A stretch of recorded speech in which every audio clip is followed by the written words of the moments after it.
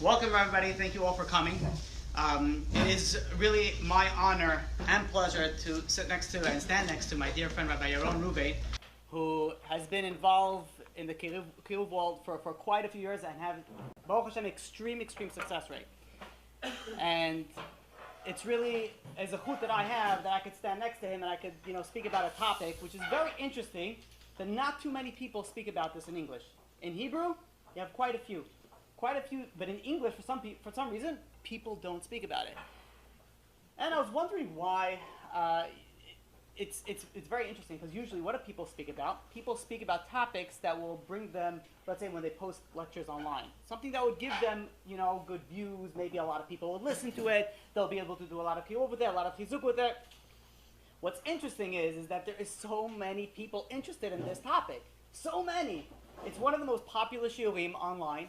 And yet, even more so, they have so many people that I had personally emailed me that they did tshuva for the classes that we gave on this topic. Now, I still don't understand why people, is it an uncomfortable topic? Yeah, maybe it's a little bit uncomfortable. Maybe it's a type of personality you need to be able to speak about this. But when you think about the importance of something, and that's really what I want to go through, to understand the importance of it, and the way that I like to break this up, because we don't, we're each going to speak for a short period of time, and then we're going to open up for Q&A. The way that I like to break this up is really into two different categories. Number one, to show the importance and severity of this. And number two, once you know the importance and the severity of it, then you can figure out, okay, now what's my way of correcting it? If you don't know that something is bad, then why would you ever change it?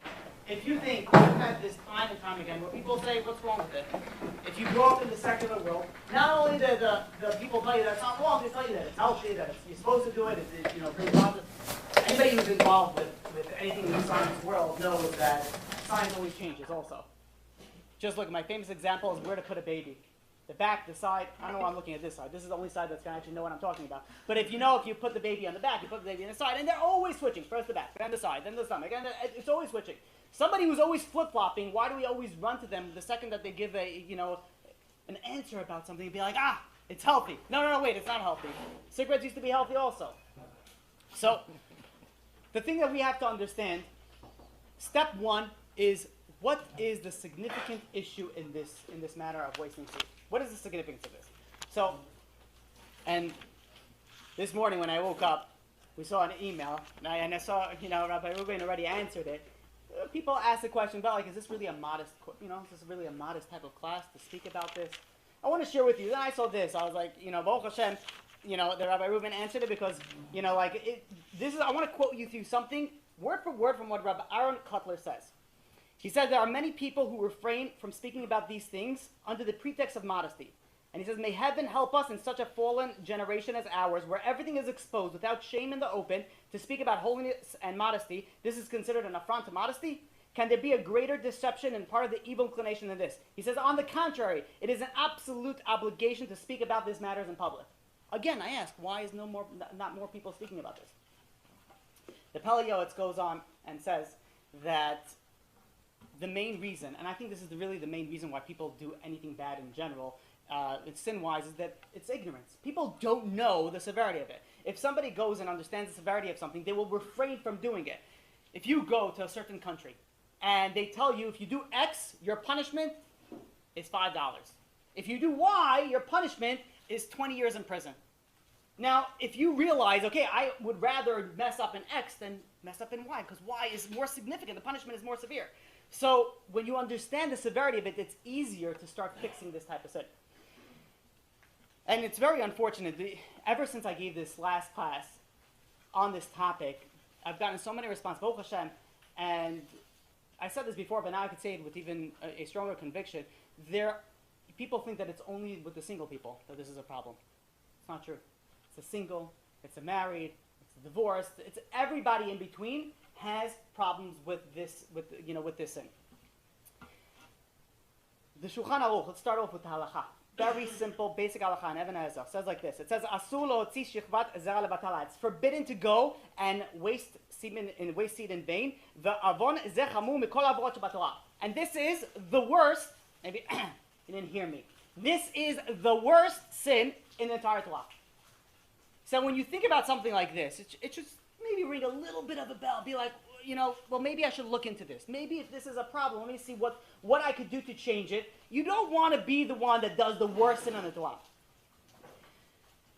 Rav Moshe Feinstein says also, he brings it down, that this is a sin from the Torah. Not that it makes a difference. It's a rabbi sin, people, ask you, say, they come and say, this is not allowed.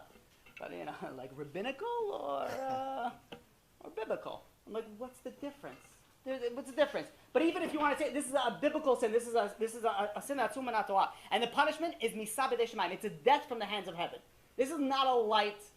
Maybe you guys didn't realize this is not going to be a light class, right? This is going to be some heavy duty information that will be going on. Rabbi Yaakov Abu Chatzal, a big Mukubal, ancestor of the Baba Sali. He goes and he says, the parasha of Bechukotai, where it goes and says all the punishments that a person's going to get if they violate the Torah. You know what it stems from? It all stems from the transgression of the brit, the transgression of the sin of wasting seed. That's what it all stems from. In fact, the Zohar says it again, that all the troubles that befall a person are caused by the sin. So this right away, I could stop this class within like the first 2 minutes and it should already be enough. But let's go on a little bit more. The Zohar says that the flood, the generation of the flood, it was only sealed for destruction once they committed the sin of wasting seed on the ground. Otherwise than that, they still had some hope. This is where it gets a little bit interesting, when people like the Kabbalistic stuff. The demons, right? The Zohar says this, the Kavayasha brings it down, it says this in numerous places. Demons, we're not going to get into it, I have a whole class on it and like what it means regarding the demons and what is it to nowadays. But when the Kabbalah tells you something about demons, it's not something that would be like, well, okay, I'll try it out, see how it goes, maybe we'll make a friend, maybe I'll get that. It doesn't work that way. The majority of a person's troubles and suffering stem from sins that because of the demons that they were created from those sins. Now, the Kabbalah Yashar goes and says that the demons, let's go a little bit back. The Tefillah of Arbit was instituted in order to prevent this type of problems from coming.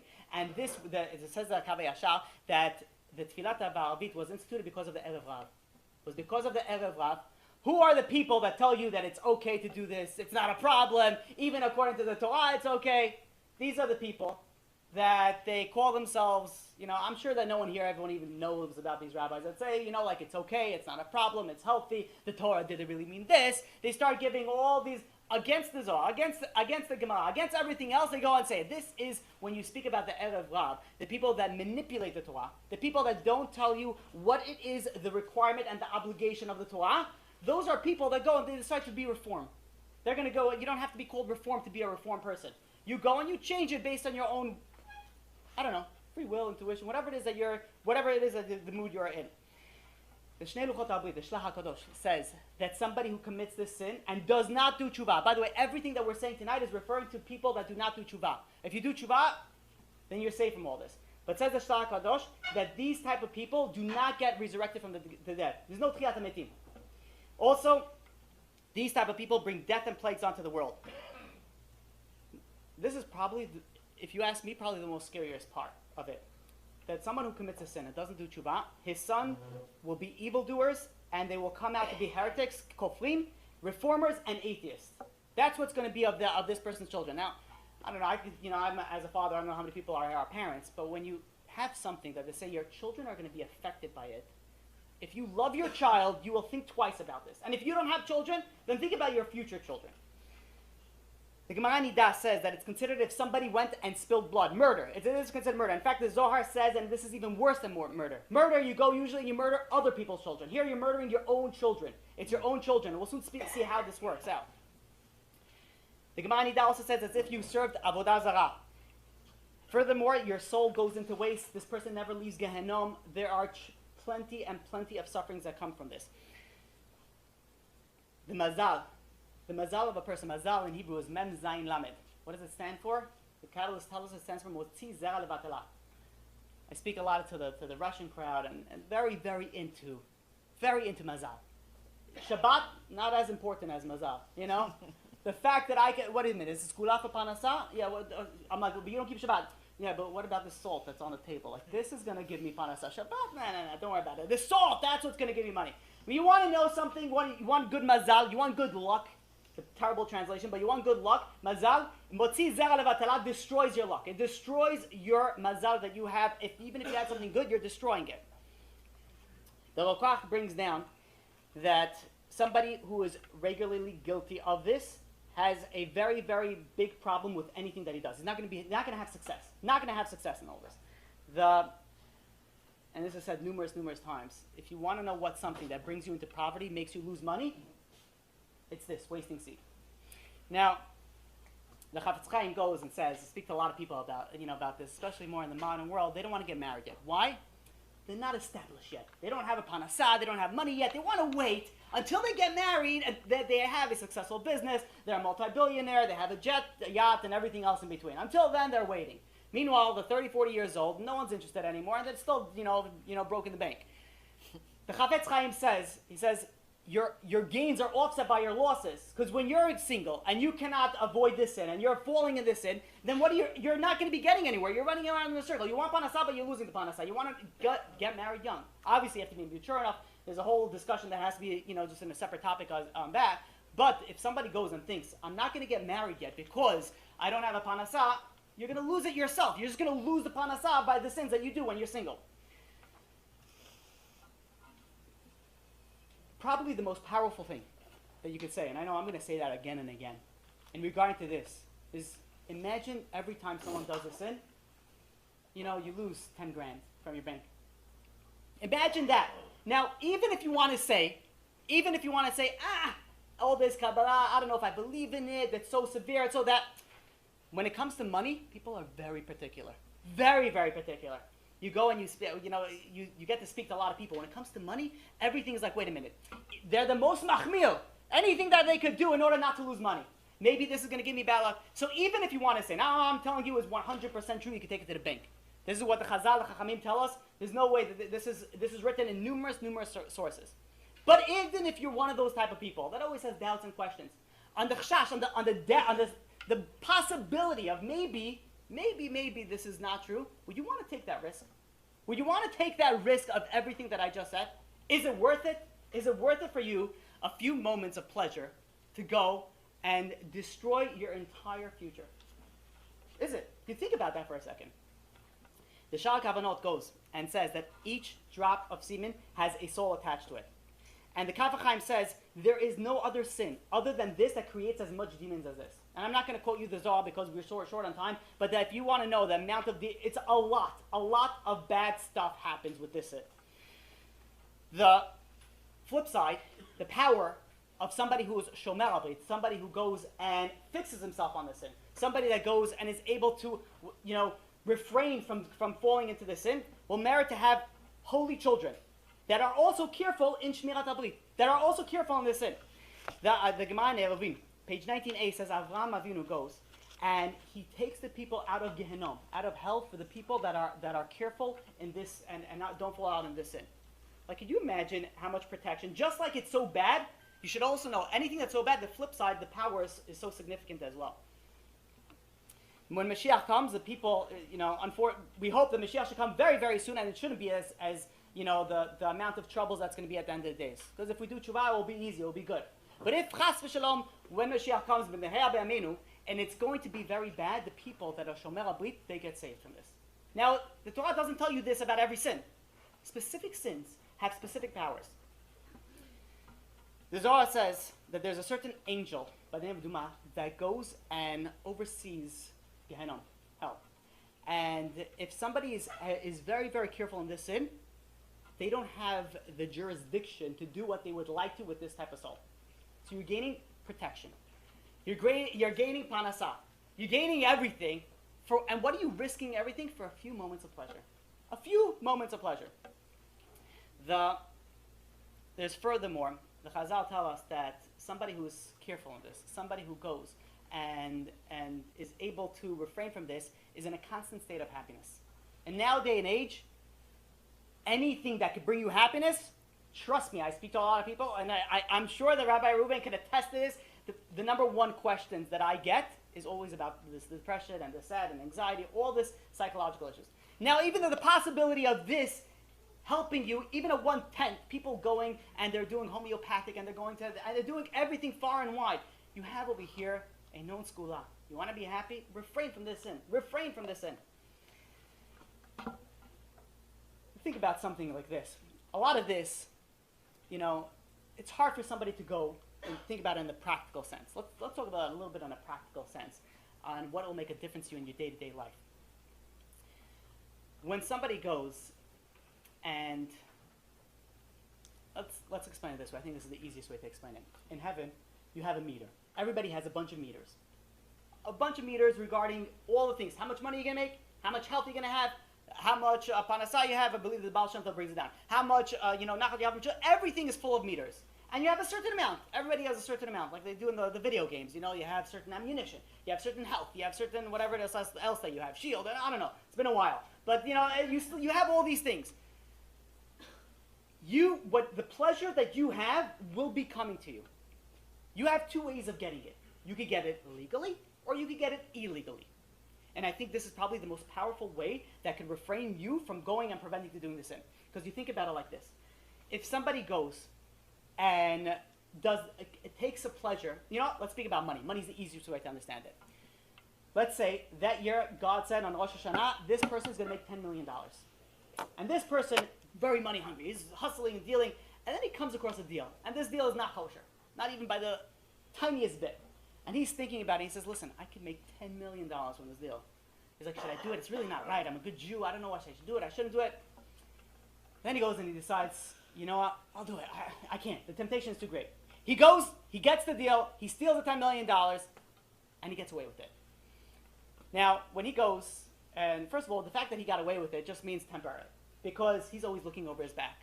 The IRS, the FBI, anybody else in between, depending how he made the money, he's always looking over his shoulder. The second that there's a siren, he's jumping, his heart rate is going up. He's not enjoying the money as if he would have done it, legally and kosher. So imagine he goes after 120. He's sitting on his deathbed and he thinks about that one big sin that he did, that $10 million deal. That made him. He was able to invest in real estate and he made it after that. And he's thinking about it. He says, you know what? It was a bad thing, but look at me. I built an empire from it. You know what? It was worth it. He gets up to Shemaim after 120. You know what God's going to tell him? He's going to tell him, you fool. You are going to get that $10 million either way. You had an option. You were going to get it legally or illegally. Now that you got it illegally, now you are punished for it in this world because you're always looking over your shoulder. You couldn't enjoy the money. You couldn't enjoy the pleasures that it gave. And now you're going to lose in the next world.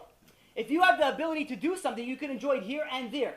You cannot steal something that is coming to you. You cannot steal pleasure. If you take it illegally, it's going to go away for you the legal way.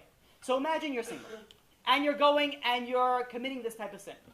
And if you're committing this sin, you are stealing from the pleasure that you're going to have with your wife, B'ezrat Hashem, when you get married. And the same thing goes on the flip side. If a woman goes and dresses immodestly, when a woman dresses immodestly, so it goes and the guys go and they look. They shouldn't, but they look. So she is getting a little bit of pleasure from guys looking. Maybe not. Okay, we're not going to get into that. I know a lot of a very sensitive subject will be, woman just for women and, whatever it is. We're not going to get into that. But the bottom line, this is what it happens. It happens. The guys go and derive pleasure from it. And they go and they appreciate it. What does that take away? There's a certain amount of people that are going to appreciate this beauty. Is it going to be random people in the street? It's going to be Julio and Jesus? Or is it going to be your husband? Who do you want? Who do you want to go and to appreciate your beauty? You have a certain meter. You want? Take it from the kosher way. You don't want? Stealing from yourself. You're stealing from yourself. You can get punished in this world and the next world. Now I'm going to ask you, what's the purpose of it? Is it worth it? Is it good? Is it beneficial? If you think about it, everything in life, you have to think about it logically. Not emotionally, logically. When you think about things logically, it comes in a different perspective. Is this the right choice? Should I do this or should I not? Is it going to benefit me or is it going to lose me? Oh, but I'll have some pleasure in it right now. Okay, you want to be smart. Any smart businessman knows that they don't jump on every little deal that maybe will make them money. They go and they do things very methodically. They do a lot of research. And they go and they say, is this going to give me money or is this going to make me lose money? Oh, what about in 5 years? What are the good businessmen? They go and they wait for like the big deal that's going to pay off even in 15, 20 years. They'll wait. They'll wait because they know that this is going to be worth it. So now we have to figure out, now that we understood the severity of it, we have to go and have to try to figure out what is the tshuva. Let's say somebody messed this up already. Let's say somebody did it. They didn't just modest. They did this with the sin of wasting seed when they were younger. How do they fix it now? Now, before I get into this, I have to, this is a question that I get quite often. that the Zohar says something very scary. The Zohar says in Pashat Vayechi that tshuva will not help for this sin. So they say, what's the point? I'm a done deal. You ever had this, someone tell you this? I'm going to Gehenna anyways, what's the big deal? That person has to be locked up in a mental institution, the people that say that. It's like the person that, accidentally taps a cop. And, like, as he's walking, and he says, well, I already touched the cop, might as well as kill him. Might as well as just go on a killing spree. Like, what does one thing have to do with another? Just because you're going there, you're ready that you're going to, the finger is bleeding, might as well take off the whole hand. Like, where's the logic behind that? Where's the logic? So when you go and you hear something like this, the Zohar says that there's no tshuva, then what are you going to do? Depressing. It's going to be like, it's done. It's a done deal. So, I want to share with you, this is the problem when people go. They don't learn anything of anything. They start learning Kabbalah, and they don't know what it means. They have to go, and you have to learn from your rabbis. You have to learn from the big tzaddikim. In order to understand, people don't understand the Gemara. They're learning first the Zohar. They're learning first the Shal Kedusha. They're learning first the Sefer Arizal, and then they go and they don't even know how to read, and they already know all the Kabbalot, all the Sfirot and everything. Like, where are you going? You don't know what you're talking about. How are you going to understand something if you don't understand the basics? So, the Shlach Kodesh says that a person should not fall into despair if a person fell into the sin. And he goes, and he quotes his father, and he says, in the generation of the flood, they committed this sin. But yet, what did HaKadosh Baruch Hu tell Noach? He says, build it slowly, the ark, for 120 years. Why? If there's no way of doing tshuva, done. Finish with them already. Why are you going and destroying them now? So, the answer is because Hashem wanted them to do tshuva. But they did the sin that does no tshuva. The answer is, there is a tshuva, but we have to understand what this means. Rav Chaim Kanievsky was also asked this question, and he says, of course, tshuva helps. Rav Chaim Vital, I want to share with you, Rav Chaim Vital, Shal Gedusha, he goes and he says, and he explains like this. B'Shem Arizal, he goes and says, all sins have, when you do tshuva, you get help, you get assistance from God to do this tshuva. This sin, you don't have assistance. Meaning, what does it mean that there's no repentance for this? Meaning that there's no assistance to repent for this. Meaning that it's difficult. Yeah, it is difficult to do this tshuva. It is. It's a process. And you ask anybody that has ever started this, it's an up and down fight. It's a battle.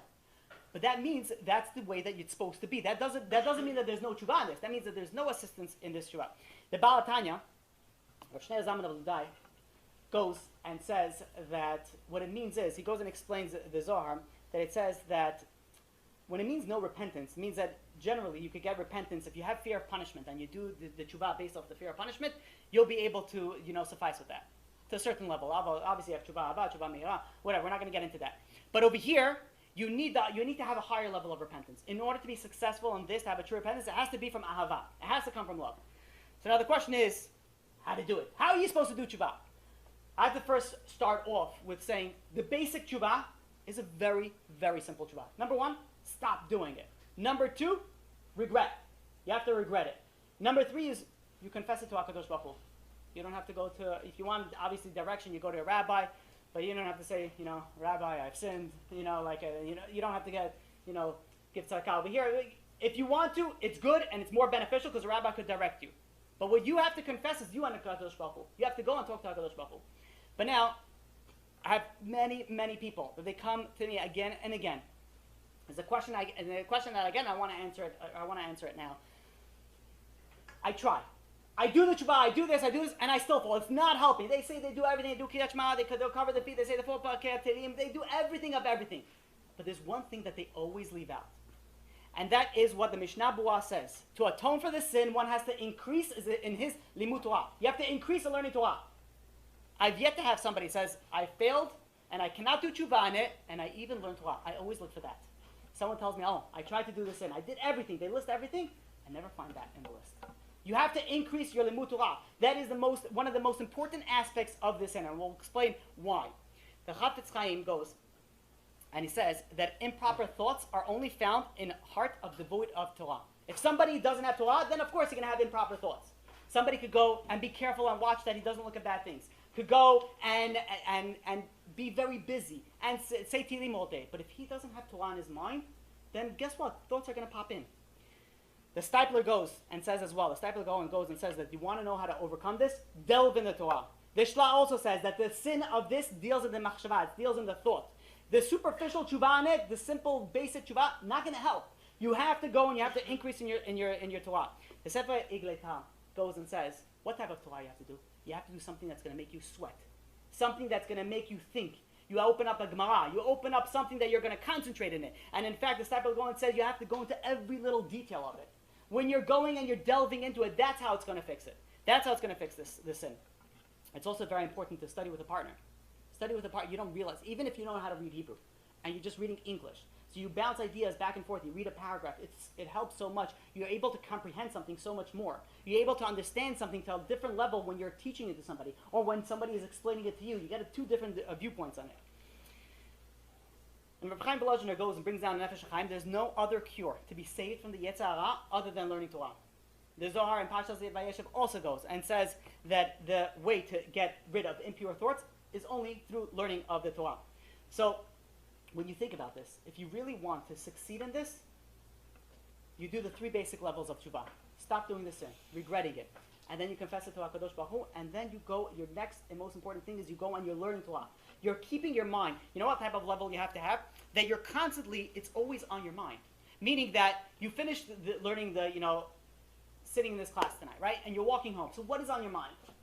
You're looking, you're spacing out, you listen to whatever it is, listen to a cappella music, different class, right? You probably listen to another shiur Torah, but you think about it, what is on your mind when you're not doing anything?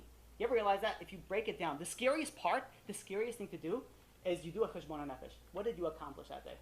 Be like, I was running back and forth and I did this and I did that. But if you think about it, what were your thought process? Take it to a step level. What were you thinking about today? Majority of the time you'll be like, I have probably nothing. I don't know, nothing. What was I thinking about? That's this side of the room. I know this side of the room always has a bunch of thoughts in their mind. It's like 10,000 things. Men don't think about anything. But when you think about it, what were you doing?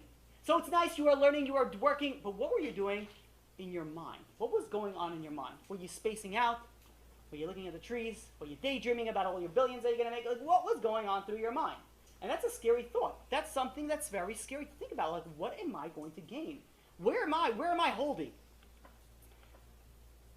The Stipler Gaon brings down that the way that people very easily get disencouraged from this type of thing. So they try, and then they go for a week, and then they fall. And then they go for 9 days, and then they fall. And then they go for 10, and then they fall. Says the Stipler Gaon, it says, success breeds success. This is anything in life. The more that you try, you fall, you get back up again. You keep on trying, and you keep on trying, eventually you'll be successful. You follow these steps, you'll be successful.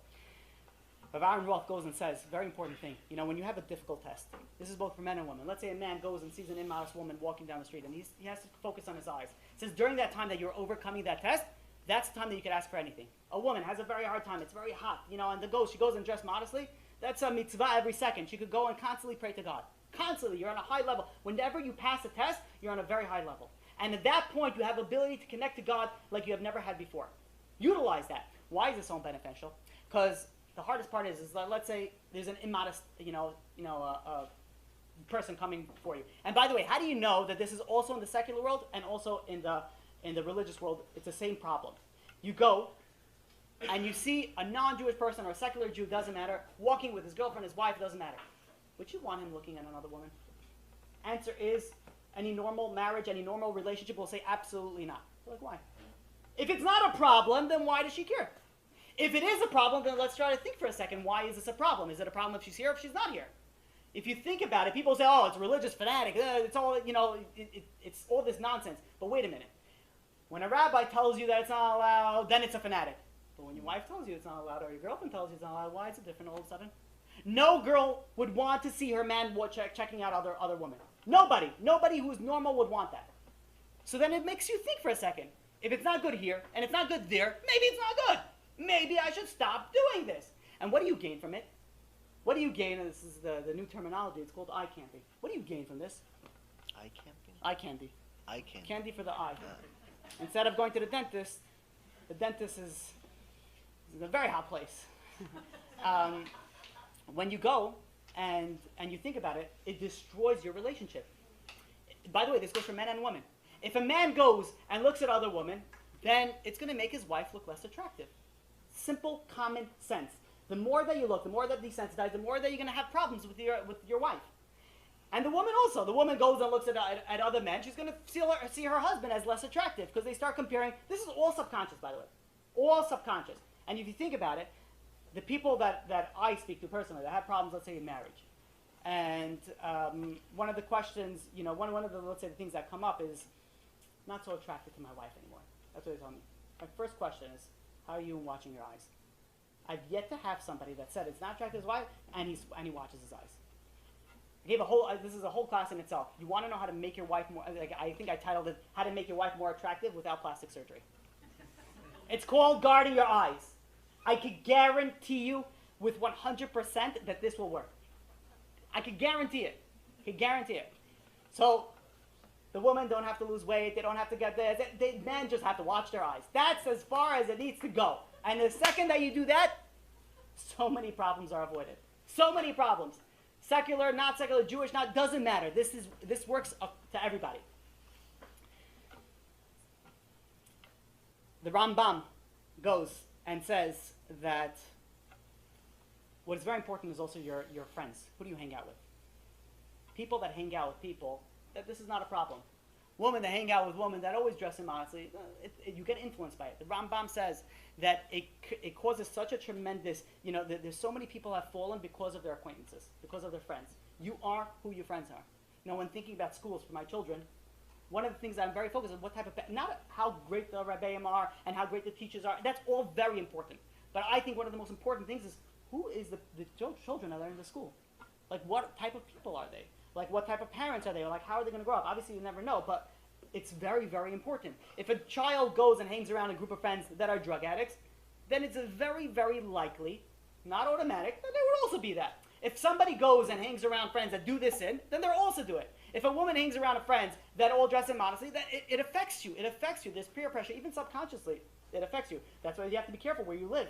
You have to be careful who you hang out with. You have to be careful who you associate with. Who's your rabbi also. Getting a little bit late, so I'm going to wrap it up in a few very quick points and additional things to help you overcome this. Very important, pray. You pray and you pray and you pray to help yourself avoid this sin. For women also, a woman that wants to be modest, it's a very difficult test. It's a very difficult test. I don't know from it, but I know that it's difficult. It's a very, very difficult test to be modest. Pray that you need assistance. Man, pray that you have assistance with this. And not only that, the Arizal, the Chassam Sofer says that tears are very important when you pray to make a kapara for the sin. Says the Chassam Sofer, the sin originates in the thought, right behind the tear ducts. So when it's one hot drop for another hot drop. It's a kapara, it's an atonement when you cry to God, begging for forgiveness, begging that you should help avoid this type of sin, begging that you should go and help with watching your eyes. All this is a very, very important concept. The Kavah Yashar in chapter 22 says that there are many sins that you have, it's shows on the face in black fire. That's what you have when you go to big Kabbalah. Some people, they wear the hat really down. They don't want the rabbi to look at their face and see all their sins. They go and they cover it, or they don't want to go at all. Usually, says the Kavah Yashar, when someone does tshuva, the sin gets erased. But when you do this sin, it doesn't get erased when you do tshuva. You have to also go to the mikvah.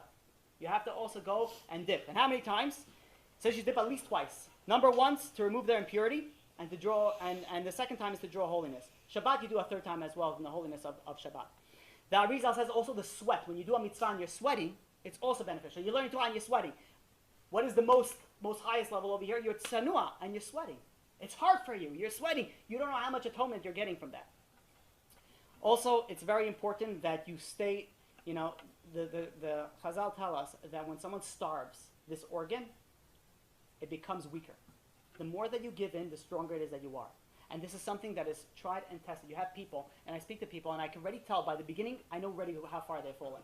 If somebody does not hold themselves back from looking at things that they shouldn't look at, wasting seed, it's only a matter of time where one seed, especially if they're not married, one seed is going to lead to the next, and it's going to be first by themselves, and then with a partner, and then so on, and it gets very twisted out of control until, Rahman al-Atzam, they do the worst things that are karet in many ways.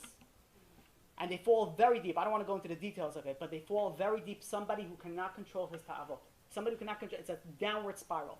So you have to starve your organ. What is the biggest instigator on this is the eyes. You have to watch your eyes. You have to guard your eyes. You have to guard your eyes. Also, it's very important to keep busy. People that are bored, nothing good happens from boredom. You have people like, why didn't you come to class today? Oh, I was hanging out. What were you hanging out? Like, what were you doing the whole day? Like, no, I need to relax. From what? You don't work.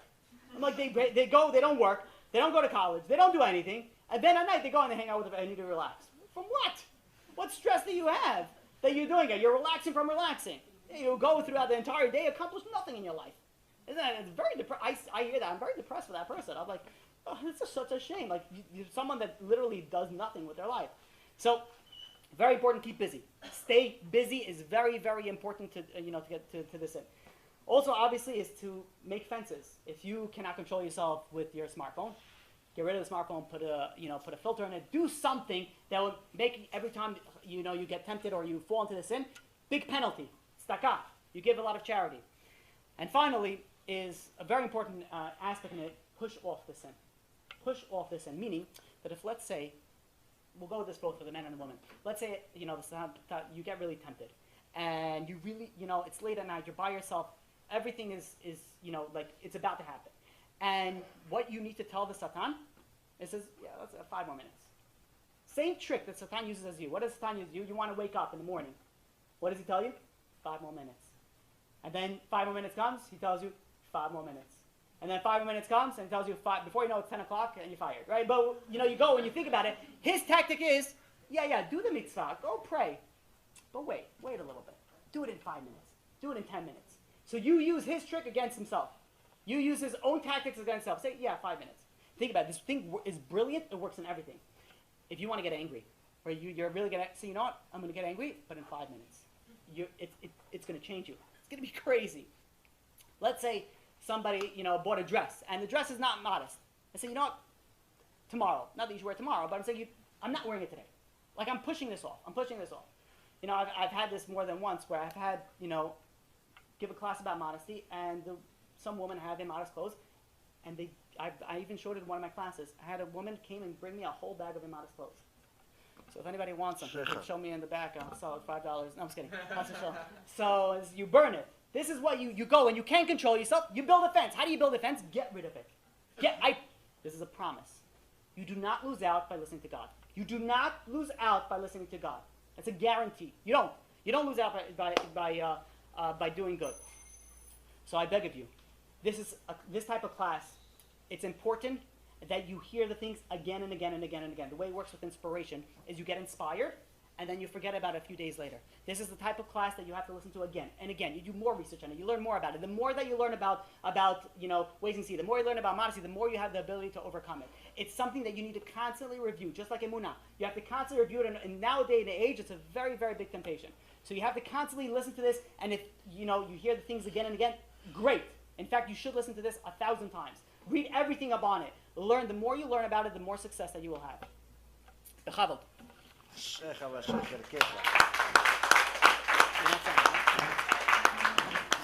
No. Shem Hashem naaseh v'natzliach, Baruch Hashem. He said it's an honor to be next to me. It's my kavod. It's my zchut to be next to him. What a lot of people don't know about Rabbi Zitron is that Rabbi Zitron is he's the behind the scenes of a lot of things that happen in the kiruv world that you don't even know happen. So was it 3-4 years ago? Was your cousin or your nephew? My brother-in-law. Your brother-in-law. Yeah.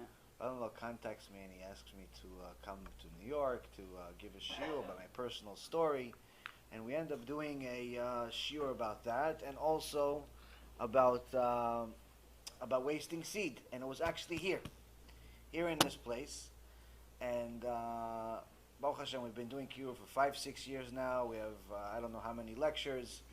Baruch Hashem, lots of hours, lots of movies, lots of Baalei Tshuva, but by far the 2 most popular lectures, tens of thousands of views.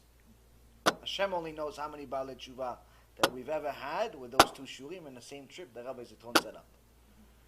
So the funny thing is that with when somebody wants to do kiruv, somebody wants to bring a Kadosh Baruch Hu's children back home, he doesn't need to have all the money in the world. He doesn't need to have all the wisdom in the world. Not that he doesn't have, but the point is he doesn't need to have all of the things that people think you need to have. What does he need to have? he needs to have two things.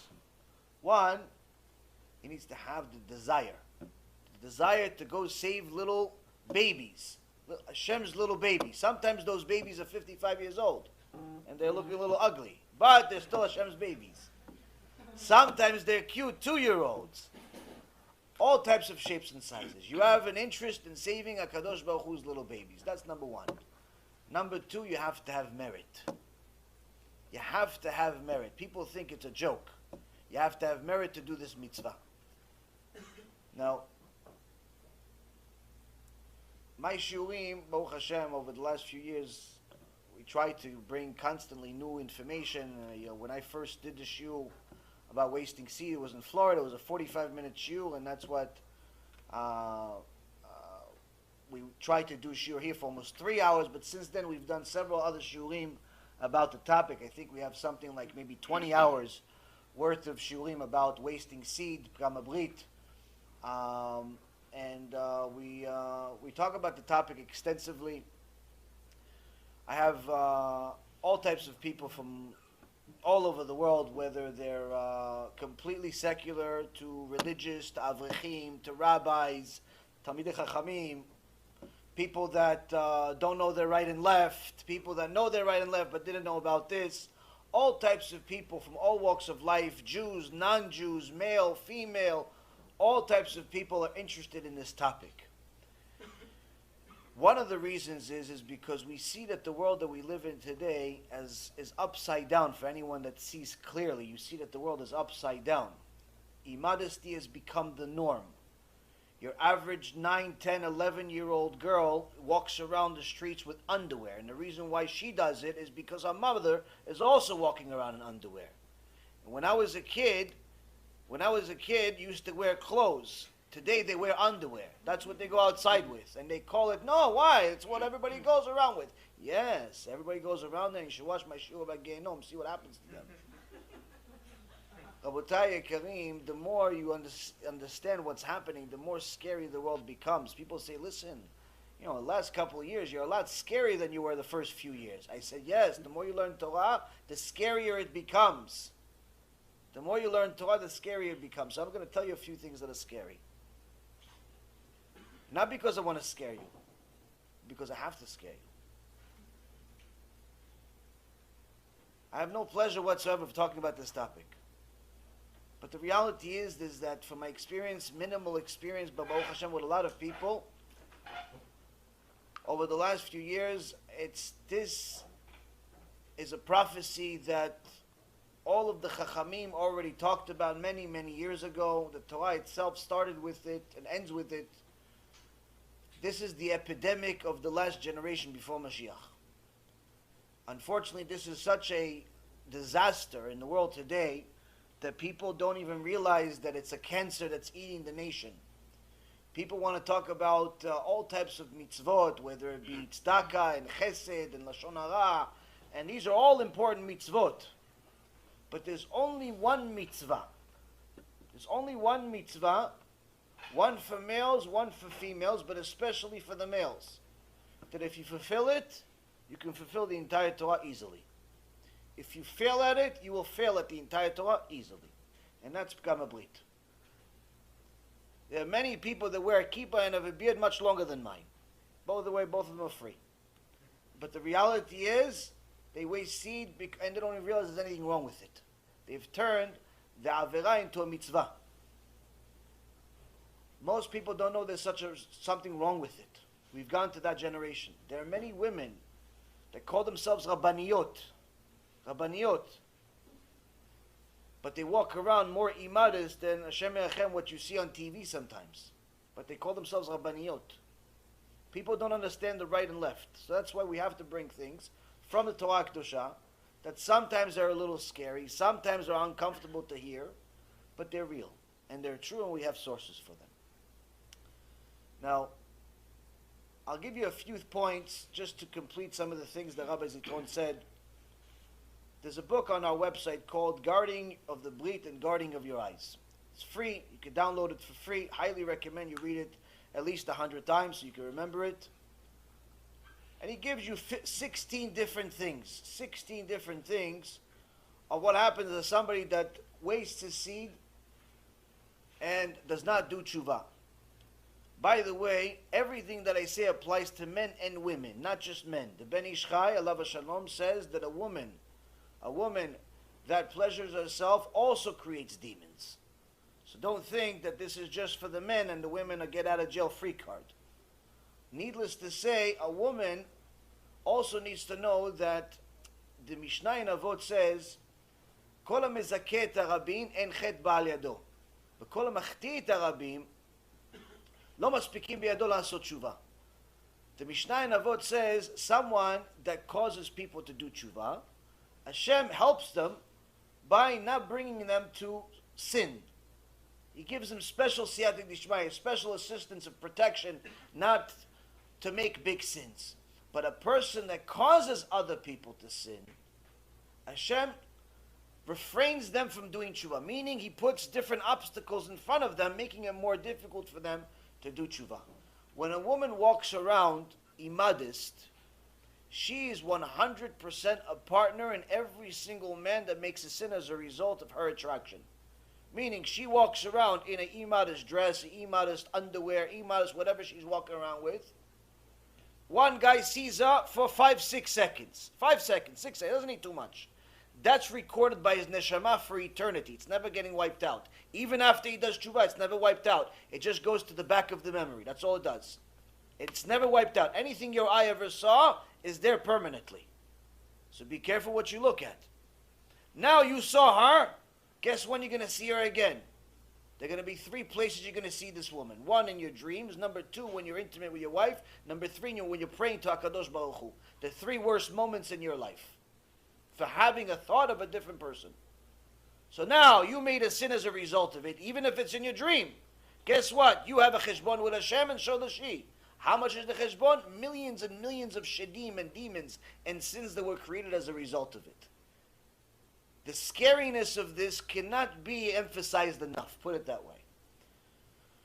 So the Admor Mi'almin wrote this, put this together, this book, and he says the following. He says, look at this. Look what this sin does. We already know about this sin from Parashat Bereshit. We know that Adam HaRishon made this sin during the 127 years that he was separated from his wife. And he made the sin and he created a lot of demons, Hashem Yerachem. But we also know this from Parashat Noach.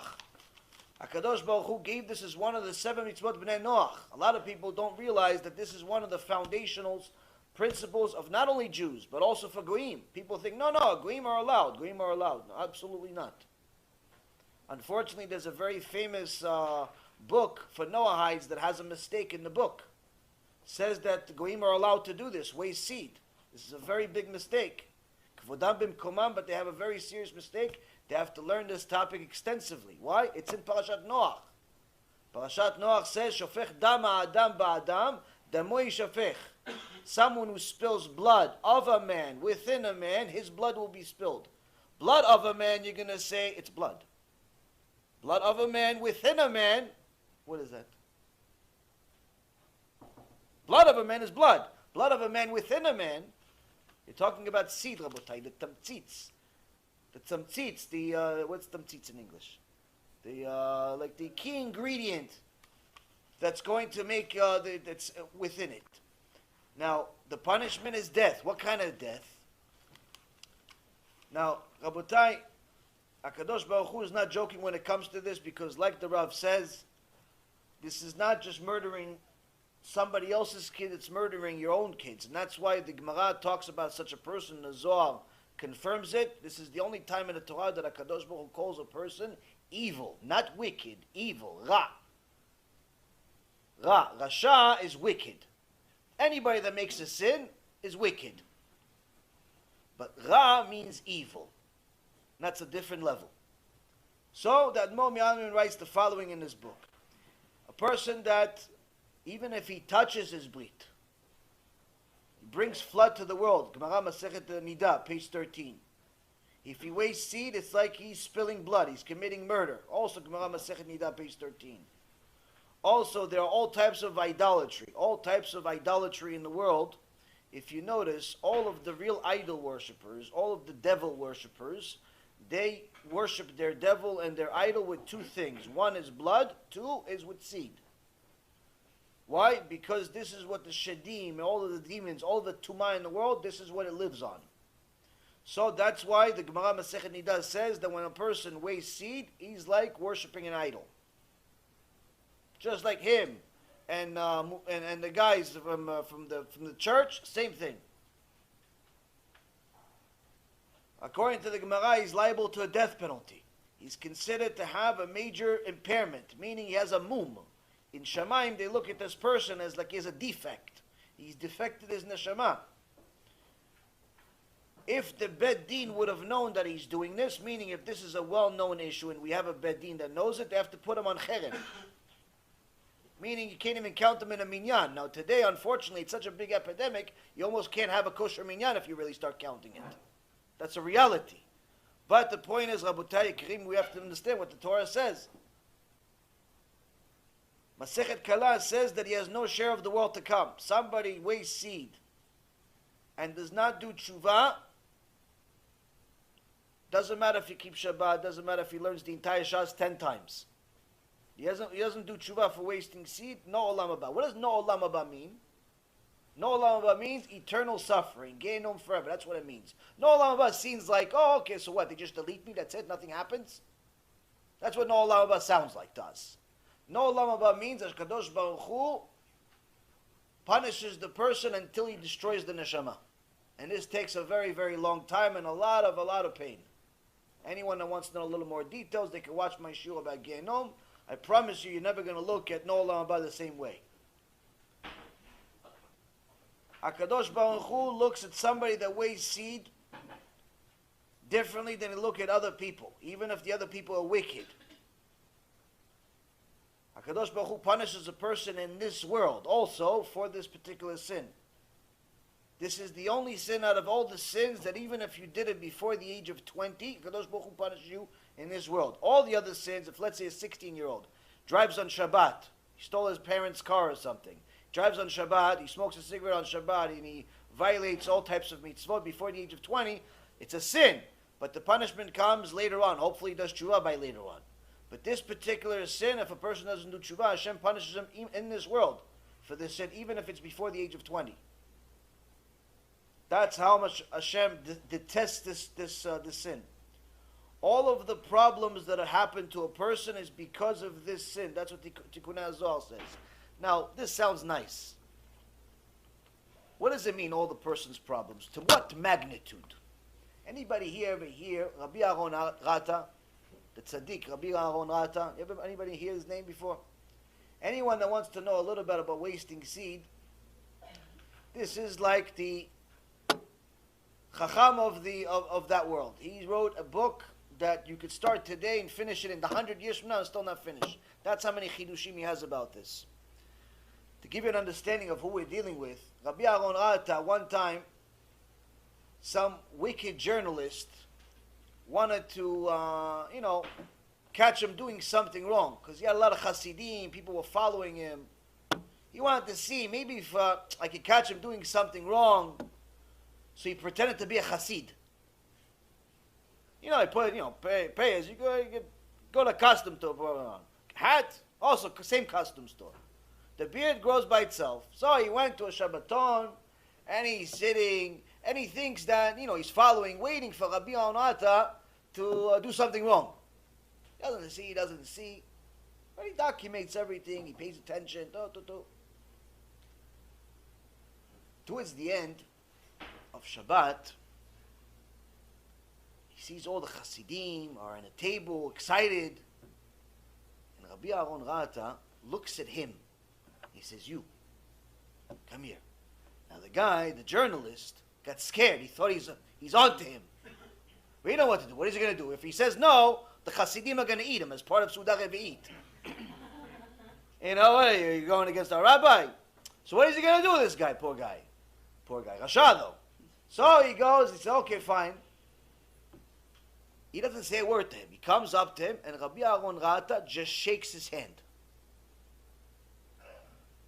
As soon as he shakes his hand for a few seconds, the guy starts screaming hysterically.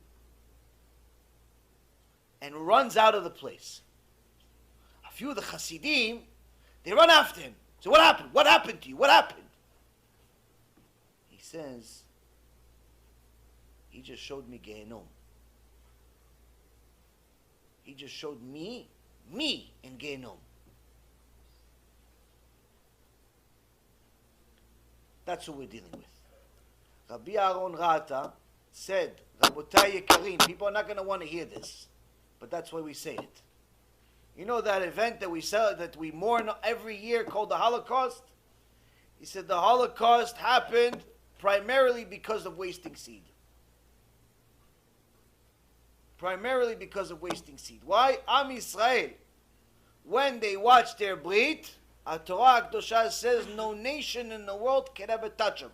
Why? Just like the Rav says that even the Malach Duma in Gehenom has no right to touch a Jew that watches his Brit, in this world, no nation has the right to look at us, to touch us in the wrong way if we watch our Brit. When the nation as a whole started opening all types of gay clubs, all types of pubs, the Hashem Yerachem, what they did over there in Germany, turned Germany into Sodom, Hashem Yerachem. Berlin turned into Sodom. All of the gay clubs, all of the pornography, all of the Hollywood over there, all that happened. Look at the history books of what actually Am Yisrael did over there. Look what we did over there. Hashem Yerachem, what we did. HaKadosh Baruch Hu hates the sin, and this is what happened, Rabotai. It wasn't because of some moron with a small mustache. He was just the shaliach. He was just a stick. Hashem has a lot of sticks. If it's not him, it's Haman. If it's not Haman, it's somebody else, Nebuchadnezzar. You could say Yimach Shemo v'Sicho as much as I say, but it doesn't make a difference. The only thing that's not going to make it happen again is not saying never again. Never again is not going to do anything for you. Standing up and not talking when there's a loudspeaker making a sound that's annoying is not going to make the dead come back to life. It's not going to make the Holocaust not happen again. Tshuva is going to make the Holocaust not going to happen again. That's what we have to tshuva for. So, Chachamim tell us that all of the problems that have happened to a person, whether it's money loss, marriage problems, children problems, everything and anything starts with the Brit. You watch your Brit, you have a special protection. You destroy your Brit, you destroy your protection. To such an extent that the Zohar Kadosh in Parashat Lech Lecha says that the soul eventually goes to waste. Because after the person goes to Gehenom for an extended period of time, the soul gets destroyed and eventually goes to waste. All of the mitzvot that the person does, he learns Torah, all of Torah goes to the Sitra Achra, gives strength to the wicked, not to the righteous.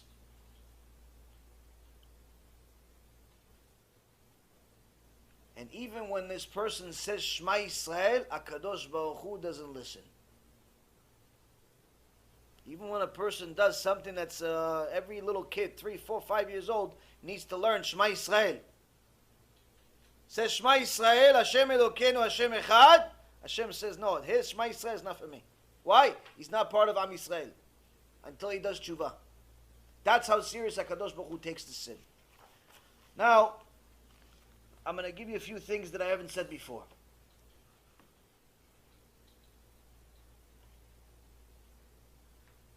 Now, the Zohar says that, Rabbi Shimon Bar Yochai says, there's no sin in the world that provokes so much anger by Kadosh Baruch Hu as much as this sin. How much? How much is this anger? How much? There's an angel called Patot. This angel Patot, he is responsible for trying to make you look at things that are not good. There's a girl that's walking around with underwear, he wants you to look at her. There's a girl that forgot the underwear too, he wants you to look at her too. There's all types of people in the world, he wants you to look at them. All types of immodest things, he wants you to look at them. That's his job. But he has a second job. The second job is this Patot has another visit with you. When? Chibuta Kever. When you go into the kever, like all of us at some point, we'll go into the kever, hopefully after 120, or by the time we do tshuva, whichever happens first. Last week we did a shiur b'chibut kever, meaning what happens the minute you die. You're in the grave. What happens? A few angels come to visit you, depending whether you're righteous or wicked. One of them is patot. Patot, if you failed, you started looking at immodest things, patot visits you, and he is responsible to break the bone that holds your eyes and take those eyes. Why? You fell. That's his job. Meaning, HaKadosh Baruch Hu has a special designated person, designated angel, just to deal with just part of the sin, not even the whole thing. That's how much HaKadosh Baruch Hu hates this thing. Now,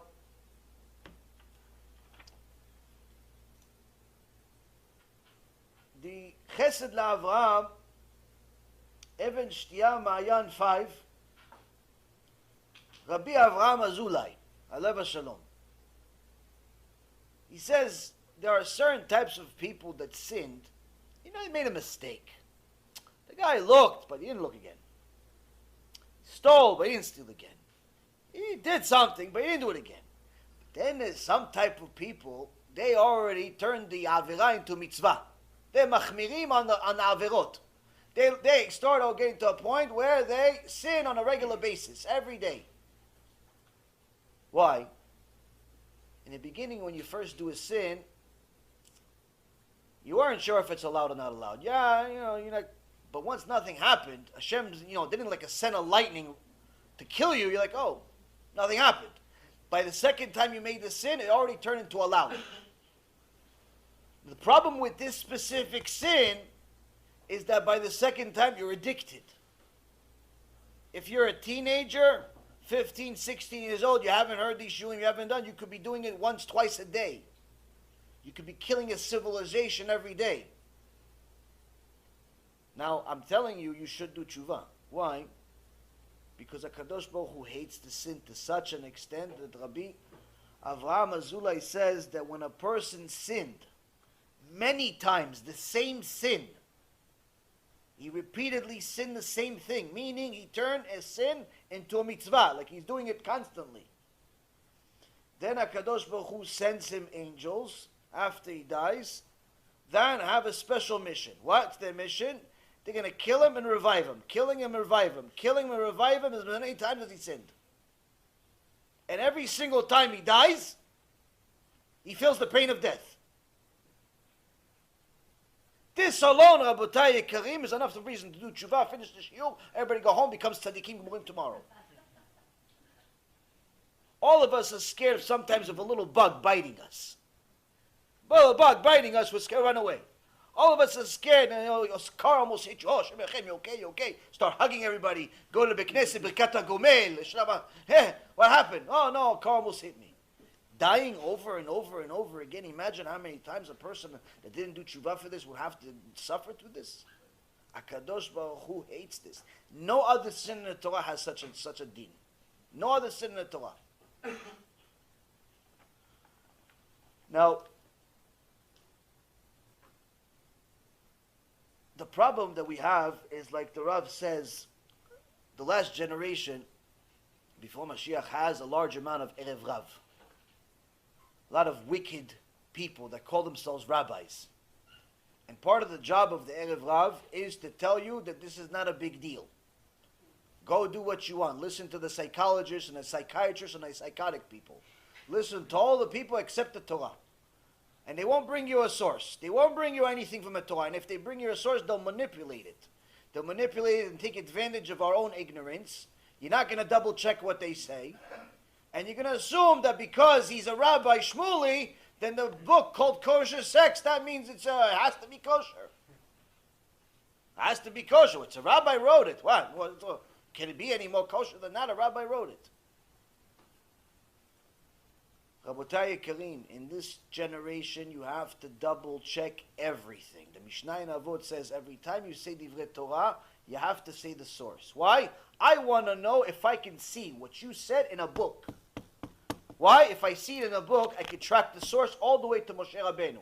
If I cannot track the source all the way to Moshe Rabbeinu, your quote, your Dvar Torah is worth zero. Why? It's your opinion. Kol hakavod for your opinion. I care less about your opinion. I care about Hashem's opinion. Hashem's opinion I care about. Why? His opinion doesn't change. Your opinion next week, it may change. Who knows? This week you want blue, next week it's red. This week he was a boy, next week he's a girl. Who knows what he wants? Who knows what he wants? People's opinions change all the time. Be'emet. There was a track guy. The guy won a medallion, a gold medal as a guy. Now he's a girl. What happened? You got confused along the way. People are crazy. The point is, opinions change. HaKadosh Baruch Hu says, "Machshevotai lo machshevotachem." I don't think like you. I don't change my opinions. So I have to track everything in a book. It behooves you. It's your responsibility to go and find everything in a book. Meaning, you hear me say something. If I didn't mention the source, go find it. Ask me. If I did, go double check. Why? Who's to say I'm saying the truth? Maybe I'm wrong. But if I'm right, then you have to do something about it. Same thing with other speakers. Don't take their word for it. Double check everything. Why? Because if it says it in a book that HaKadosh Baruch Hu wrote called the Chamisha Chumshe Torah, then there's no more argument, there's no more debate, there's no more your opinion, my opinion. This is what it says, finished. That's why, unfortunately, Rabotai Karim, the Erev Rav, they take advantage of people's laziness, their spiritual laziness, and also their ignorance. So they'll tell you that it's not important to learn about this, you shouldn't learn about it. Lo tzanua, all of a sudden everybody became overly righteous. Lo tzanua, they write books with women from the Hashem Yachem movies, but they say lo tzanua to talk about mitzvot. So it's very, very important you double check everything. It's very, very important that you take advantage of the Torah that's being handed to you on a silver platter. And the reason why is if you want to be a ben or a bat Israel, you have to know that this specific sin is kol Torah kula. It's the entire Torah. HaKadosh Baruch Hu says, Im lo briti yomam v'layla, chukot shamayim v'aretz lo samti. Now the pshat is, HaKadosh Baruch Hu says, if not for my covenant day and night, the rules of the world will cease to exist. Rules such as gravity, and so on and so forth. Meaning, HaKadosh Baruch Hu says, if it's not for my covenant, if not for my brit every day, constantly, 24 hours a day, then I'll simply destroy the world, in so many words. So, some say, yeah, of course, it's Torah, learning Torah. If there's not somebody in the world that's learning Torah, 24 hours a day, somebody has to be learning Torah in the world, then Hashem has no purpose for the world. But if you go even deeper to the basic pshat, Hashem says briti. What's briti? The most important brit that we have, which is the Brit Milah. If not for somebody in the world protecting their Brit, HaKadosh Baruch Hu says, I have no reason for this world. Now this sounds like a nice Dvar Torah, but I'll give you a proof. The Midrash Tanchuma in Parashat Noach says that there were 7 people that were born Ma'ul, already with a Brit Milah. Adam HaRishon, Shet, his son, Noach, Yaakov Avinu, Yosef HaTzadik, his son, Moshe Rabbeinu, and the prophet Job. So you have 7 people already that from the beginning, from Adam HaRishon all the way to even beyond Moshe Rabbeinu, that had a holy brit already from birth. But even in between, we had Avraham Avinu, we had Metushelach, meaning that at all times, HaKadosh Baruch Hu had somebody in the world that was righteous and protecting their brit, even before making it a commandment to Avraham Avinu. But the second proof is the following. We see that HaKadosh Baruch Hu discusses the issue of the brit from the beginning of the Torah all the way to the end.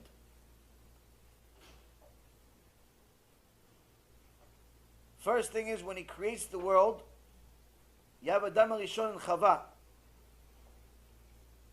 Adam HaRishon, unfortunately, after he left Chava in order to do tshuva, he forgot that there's a rule in creation. Lo tov Adam a person is not good by himself, meaning you have to get married. All of these young people that are delaying their marriage because they want to become Talmidei Chachamim first, or they want to become rich, or they want to become, I don't know, whatever they want to become, Al tiyeh tzadik harbeh. Don't be overly righteous. Get married, and then you can learn and do and whatever you want to do.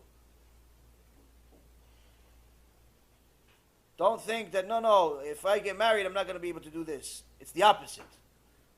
Whatever Torah you're learning without a wife is worth nothing in comparison to the Torah you're going to learn after you have a wife. Same thing with Parnassah. As the Rav said, you think you're making Parnassah or you're going to be rich before you get married? Why? Why would Hashem give you Parnassah for two people if you're only one? You're only one. You don't have any kids. Why should He give you Parnassah for three people?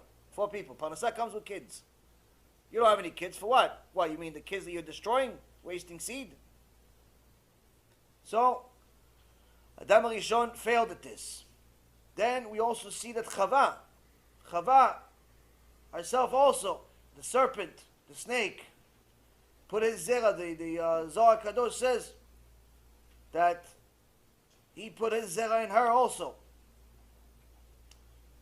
We also have Cain. Cain, their kid. As the Rav says, the kids that these people will have a problem. Cain was one of those kids.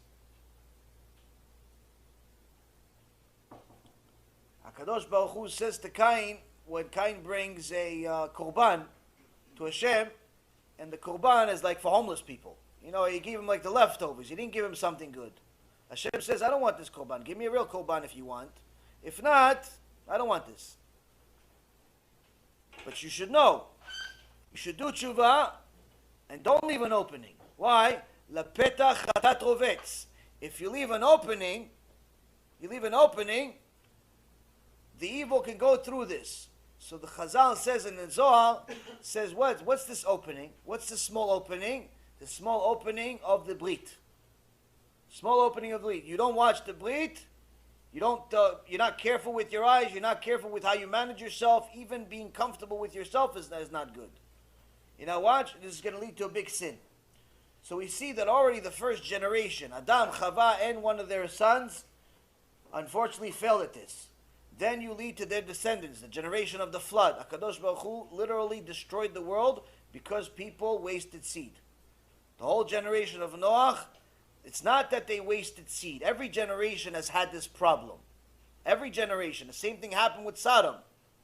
What's the difference between, in Sodom or the generation of Noach versus every other time? Is that in those days, they made it like lechatchila. It's allowed, you should do it, it's recommended. Like they're doing in Tel Aviv or they do in New York with all of these gay parades. They're celebrating the Toivat Hashem. They're celebrating the enemies of Hashem. Instead of saying, go in a room, go in a closet, lock yourself in there, and never come out. Until you become a normal human being.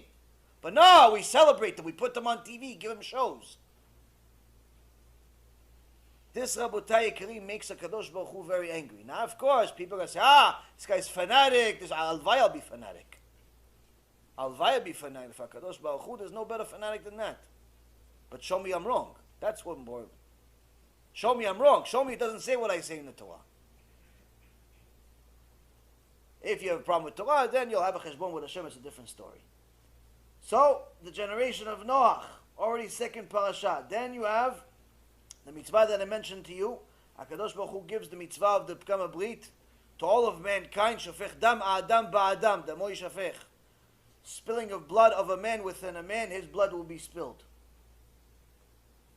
Then the descendant of Noach, Canaan, also fails at this. Fails to a higher degree than the generation of Noach. Why? He performs homosexuality and rape by raping Noach. Then you fast forward and you see that Paro tried to do this with Sarai Imenu.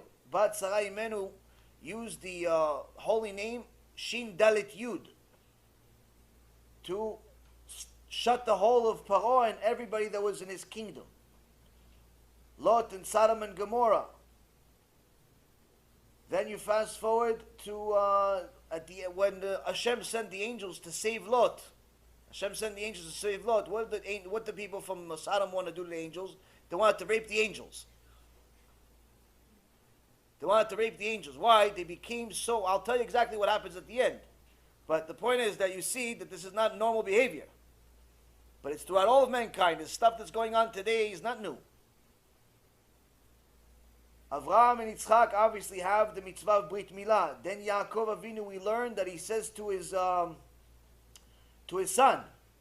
Reuven, that he is his koach. V'ata kochi reshit oni. You are my strength, you are my initial vigor. Meaning that Yaakov Avinu, the first time he ever used seed, every seed left his body, was the first time he was with his wife. He was 84 years old. Meaning, Yaakov Avinu, no seed left his body for 84 years. It's no wonder HaKadosh Baruch Hu himself says to Yaakov, Ushmo El. Hashem said to Yaakov, your name is God. To Yaakov. Not that Yaakov is God. But among men, you're like God. Watch, you breathe for 84 years? I want to see people watch it for 84 days. It's already a miracle. Then you fast forward to his grandkids, Eren Onan, the famous story. Eren Onan weighs seed with Tamar. HaKadosh Baruch Hu killed both of them. They were 7 years old. From there, Chazal teach us, it doesn't matter what age you sin. You sin, Hashem punishes you, even if you're 7 years old. Now, Baruch Hashem, today, most 7 years old don't go through puberty. But, needless to say, Arav Ovadia Alav Shalom says you start teaching kids about Gehinnom at 6 years old. Meaning by seven he should already know, Brit, don't touch. That's all he needs to know. Why? Hashem doesn't like you touching your Brit. You want to clean yourself? There's something called a sponge. Yosef HaTzadik was only called a Tzadik because he didn't touch his Brit, didn't weigh seed. Whereas his Baal Habayit, his boss, Potiphar, he did. So that's why at the end, what happens? Yosef is called Yosef HaTzadik, and Potiphar is called Potifera. Potifera meaning he turned into openly homosexual. What's the benefit for Yosef HaTzadik for doing all of this? You go to Sefer Shmot. His descendants, פרו וישחצו וירבו ויעצמו במאוד מאוד ותמלא הארץ אותם. Sefer Shmot chapter 1 verse 5 to 7 says that Am Yisrael came to Egypt with 70 people, but they expanded rapidly to such an extent that they became millions. They became the majority. How? Each birth was blessed to the extent that every woman, every Jewish woman, every Israelite that gave birth to 6 babies. That's why it has 6 adjectives describing the reproduction of Am Yisrael. That's how they went from 70 to millions. Meaning that when HaKadosh Baruch Hu sees that somebody is watching their brit, the blessing is immense. Now, why do people fall for this? And we'll finalize with this, and then we'll start with questions, B'ezrat Hashem. Why do people fall for this? Simply, people treat themselves like cattle. They treat themselves like animals. They feel that if they have a desire, they have to fulfill it. This is a problem. Animals work off of instinct. They have a desire, they have to fulfill it. Humans, the difference between humans and animals is that we don't have to fulfill every desire. The problem with this specific sin is that if you fulfill every desire, as the Rav says, if you starve it, it'll satiate it, meaning it'll be more full. But if you feed it, it'll never be satiated. It'll always be hungry. So what happens with the brit is that if you start by wasting seed, eventually it leads to promiscuity. Now the Ramban almost 900 years ago says, wasting seed leads to promiscuity. Promiscuity leads to homosexuality. Homosexuality leads to bestiality. Where do we see this from? Look at the kings that are mentioned in the Gemara Maseret Rosh Hashanah. It says about the Goyim kings, Daryavish, Nebuchadnezzar, Bilam. How come it always mentions an animal next to one of these Goy kings? Nebuchadnezzar had constantly animals. Daryavish had a dog next to him. Bilam had a donkey. Why do I care about their donkey, their dog? How come it doesn't say that Moshe Rabbeinu had a puppy? He got it as a present for his birthday. How come it doesn't say that Avraham Avinu had a slew of donkeys that he liked and he called each one of them Steve? How come it doesn't say that? How come it only says about these animals for the Goyim? Because these powerful Goyim, they wanted to satisfy every desire, physical desire, and they did. It started with wasting seed, then it led to promiscuity, Then Nebuchadnezzar decided to invite every king and rape him. That was the chidush they would get when they'd come visit his palace. But Daryavish wanted to go a step further. He had a dog. Why? That was his wife. Just like his grandfather Bilam. They married animals. That's why it mentions the animals. Why? Because it leads, if a person does not control their desires, they're always pushing the line a little further. A little further. They need something to be more taboo, more extraordinary, more this, more that. Eventually normal intimacy, normal pleasure, normalcy in general is no longer good enough. By himself is not enough, so he needs to do something else. One woman is not enough, so he needs two. Two is not enough, so he needs a guy. A guy is not enough, so he needs a dog. He needs a this, he needs a that. Who knows what he's going to need at the end? The point is, in the end, he's going to get Gehenom. That's what he's going to get. But along the way, he's going to live a life that's not worth living. So, this is not a sin that you should be scared of just because of the end result.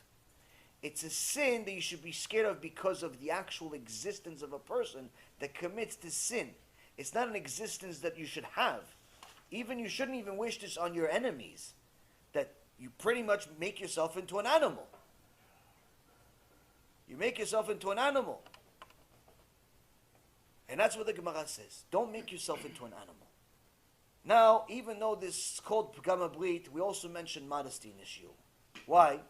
Because every single woman that walks around immodest, she's a partner to the sin. But the woman is worse than the guy. Why? The guy walks around, worst case scenario, he makes his own sin. He makes his worst sin. Now, he has a serious problems we just talked about for a half hour, about how much problems he has because of this one sin. But the woman, Hashem Yerachem, how many sins she can collect just by walking around to the deli. She walked around to the deli to see Carlos and Steve with a mini skirt. And not only Carlos and Steve had the pleasure of their life looking at her, but also Jose and all of his work buddies. Everybody saw her, and everybody's going to think about her. And guess what? 150 people are having her, this Bat Israel, in our mind. Permanently. Guess what? Every time they sin, it goes to Har HaCheshbon also.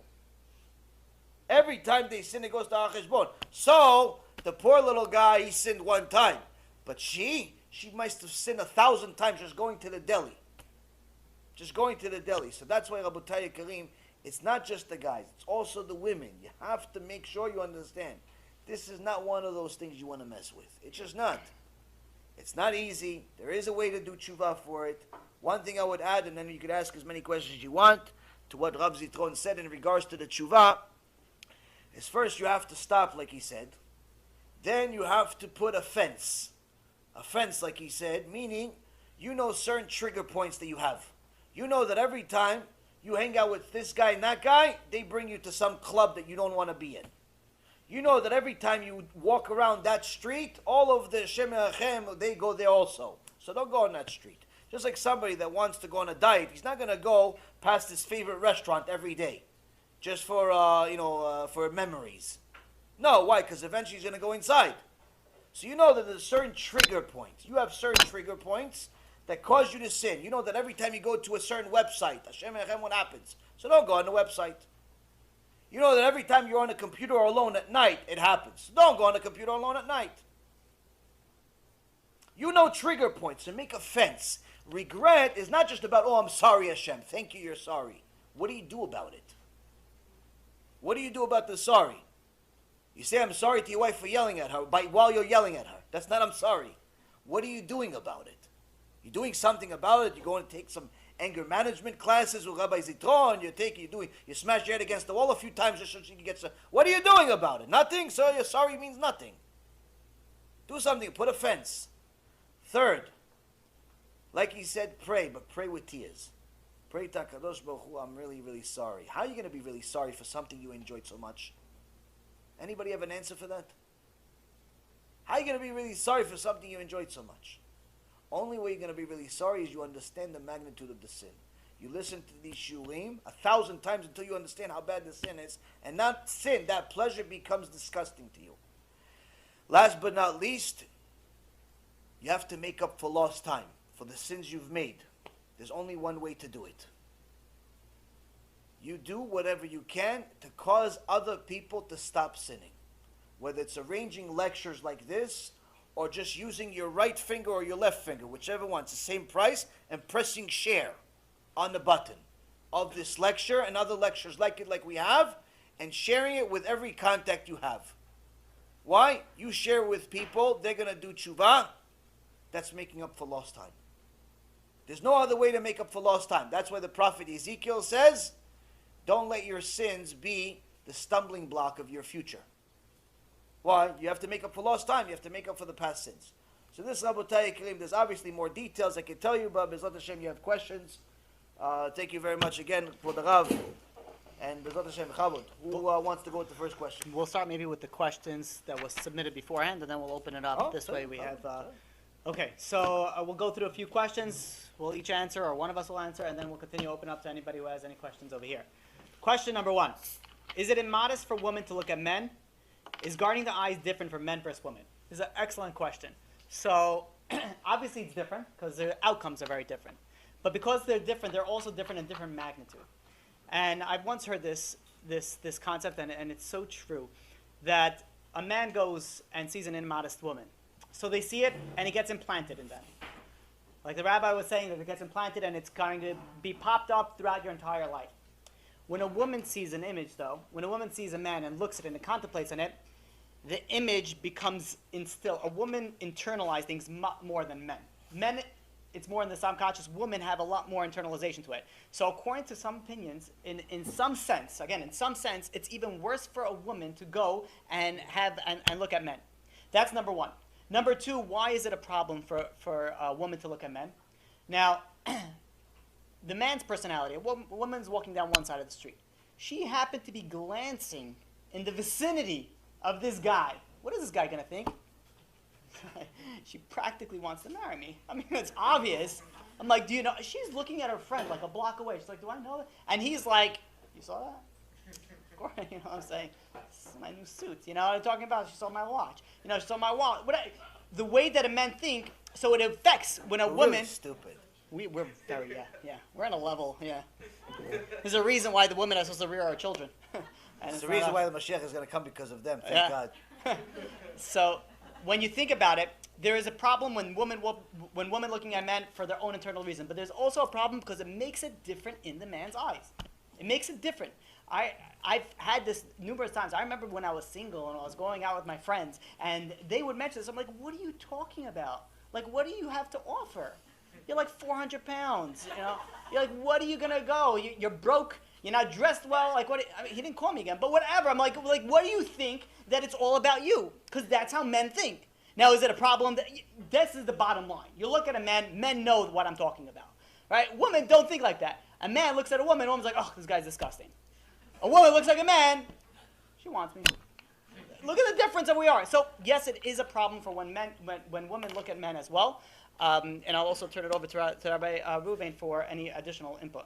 Just miniature, it's just the mindset of a woman is different than a man, and also in a sense that when a man looks at a woman, she shouldn't be happy that he looked at her. Why? He's simply looking at her like a piece of meat. Just like when you go to the butcher, you know, you look at meat, they hang the meat. That's how a man looks at a woman. He wants to eat it. That's it. He has no interest in marrying her. He has no interest in talking to her. He has no interest in even hearing her voice. He prefers not to, actually. That's what a man that looks at women thinks. A Ben Torah doesn't look at women. A Ben Torah doesn't look at women. That's why he doesn't think like that. He looks at his wife. A woman that looks at a man, she doesn't think of a piece of meat. She thinks of a personality. Oh, he looks funny. Oh, he looks smart. Oh, he looks like he's generous. She already starts picturing their future together and how, wow, he looks like he would make me laugh every Tuesday, maybe Wednesday too. You know what? I think he would buy me a birthday present without forgetting. You know what? I'm going to call him Steve. She gives him a name. She designs how many kids they're going to have. Just as 5 seconds of looking. So what happens? A woman lives in a fake dream. And the problem with a woman like that is that a woman like that is never going to be happy. Ever. So this is simply just drinking your own poison and expecting the other guy to die. So when you look at the grass being greener somewhere else, you look at other men, you look at other this, you look at other that, you're never going to be happy with your life. So that's also a psychological standpoint. Last but not least, what are you really presenting? What are you really presenting when you're looking at stuff that doesn't belong to you? Are you really presenting a Bat Yisrael? You're the daughter of the King of Kings. You're chasing after men. What are you lacking? What do you have? 3 heads, 1 arm? What's wrong with you that you need to look at men? If he's not your husband, there's nothing for you to look at. The same thing for men. You're the son of a Kadosh Baruch Hu. What are you chasing things like a dog? Is something wrong? Huh? Because a man is a dog. The point is, Rabotai Karim, you have to control yourself. You have to control yourself. Why? That's the difference between us and animals. We have to control ourselves. They can't. They have an instinct. So for that, you have to give yourself different boundaries, different things, and understand that there are certain things that are not good to do because there's Gan Eden and Gehenom. But there's certain other things that are not going to do because you're in essence creating your own Gehenom by doing them. Why? Because you're living in a fantasy land. You're living in a fantasy land. You're constantly looking at other things that don't belong to you. It's not going to help you in your life. Chava, next question. Okay. If a man or a woman has a sexual thought or desire, what is the best way to get rid of it? Do you want to switch off? You want to start and I'll go on? Chava, whatever you want. Go first. We'll switch off. So the Rabbi Yehuda Ftaya Alav Shalom writes in his book, there are several things that a person can do to clean out the tum'ah that's in his mind. So, for example, there are certain times that the stuff that you've seen in your life that's not so kosher is going to appear in your mind. And like I told you, it's going to be the worst times. It's not going to be the best times. It's going to be the worst times. So you saw an immodesty at some point. You're going to think about this immodesty when? The worst possible times, when you're praying to HaKadosh Baruch Hu.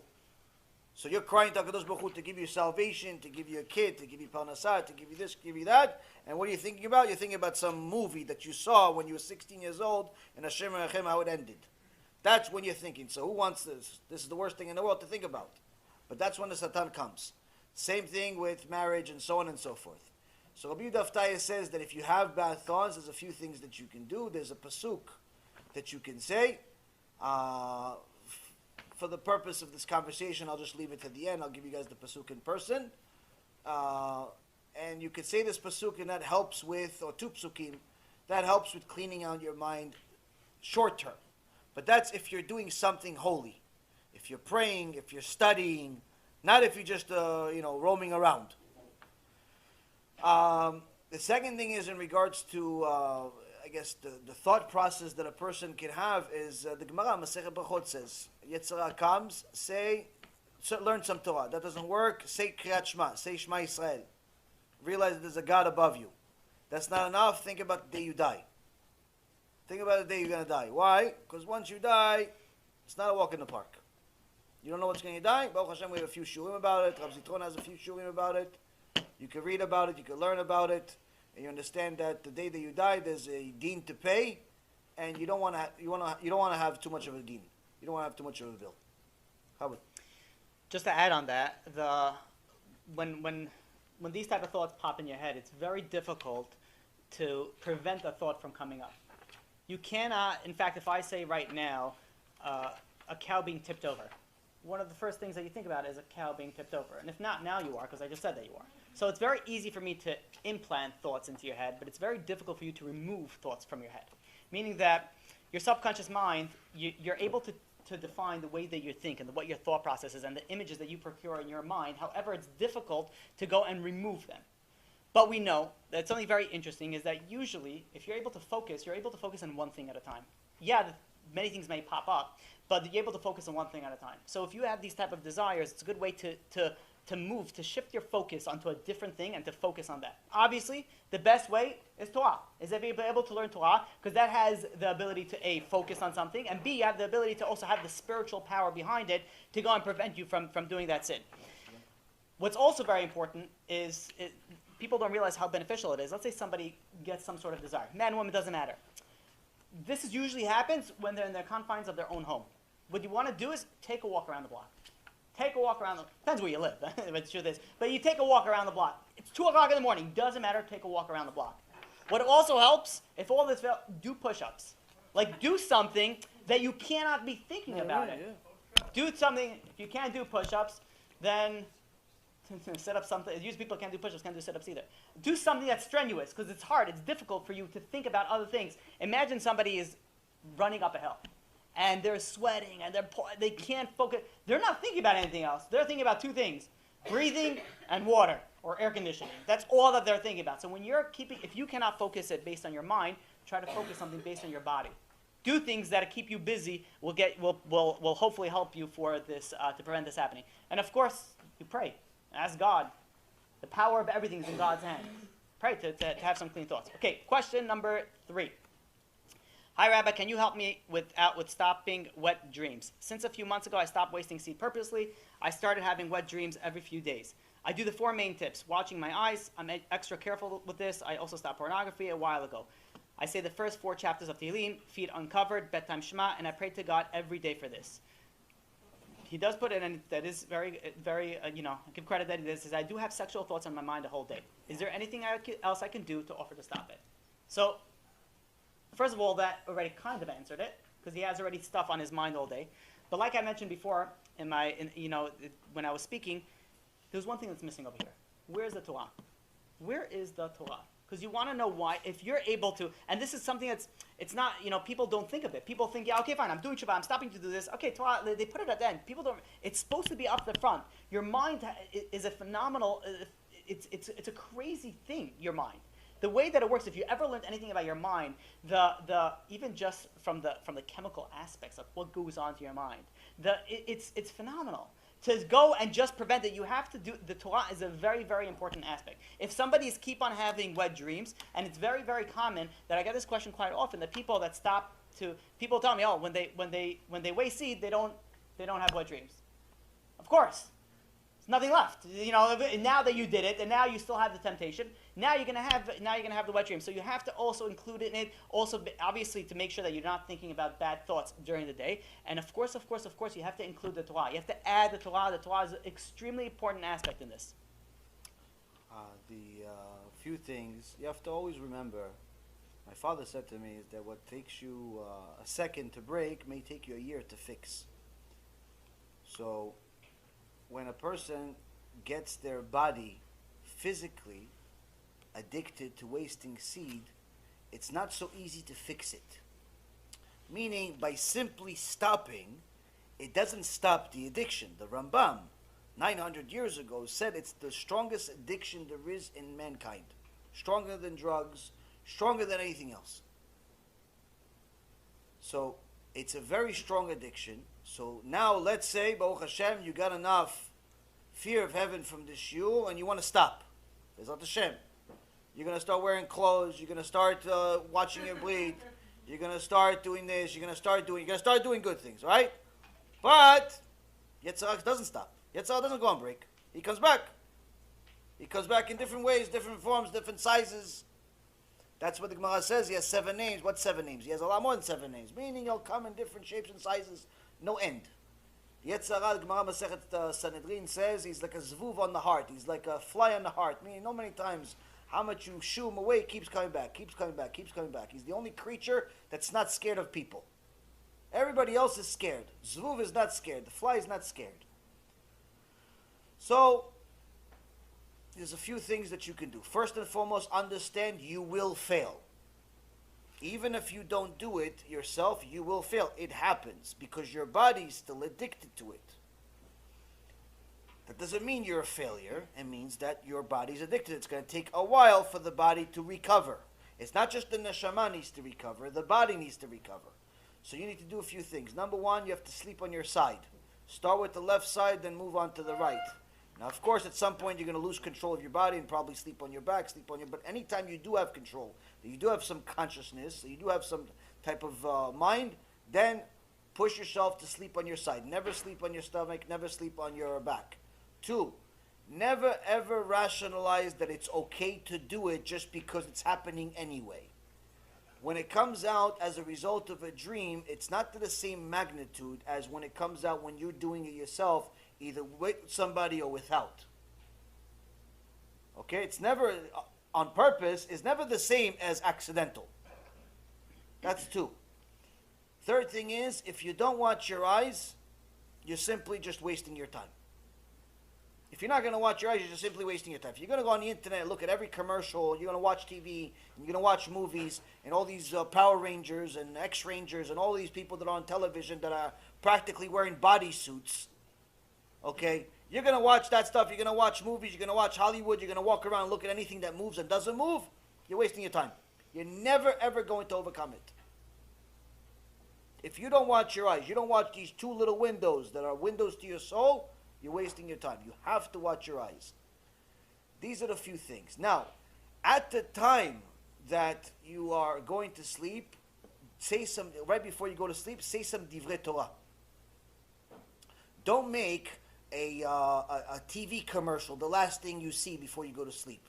Open a Gemara, open a Chumash, open Rabbi Zitron Shiur, open something.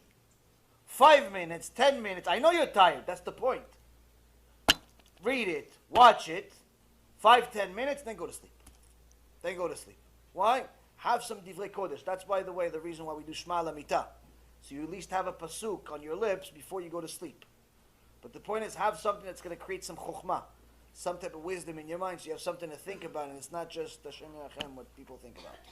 So have a few things. These are a few tools that at least you don't do it on purpose.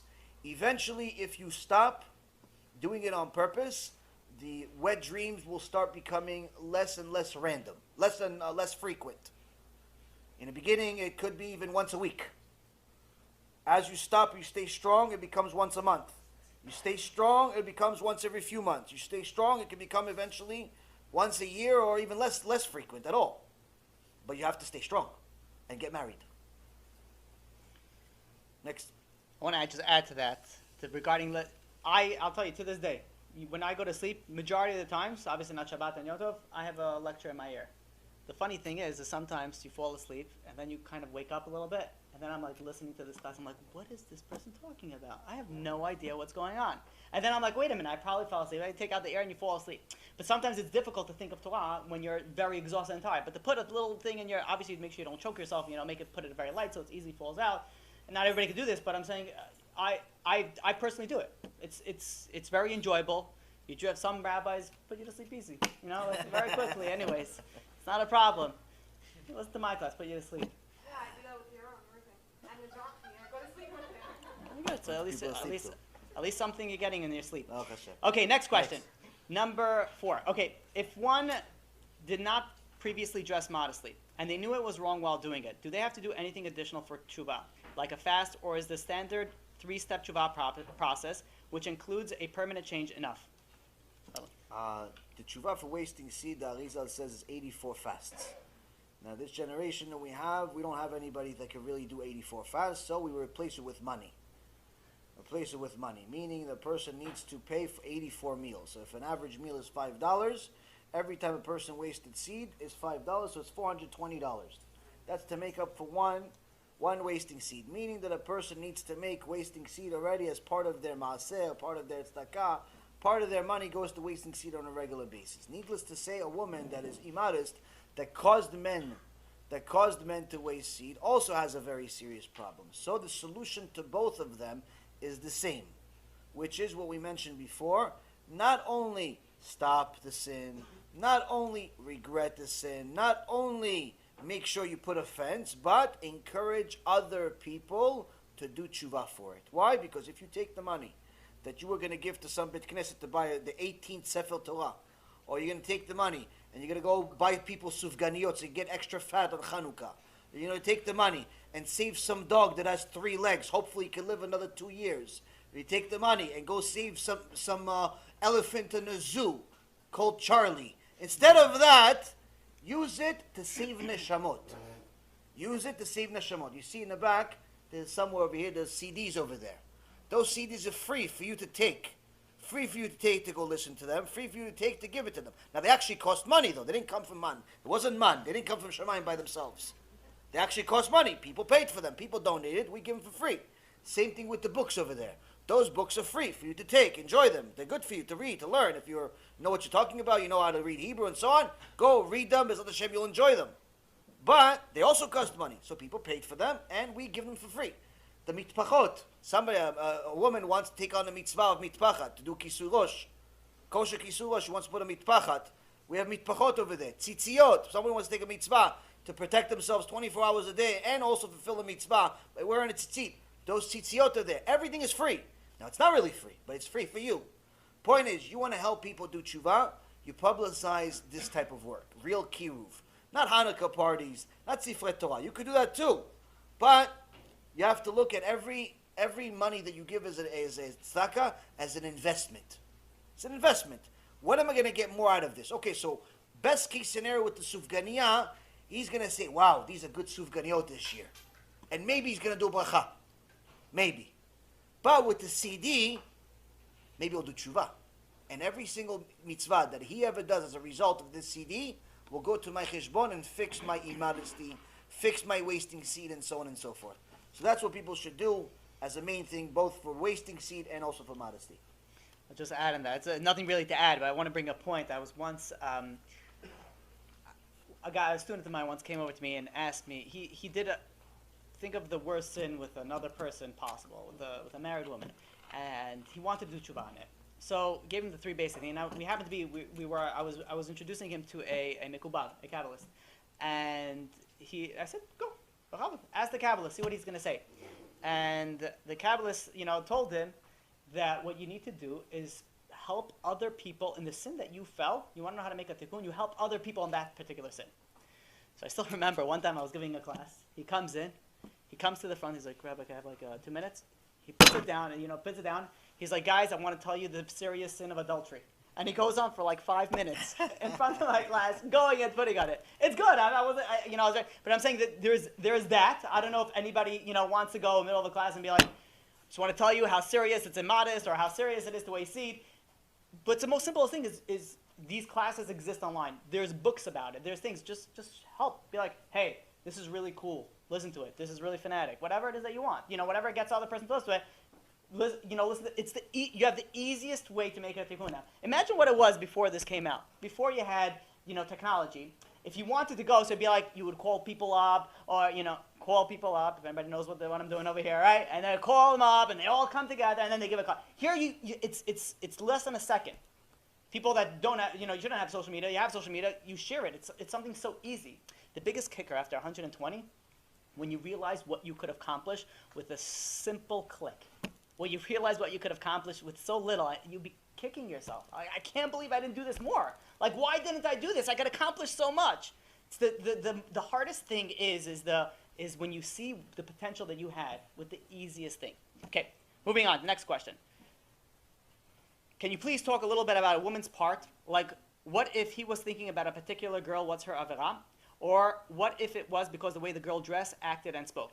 I believe the rabbi already spoke about this. That obviously she has a connection to that sin as well, and to the extent of how severe it is when she's involved in that sin, and how it's because of her. Now the way that it works is a woman would walk down the street, and let's say she's not 100% modest. This is something very, very fascinating. Let's say a woman walks down the street, modest k'alacha, the whole shebang. She's modest the way it covered all places that she's supposed to. And you still have a pervert that goes and looks at her and does a sin. Did she violate anything? She did. She did what she was supposed to. She needed to go to buy something. It's her fault that there's a pervert over there? No. But what happens if her skirt was a little bit short? Or something was not so modest? Just by a little bit. All of a sudden she goes from tatu to chayav. All of a sudden, for something so little, it changes drastically. For what she has. So yes, she is involved in the sin as well, and it's a very, very serious a level of a transgression. That's why people don't people are always speaking about them. One of the most important things for a woman is modesty. Men also is kedusha in this type of level. It's very, very important. People don't speak about this. The Torah doesn't speak about it because let's make your life miserable.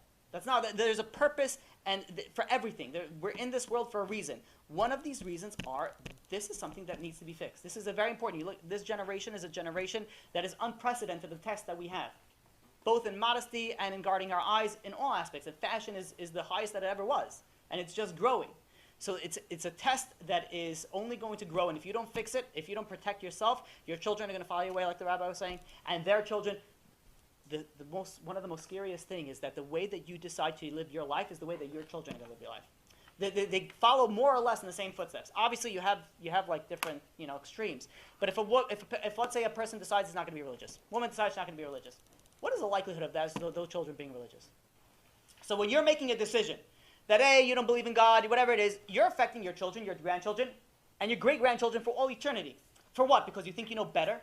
You think you know for sure. No one knows for sure that you could say that there's no such thing as Torah, there's no such thing as God. No one knows for sure. You could assume. You could assume this. You could assume that. No one's. So for a chash, for a safek, for a doubt, you're willing to risk your life, your children's life for all eternity. So when you think about the consequences of every single action that you do, it makes you really reconsider everything that you do. Like the way that you dress is going to affect your children. The way that when you're looking. Chazal teach us, and this is what I believe I mentioned, that if you're careful at guarding your eyes, your children will be careful guarding your eyes. We have spiritual DNA just like we have, genetic DNA. The things that you work on also affects your children. The big thing that people don't understand is that the Greeks were very smart people. Very, very smart people. So how come these smart people were so stupid at the same time? Because they didn't think that HaKadosh Baruch Hu cares about the small stuff. They thought, yeah, God's too big to care about my small little problem. God's too big to care about whether I do Netilat Yadayim. God's too big to care about kosher. He's too big. He's got a lot of stuff going on. Unfortunately, that's us too. We think that Hashem is too big to care about the small stuff. But in reality, that's what makes him big, because he does care about the small stuff. If Sarai Imenu, instead of saying to Avraham Avinu, okay, what do I need to do in order to help these guests, these 3 Arabs that came, they didn't know they're Malachim. These 3 Arabs came, they're visitors. Instead of going and setting up a whole feast for these people, if she would have said, you know what, Avraham, you do it. I'm tired. I'm tired. If Sarai Imenu said, I'm tired today. If Rivka, when Eliezer came, said, what, water? Go, it's over there. Get it on your own. It's over there, yeah. Make a right, make a left, go over there. What? I'm 3 years old. What do you want for my life? Go over there, what? If she said I'm tired, she said I'm tired, if she said I'm tired, guess what? She wouldn't be Sarah, she wouldn't be Rivka, she wouldn't be Rachel, she wouldn't be Leah. Our Imaot would not be our Imaot. There would just be some person that existed that you never heard about. If we're tired when it comes to mitzvot, guess what? We're not going to be the people that HaKadosh Baruch Hu wants. So every little thing is not little, it's big. In HaKadosh Baruch Hu's eyes, it's big. That's what makes a person.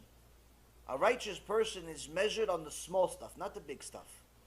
What do you do on the small stuff? Do you care about the small stuff like the big stuff?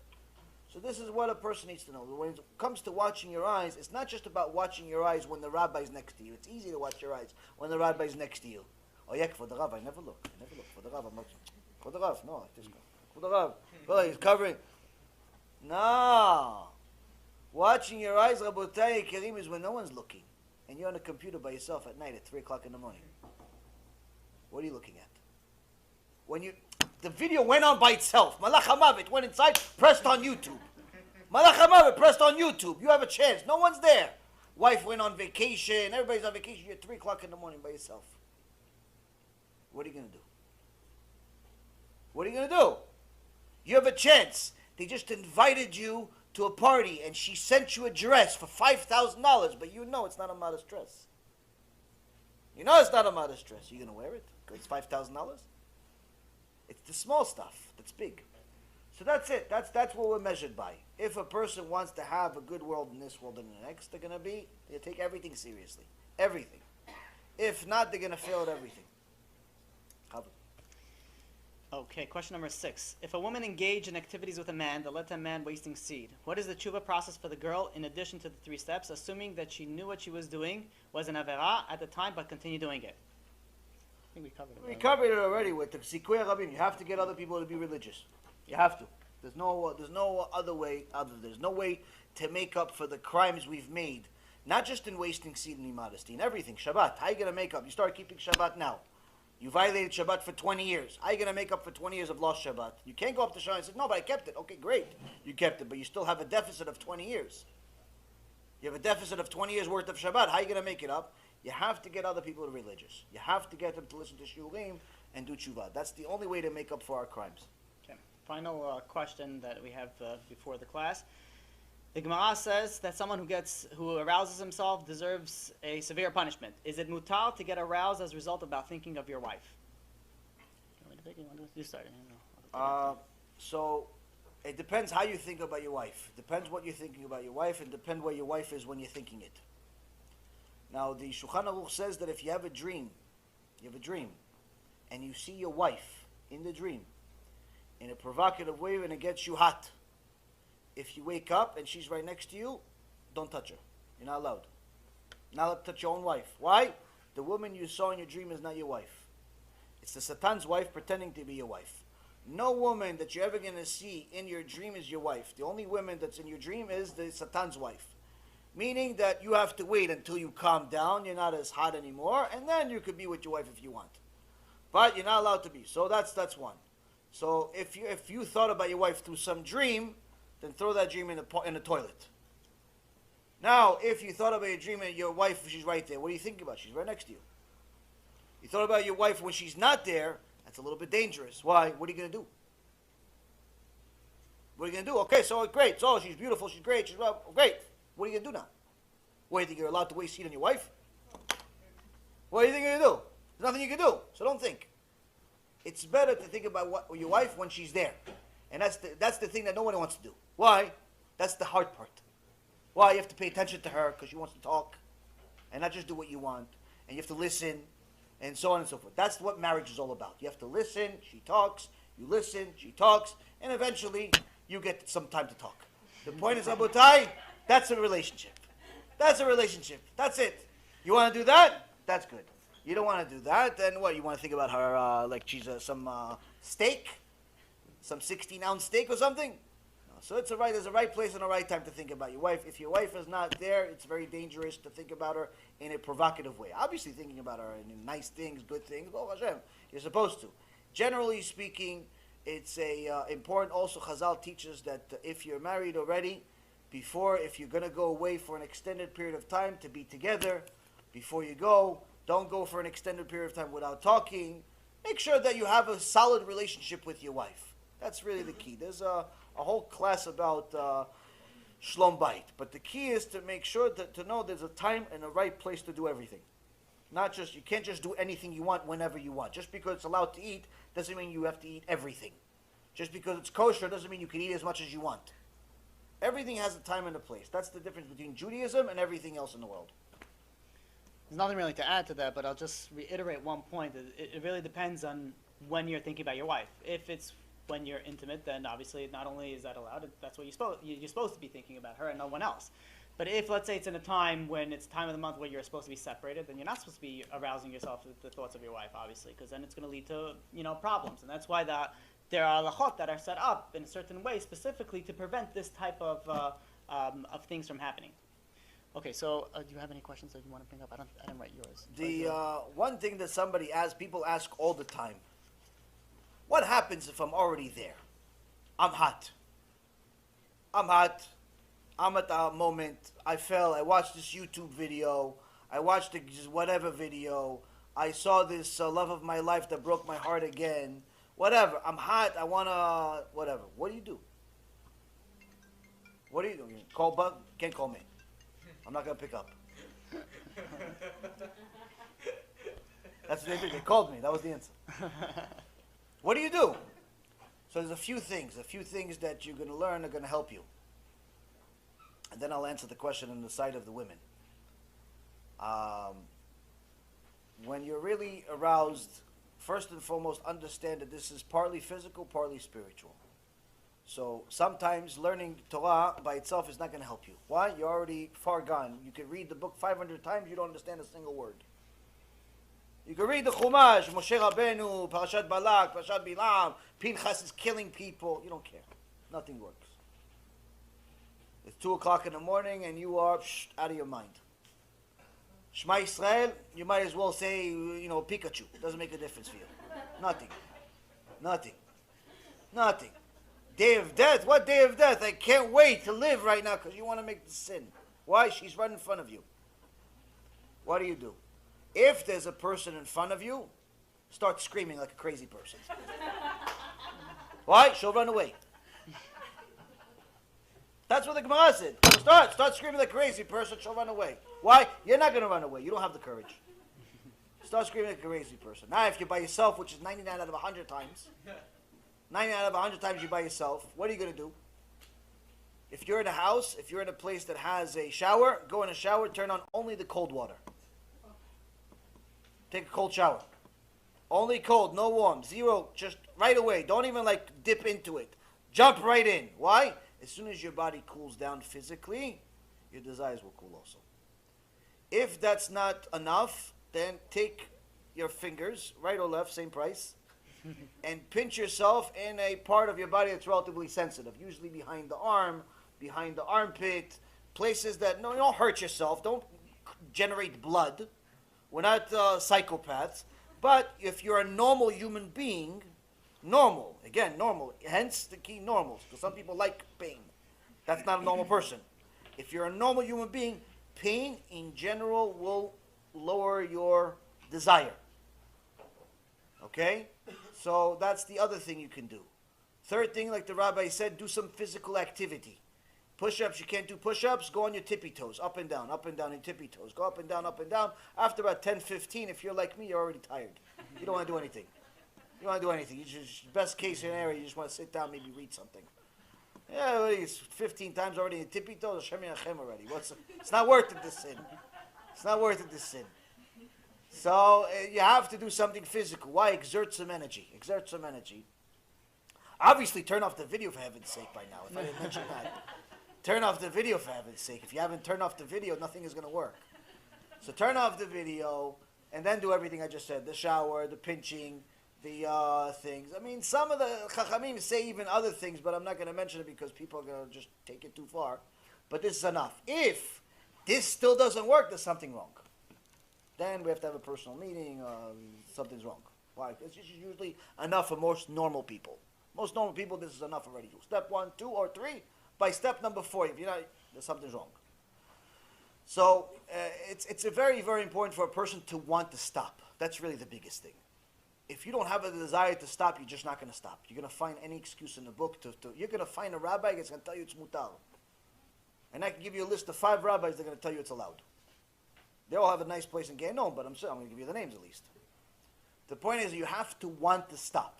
You have to want to stop. Like, for example, I smoked cigarettes for 20 years. I liked smoking cigarettes. I actually liked it. My rabbi told me, listen, you're really not allowed to smoke. I said, why not? I like it. It helps me study. I'm up at night. It's this. I had all the excuses in the world. I'm learning Torah with the cigarettes. What? What's the problem? If I don't smoke the cigarettes, I'm going to stay up. I'm going to learn Gemara. I'm going to do this. I'm going to do that. It's like, listen, it's not Ritzon Hashem. And that was like atomic bomb for me. Why? Bottom line, this is what Hashem wants? No. Okay, so as long as you want something different from Hashem, I don't know, maybe you should start a new religion. Maybe start a new religion. You want something else from Hashem? Start a new religion. No. So now that I know it's not Ritzon Hashem, okay, so now I have to figure out a way to stop. Because I don't want to stop. I like it. But you find a way to stop. You like the sin. Don't say you don't like the sin. You like the sin. Rabban Gamliel says, Gemara Masechet, is it Moed Katan? I think it's Moed. He says that don't say that you don't like the sin. Don't say you don't like pork. Don't say you don't like all of these different sins. Say you like it, because you do. But what is it? What can you do that your Father in heaven said it's not allowed? You understand? So the point is not that we don't like the sin. We like the sin, but it's not allowed. It's important to know it's not allowed. Now, when it comes to women, their general influence is usually more peer pressure than it is physical. Yes, it is possible in this generation to become physically addicted to intimacy, to pleasure, to being constantly with a new husband, and so on and so forth. Yes, there is an addiction that a woman can have. It's not to the same extent as men. Remember, if you want to be a Bat Israel, you have to treat yourself like one. A Bat Israel means that you are the daughter of God. Now, the daughter of God is not public property. Don't treat yourself like such. If you had a diamond that's $100 million diamond, would you throw it in the air like a baseball? No. Why? Because it's not public property. You want to protect it. You want to preserve it. If you want to be treated like a priceless jewel that you are in Hashem's eyes, don't show your stuff to the world. Don't show. You're not public property. The only thing that's allowed to show to the public is a garbage can. That's it. That's what you're allowed to show people. Garbage can. So what you have to pick. Do you want to be a Bat Israel that's a priceless jewel or a garbage can? Which one do you want? Your choice. Same price. Garbage cans, you can let anyone touch, you can let anyone see, they can peek in it, you can do whatever you want with the garbage can. Well, has anybody say, no, garbage man, don't touch my garbage. It's mine. No, everybody says touch the garbage, do what you want with the garbage, just get it out of here. You want to be the garbage can in Hashem's eyes, then that's what you do. Let everybody touch you, let everybody do whatever you want with you. You want to be a Bat Yisrael, a priceless jewel, you have to preserve yourself. You have to treat yourself as such. Because what you do is going to carry a lot of weight for your future. How your daughter's going to carry herself, how your son's going to carry himself, how your husband's going to carry himself.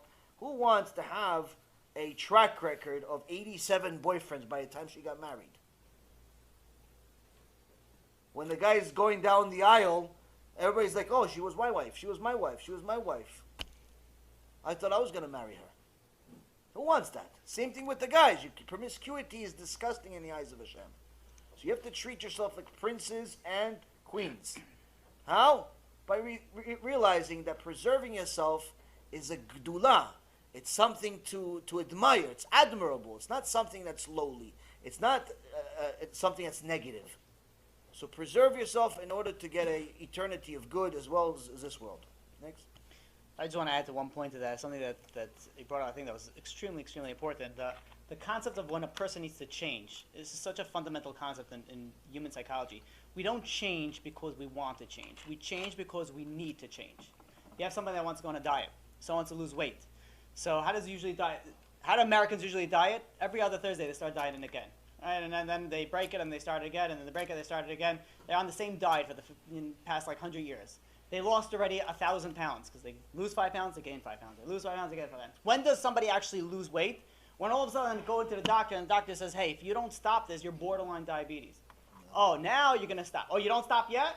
Then by the first heart attack, there's going to be a time when you decide that you need to stop. That's when it happens. When does a person stop smoking? Not everybody has the willpower of the love. You know, you have some people, when they stop smoking, when the doctor tells them, you have a year left to live if you don't stop. Some people, even then, they can't stop. But you have to have, it has to be not, oh, I want to change. Even better yet, the people that I want to change. Like, I know I need to, but I don't have that. I'm not there yet. I want to change. Chidush that people come up with. But you think about it, you really wanted anything in your life. You want to be successful, you want to work hard, you want to, gain a lot of muscle, you want to lose a lot of weight, you want to be a Talmid Chacham. It has to change from a want to a need. The second that you need something, then you have the willpower. If you really want to dress modestly, yeah, maybe. But if you need to, guess what? It's going to happen. If you need to stop wasting seed, it's going to happen. If, let's say, somebody, the greatest Kabbalist alive comes over to you and says, the next time you waste seed, this person's going to die. Like, obviously, okay, this is a hypothetical, situation. Don't misquote me on this. And assuming you love this person, right? And obviously, be like, tell me now, Assuming you like this person, you love this person. Will you ever, again, do that? No. Why? Because all of a sudden it changes from a want to a need. I disagree. Okay. Because if it was a random stranger, you wouldn't care. But here, it's someone you love, so you want the person to live. Life or death is something completely different. If you want something, you will do it. If you need to, you feel like a servant to the task that you're doing. It's completely different. So you're saying, how is that disagreeing with what I said? You just said we're coming to... It's the opposite. You're saying if you want, you're not going to do it. If you need to, then you're going to have that push. Person can need to do something. and a person can want to do something, and they can both do it. You have somebody that needs to smoke, and they're going to die. People do that all the time. I'm not saying it's only this or not the other. I'm saying success rate. Success rate happens when you change, when it is a need. Really? So go to any hospital and look at the people that have to go. Look at the people that are majorly obese in America. Yeah. Look how many of them change their diet versus doing surgeries to remove half of their stomach or to close to tighten their tooth. Or Again, whatever. you're not disagreeing with me. You're saying the same things in different words. No, they aren't doing the thing. They're not doing it. You just told me they're morbidly obese, so they need it. But they're not doing it. They're losing weight. Doesn't matter if they're getting a band or they're getting sucked out or they're just doing the most healthiest thing and putting the fork down. At the end of the day, they're coming to the right conclusion. We're not disagreeing. I mean, you're saying it in a different way, which is fine. You want to say it that way, do whatever it is. We're saying the same things. I don't think so. I think that when it comes to mankind, the number one motivator that people have is typically fear. People don't drive fast on the highway because they're scared of getting a ticket. They're scared of getting pulled over. They're scared of having an accident. They're scared of things like that. People don't, go on long vacations because they're scared of losing their job. They're scared of doing losing certain things that they've built up. Most people that drive have the money to pay their tickets. Correct? If they're gonna have a car, they're gonna lease a car, they're gonna own a car, they're gonna pay maintenance. But they still gas. don't drive fast because of Because other they reasons. don't want to pay. It's not that they don't need. They don't want to. People Again, don't want to pay $115. So the point is, like I said, there are many different things that cause fear. One cause is the ticket. Another cause is a car accident. What's my proof? My proof is that no one here is going to drive 150 miles an hour on the way home. Not a single person here. Not every one of your cars most likely can reach 150 miles per hour. But you're not going to drive 150 miles per hour if you're a normal person. Why? You don't want to get into a car accident. Now, you can get into a car accident. You can. And maybe you even have really, really good bags in your car that are going to pop up and save you. But you're still not going to want to do it. Why? Because you're scared. Fear is the number one motivator for people. That's the way HaKadosh Baruch Hu created us. Now, as far as desire to want to do something, that can be as big as fear, but it's not naturally that way. It's not natural. You don't want things naturally more than you are scared of them. The natural instinct of a human being is to be scared of things and to operate based on fear. If a person develops something, works on themselves, they could develop a desire to actually do something and overcome their fears. But not because they just want it more than they're afraid of it. That's it. It's not that they want it when they're not scared. It's just that they overcome it. But that's it. Okay, next question. Well, I guess we'll go this way. And does anybody here have a question? We have over here. You're not going to be on loudspeaker. Do you have another question? Yeah, nothing to do with, I don't need that, nothing to do with what you said, what the topic was about, but I'm not understanding why you're constantly saying why would you take that chance, that 1% chance? That's how you get people to do what you want to do. I mean, like if I were to tell you take antifreeze and probably you're going to cure your cancer or cure all your illnesses because there's that 1% chance, you're not going to say, I'm going to take antifreeze because there's that 1% chance that I could be cured, but then 99% said I'll overdose and die. Or Again, yeah, you're flipping the thing. She's saying because I said that let's say there's a 1%. Let's say people don't believe in Torah. They have to believe at least there's a possibility because they don't know. They're not the best. They don't know. They're not smarter than everybody in the world. They're not smarter. They don't know everything. Right. It's possible. So it's at least possible. 1% chance that it's true. 1%.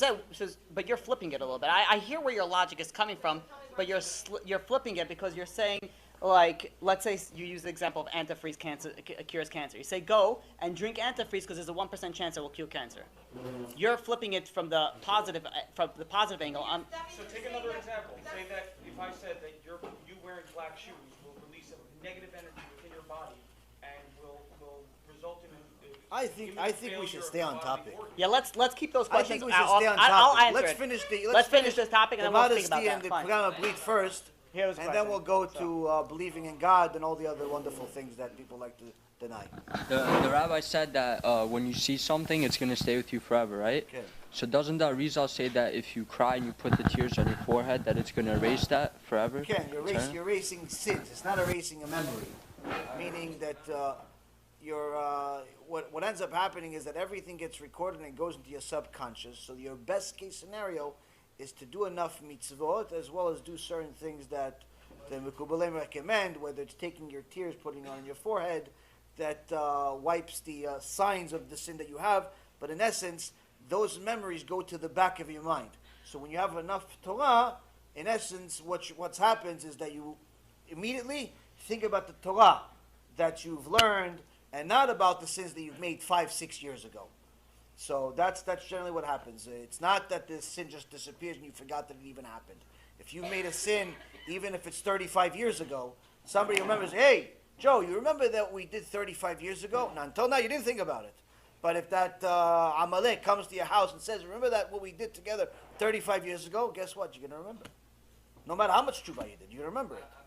Okay, give him the microphone again. You said like one point, you said that tshuva, like you don't get assistance from heaven for the sin, and then you said pray for assistance. So how do you correlate those two? Okay, so Concepts. that's a good question. So if the Chachamim, the sages tell us that you don't get assistance for this, then why are you praying for it? So with prayer, you're able to accomplish so much. Even things that are not coming to you, you could go and you can get it. What's an example? Let's say somebody prays that they want to marry this person. And you're not supposed to pray that you want to marry this person. You want to pray that you marry the right person. But let's say somebody really wants to marry that person. If a person prays and prays and prays and prays, they'll get that. They can have the ability to change. That's the free will, and that's the power of prayer. We also see this by Avraham Avinu. Avraham Avinu passed away when he was 175 because the Yitzchak and Rivka kept on praying and praying and praying for the kids. Really, the kids, Esav and Yaakov, were supposed to come 5 years later. And Avraham was supposed to pass away at the age of 180, just like Yitzchak. But why did he pass away early? Because, you already prayed. You prayed so much that I have to answer you. That's the power of prayer. And when Esav and Yaakov were 15 years old, and Esav did something that was, he went off the path, and God didn't want Abraham to see it, so that's why he took him, into that aspect. Again, it's a whole lecture in itself, that aspect. But prayer has the ability to go and give you something, even, you could say, to the extent that you weren't originally supposed to get it. So, of course, even if someone tells you, you go to some big rabbi and tells you you're never going to get married. Pray and pray and pray and pray. You keep on praying and you break the prayers. There was you're not supposed to do this, but let's say reading the palms. There's a certain Kabbalist that I know knows how to read palms. And he says he doesn't read it. Why? Because when you have somebody go and pray and say, good, amen, yehesh merabah, it changes everything. You have the power to change. That's the power that you have for prayer, even if it wasn't, originally a line for you. The ladies here, you guys read Tehillim on a regular basis? Yeah. Okay. There's a Tehillim, David HaMelech says to HaKadosh Baruch Hu, they're lying about me. So what are they lying about you? Who? It's the angels are lying about me. The angels are lying about David HaMelech, Kodesh Kodeshim. So Chazal says, what is David HaMelech saying here? David HaMelech says that every time a person makes a mitzvah, makes a sin, he creates an angel. Kategor, sanego. If he makes a mitzvah, he has a protective angel. Makes a avera, makes a sin, he has someone going against him. So he says, I made sins, and these angels, they're lying about me. Why are they lying about me? Because I've already done tshuva. So they're talking about the old me. So Chazal says to us that what do we learn from here? We learn from here that the prayer, Rav Dessler Alav Shalom says, when we pray, what, Hashem is going to change his mind? Hashem doesn't change his mind. What happens through prayer? What's the point of prayer? The point of prayer, Rabotai Karim, is not for HaKadosh Baruch Hu to change his life. If the Zohar Kadosh says there's no siyata dishmaya for this sin, guess what? There's no siyata dishmaya for the sin. But for who? For the old you. The old you doesn't get siyat lishmaya. The new you, after you pray, you cry to HaKadosh Baruch Hu, Hashem, I'm sorry. I can't believe I killed so many souls. Hashem, I'm sorry. I can't believe I caused so many young men to sin. Hashem, I'm sorry. I can't believe I went against you. Hashem, I'm sorry. You start crying for killing HaKadosh Baruch Hu's babies. Guess what? It's a new you. It's a new you. Through the tears, it's a brand new you. That person gets siyat lishmaya. That person gets whatever he wants. He can get a whole world if they want. He get 310 worlds. They want. Why? Because they have. So that's a different person. But that's the thing. The question is, did you do it? Did you do it, or you just go like a lot of people? They go to Beit Knesset, Shlosh Becha, and they're already thinking about their vacation. If you cry to HaKadosh Baruch Hu, you get whatever you want. But like the Rav says, you have to do serious stuff, serious tshuva. Yeah. Yes. If let's say, Mike. Oh. Because the Back and camera forth. can't. I can hear you, but the camera can't hear We you. need to thank David, first of all. I didn't say that. Thank David for setting up and arranging and everything. And not only that, he stayed around to go and make sure that people hear it. So thank you very much, David.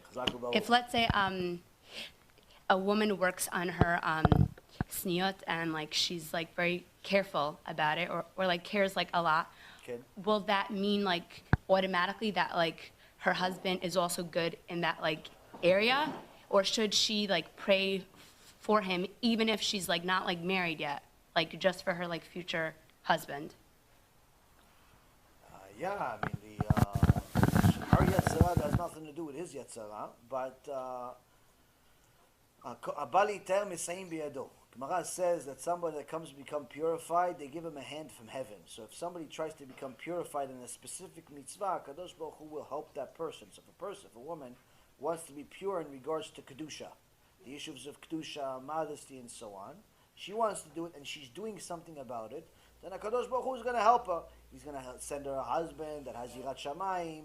He may not be perfect, but he's trying to be. He may not be the biggest, but he's trying to be. He may not be where Moshe Rabbeinu, but he's trying to be. Just like she's trying to be. She's trying to be, he's trying to be. Perfect match. But if Hashem brought her Moshe Rabbeinu and she's still trying to be something, it's not a good match. It's not a good match. So if they're both trying to be, they're both going to be. They're both trying to be, they're both going to be. But if she's trying to be and he doesn't, he's sleeping on the couch all day, then what do we do? So HaKadosh Baruch Hu says, if you're trying to become purified, I'll give you a hand. You're trying to become purified, I'll give you a hand. I'll send you the right husband, the right kala, and so on and so forth. Gemara Masechet Sotah, page 2a, in the beginning, it says, my dear friend Sonny reminded me this morning on the plane. He says a person gets the zivug based on his ma'asav, based on his actions. Based on his actions. What did he do? He was righteous, he'll get a ishat snua. He'll get a woman that's modest. He's wicked, he'll get a woman that's immodest. Why modest and immodest, not righteous? And it's supposed to be, if he's righteous, you should get a righteous woman. If he's wicked, you should get a wicked woman. Why? If he's righteous, he'll get a modest woman because she's more likely to be righteous also. But if he's wicked, he'll get an immodest. Why immodest? Because if she's immodest, she's definitely wicked. If she's immodest, she's definitely wicked. She could go to Beit Knesset 5 times a day. She could read the entire Tehillim 25 times a day. But if she's immodest in the eyes of Hashem, she's definitely wicked. Why? She cares less about society. She only cares about herself and what she wants and how she wants it. She cares less that she's causing other men to have hiluim, have different thoughts about her. In fact, she even likes it. She likes that men are thinking about her. She likes that the guy that's married and having some marriage problems is now thinking about this 25-year-old, this 25-year-old. He's thinking about her. So now he's thinking, maybe I shouldn't be married. I'm already having marriage problems as it is, and this 25-year-old just winked at me. She likes it. She likes that attention. So Hashem says there's no way she's righteous. So that's why a person needs to try, and if they fail, try again. I have a question. Before we get into that, I just want to add one I'm thing. not getting into any of that. I just wanna I answer sat her there thing. and I took 4 pages. Okay. So, I think, you should pray. You should, everything that you, Brother Ruben, said, but in addition, pray and pray and pray. Pray for your future children. There's no such thing as prayer. Prayer doesn't go to waste. So pray as much as you possibly can. Yeah. Okay. So we had a question from somebody earlier regarding nocturnal emissions, and that it's a natural process that occurs on a regular basis to somebody who doesn't release seed, as we phrased it. Who are we to say? I know you started off with a jab at science, and that science changes, and then you ended off saying that change is good and that change is necessary. Especially since in Mar Nevuchim it talks about what the Rambam says in Mar Nevuchim that scientific consensus should establish a precedent above Torah or above rabbinical opinion. So, considering that, and considering that our body is naturally going through this process, who's to say that Hashem hasn't created our body with the intent of it releasing this seed, and it's not something that's not only healthy scientifically, which the Rambam says we should follow, but that we should pay attention to that mitzvah that Hashem There's a created our difference. bodies like that. Right. Here's the difference. You only know the perspective of a person that weighs seed. I know the perspective of both. So while a person that knows the perspective of a person who weighs seed, he knows, wait a minute, it's the reality of not having a wet dream is impossible. Why? Because the only reality that you know is one of a person that weighs seed. So in your mind, you think that it's impossible to live a life without wasting seed, not on purpose, accidental, like while you're asleep. Why? Because that's the only reality you know. I know both realities. And I can tell you, it doesn't happen to everybody. Does it? Why doesn't it happen to everybody? Why doesn't it happen to everybody? If you don't protect your brit, and you do it electively, you choose to do it, you are training your body to physically do it on its own as well. As a result of the things you see, as a result of the things you imagine, as a result of just simply your body having a need to do it. But as Chazal teach us, in the Gemara Masechet Avodah Zarah, if you starve it, you have a small member in your body. If you starve it, it will be satiated. Meaning, if you only use it in a permissible way, your body will no longer have the same need as it did when you weren't starving it, when you were satiating it. Which means you can go to sleep naturally, comfortably, without having a fear in the world that seed will come out. Even though in the past you were. But after you've trained your body again and retrained it, and it's no longer addicted, it's no longer addicted to releasing seed, what happens? Nothing. You go to sleep like a regular person. Maybe my question wasn't clear, but my question was more, if it's a natural occurring process, and you're saying you can train your body to control it and to avoid it. No, what you're doing is by wasting seed, you are training it to do that. By not wasting seed, you're training it not to do it. Nocturnal emissions when I was 13, before I knew what masturbation was, even the Right, word. you're going through puberty. Right, so it's a natural process. It's a natural process to spit. Doesn't mean So you are we have saying that saliva coming out your mouth. Hashem made a mistake there? Are we No, saying no. that The mistake that you're nocturnal making is your emissions understanding. are unnatural? That we should be sexually The most repressing nat- ourselves? No. See, if you actually instead of reading Moreh Nevuchim, you should have gone to Kita Aleph. Kita Aleph. I've been there. I've done that one. No, I'm talking about Kita Aleph, meaning reading Mishneh Torah. Mishneh Torah will teach you about this particular sin. Now, if you look at Sefer Kedusha, the Sefer Kedusha will tell you something deeper than what you're saying. It'll tell you that the only reason why Kadosh Baruch Hu gave you a body is to release seed. It's the only reason you have a body. There is no other reason for you to have a body other than for the purpose of reproduction. That's the only reason. If it was not for the purpose of reproduction, Hashem would simply have spirits all over the world. Which means that yes, you're right on one aspect, that yes, it is a natural thing and it is what you were created for. But you were created to do it in a permissible way. According to rabbinical opinion. No, Which, according to the Rambam, Torah. Maybe No. You're depending on scientific precedent. According to the Torah. Not rabbinical opinion. According to the Torah. HaKadosh Baruch Hu says, Shofech dam ha'adam ba'adam damo yishafech.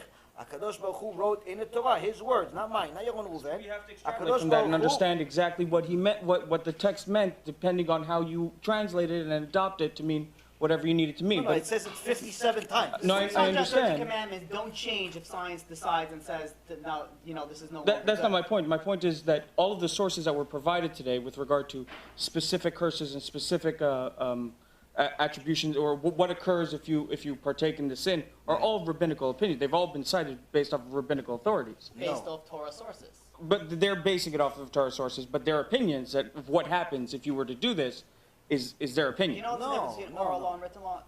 Yes, I do know the difference. But my point is, So if you're teaching this it's not information, rabbinic. if you're teaching this is not a information, rabbinic are mitzvah. you familiar with Jewish Community Watch? Is that for pedophiles or something? Yeah.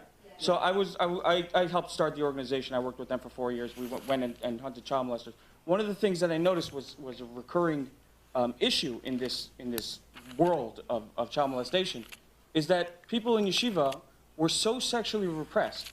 They were so cut off from the idea of being identifying with their bodies and understanding the processes, that they had to figure out a way to vent them. And that created this environment where older and more mature adults who were understanding their sexual processes more were using younger children to the extent that they were destroying their lives just because they were You taught. have the mentality of a Hollywood superstar. I'm sorry to tell you, you have no idea what you're talking about in regards to sexuality, in regards to psychology, in regards to Torah, in regards to anything for that matter, because everything that you're saying is simply one big mistake. I could say the Number same one. about you, but I could say the same about I you. have facts to back me. And now you have don't. facts to back me. I'm sorry you don't. I sure Because what do. you're saying We according could to sit the down and Torah have a is longer wrong. conversation. I'd love to. No, it's not about a long conversation. It's that if you're going to challenge the Torah, you have to come with more. These are rabbinic I'm not challenging the sources. Torah. I'm What challenging you're the saying rabbinical here is sources that the you're mitzvah, citing. A mitzvah of wasting seed is a rabbinical mitzvah. It's just silly. It says it countless times in the Torah, starting already with Sefer Bereshit. I just use one source. I can give you over 3,000 sources. The point being is that we're not going to Internal have emissions enough time. happen naturally. One thing has nothing to do with the other. Sure it Kadosh does. Baruch If our Hu- body's doing that naturally, then why would God do that? Your body is urinating. Does that mean you should urinate in the middle of the street? If your body, if you can't control a nocturnal emission, you're saying you can train it You over can't control long yourself. periods of time. No, not long periods I know of time. from my yeshiva years that nobody I'm was sorry able to for your control it. yeshiva, and I'm sorry for them to have you as a student. But I'm telling you, if you come to my yeshiva, you're not going to have that problem. Right, because I assume that you use fear, No, I use Torah. which is fear. You said at the beginning that if you learn Torah, the longer you learn Torah, the more terrifying it is. Because it's true, it's free, it's Right, scary. so it's fear. If HaKadosh Baruch Hu can kill you at any moment, isn't that scary? And this is what you were saying about teaching children at the age of 6, that they No, should, the about Ovadia Gehenna, said that. scare them. Yes. So authoritarianism. Teach them to worship out of fear. No, it's called Yirat Shamayim. Okay. Yirat Shamayim means fear of God. If you're not afraid of God, there's something wrong with you. That means you think you are God. If you think you are God, then you should start your own religion, maybe have some followers. There's another guy with a longer hairstyle. He also started a religion. It's called Jesus. He started, he didn't have a good end. Gemara says that he has a nice bath right now, but tzo'aro tachat. He's taking a nice bath in boiling feces. He started a new religion too. He was Jewish too, just like you. And he The point also is- inspired people who sit there and at the same pulpit and with the same vehemence, they say the same information, just the same, except spreading a completely different story. First of all, it's not the same information, and you cannot compare Christianity to Judaism in one iota, because it's faulty Sure on you all can. different levels. But this is not the class, regardless. Let's try to keep it on topic. Let's go on to the next, Yeah, let's go on to the next question. You have more, no? Or, he has one. Yeah, next And question. then we'll go back to it. We'll have more. And then we got three over here. Yeah, so I wanted to ask the Rav a question on like tzniut. So you said before that typically like a woman doesn't dress modestly, it's more selfish because it doesn't care about the impact on others. So I just wanted to ask. Like, I feel like a lot of people, again, I don't know, like personally, don't make like such a cheshbon, like like all these other people are gonna like do certain things because of me. Specifically in the case where like some women like think they are being tzniut, like you look at different communities, like in Israel or like in New York, like the standard is always changing. So it's how do you kind of have that awareness for different people, different communities. You always have to. I'm sorry, Bob, you want to say? No, I'm not sure if the question is, what's the level of tziyut? But it's like the standard's not always the same. So like some people might not even think that they're doing anything wrong. So then what's the like, for those types of people, they're never going to even have like the initial She's thought saying, that. okay, so there's some people that are modest and some people, I think they're modest. Right, That's all the right. way. And there's some people that go to Pnei Mishuat Adin, let's call them Hasidim, let's say. They wear extra. There's halacha, and there's going above and beyond. For example, is it halacha to have long payout? Long all the way down there? Or is it something that's extra? So there's basic halacha. The majority of time when you go to any kiruv-related speech, the rabbis tell you the basic. They don't tell you to go to an advanced, in the highest level. The basic level of what you need to do. And that is what it's required by the Torah. More than that, it's, may blessing come upon the person. But to know the nuances of what's regular and what's extra, that's what people need to usually ask the rabbi and say, listen, I'm in this level, I live in this community, what do I need to do? What's my level? People need to figure it out. If you don't know, if the woman doesn't know, then yeah, it's like she needs to ask. You can't go into it based on ignorance and saying, okay, well, I never knew. It doesn't work that way. people need to go and you need to find out. Someone commits tax fraud and they go to the government and be like, I never knew. It was my fault, I didn't know. Like, they're not going to be like, well, next time you better. No, they're going to punish them. So the same thing, you have to go and you have to learn the basics, the basic tzniut code based off the Torah. What's halachically required. I don't know if I answered your question, but I think, if you want to add. The key is to always see, like I said in the beginning, always see what people say in a book. So, regardless of what community you go to, whatever the community says. Okay, the community says you're going to go to Boca Raton. Rabbi over says it's perfectly fine to wear a skirt that just barely covers the knees. Why? Because according to his opinion. Can you see it in the book? No, you're never going to find that in the book. He says it, but you're never going to find it in the book. What you can see in the book? You see that it starts already in the Gemara Masechet Brachot. Well, it says, Kol ha'isha erva. Anything that's supposed to be covered, if it's not covered, it's considered nakedness. So the Chachamim says, okay, so what's supposed to be covered? What's not supposed to be covered? So there's typical things. Your face is not supposed to be covered, so you're allowed to show your face. Your palms, your hands, you're allowed to cover them. But if you're already showing beyond your arm, then it's already nakedness. Same thing with your legs. If you're showing your feet, no problem. You show even the first third of your leg, up to the calf approximately, no problem. Once you start going higher, now we start having problems. Why? Because now it's starting getting closer and closer to nakedness. So the halacha is that the skirt is supposed to be 6 inches beyond the bottom of the knee after you sit down. After you sit down. Regardless of whether you're Hasidish or you're this or you're that, that's the halacha. Halacha means that's the law. Now, if your skirt barely covers the knee, or needless to say, you don't even have a skirt on and it doesn't cover anything, obviously you're not following halacha. Now, if the Chachamim already said something, that's something. In general, we should not aspire to be the minimum. Like, if you're going to go into the business world, are you going to be looking to be the lowest level employee in the company or the CEO? If you're a Jew, you're trying to be the CEO on your second day. Why? I don't want to be the lowest level employee. Same thing with halacha. Don't try to meet the absolute minimum. So if the skirt, it says 6 inches below the bottom, that shouldn't be your aspiration. That should be the minimum. That's the guideline. That's the red line. Meaning you should go for longer. In reality, your skirt should reach your ankles. That's how Bat Yisrael is supposed to walk. Not with barely playing with the red line. Don't play with the red line. Same thing goes with different things that a person does. In general, if you're constantly going to play with that red line, what's the minimum requirement? And always do the minimum, then what ends up happening is that eventually that minimum becomes smaller and smaller and eventually you break. On the other hand, if you're too much, you're machmir on everything. It says, okay, just don't cut your payers over here. You start on your second day of tshuva, you already have a horsetail coming out of your head. You just started doing tshuva, your beard is coming out, sweeping the floors. Relax. First learn the chumash, then grow a beard.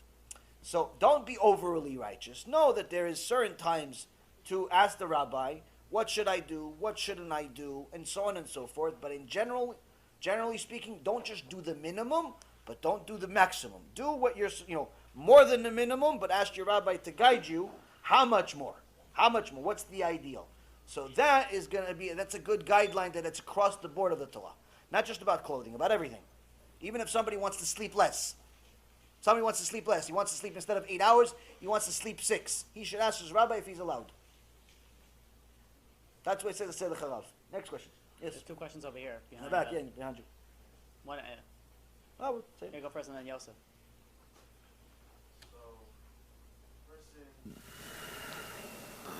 Masturbates. Is he going to go to hell? If a person wastes seed, he will definitely go to hell. Yes. And unless he does tshuva. So, my work that give a damn. Okay, so neither does hell. But they're Jewish and religious, and I have girls and ladies hugging me. I don't know why. When I close the deal, they're like, wow. Oh, well, listen, it says in the Gemara that that Genom continues to get bigger. Yeah, you could tell them I don't, or you could tell them I have a contagious disease. Why don't you come in? I have a contagious disease. They'll stay away. But no, really what you should tell them is stand up for...